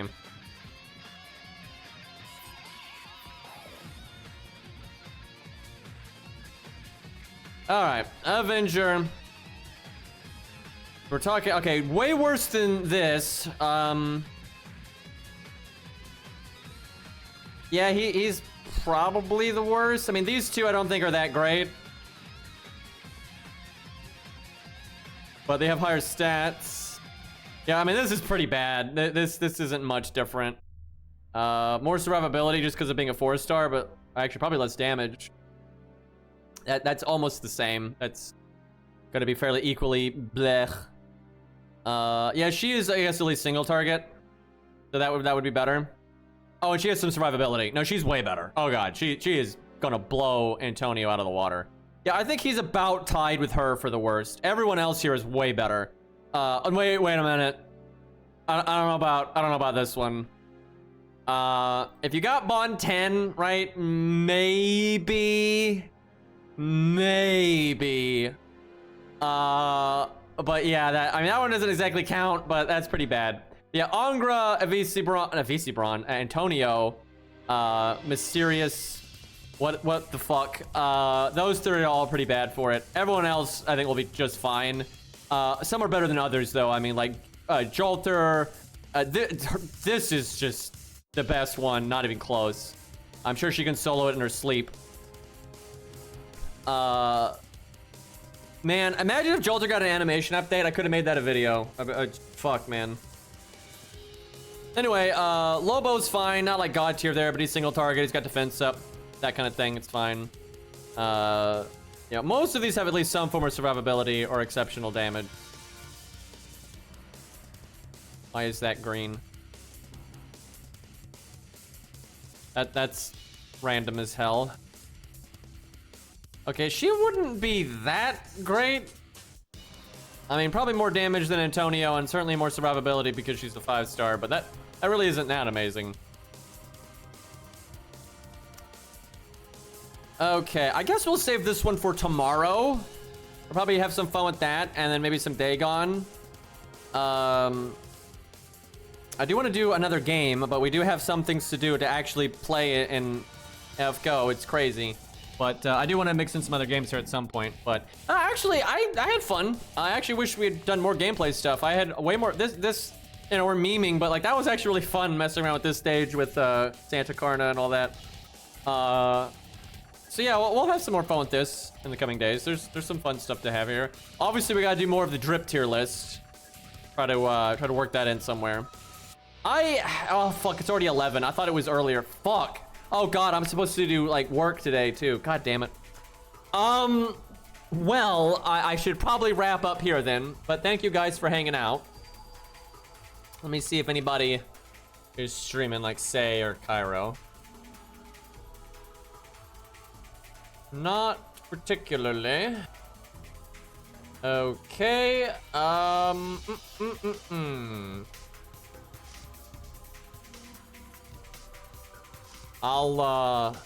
oh here, I've never actually watched this guy. I've heard of this guy. This guy streams FGO and I've heard he's nice, so we'll trust the general consensus because that's never gone wrong before, right? But there we go. All right, boys, I will see you guys later, probably tomorrow.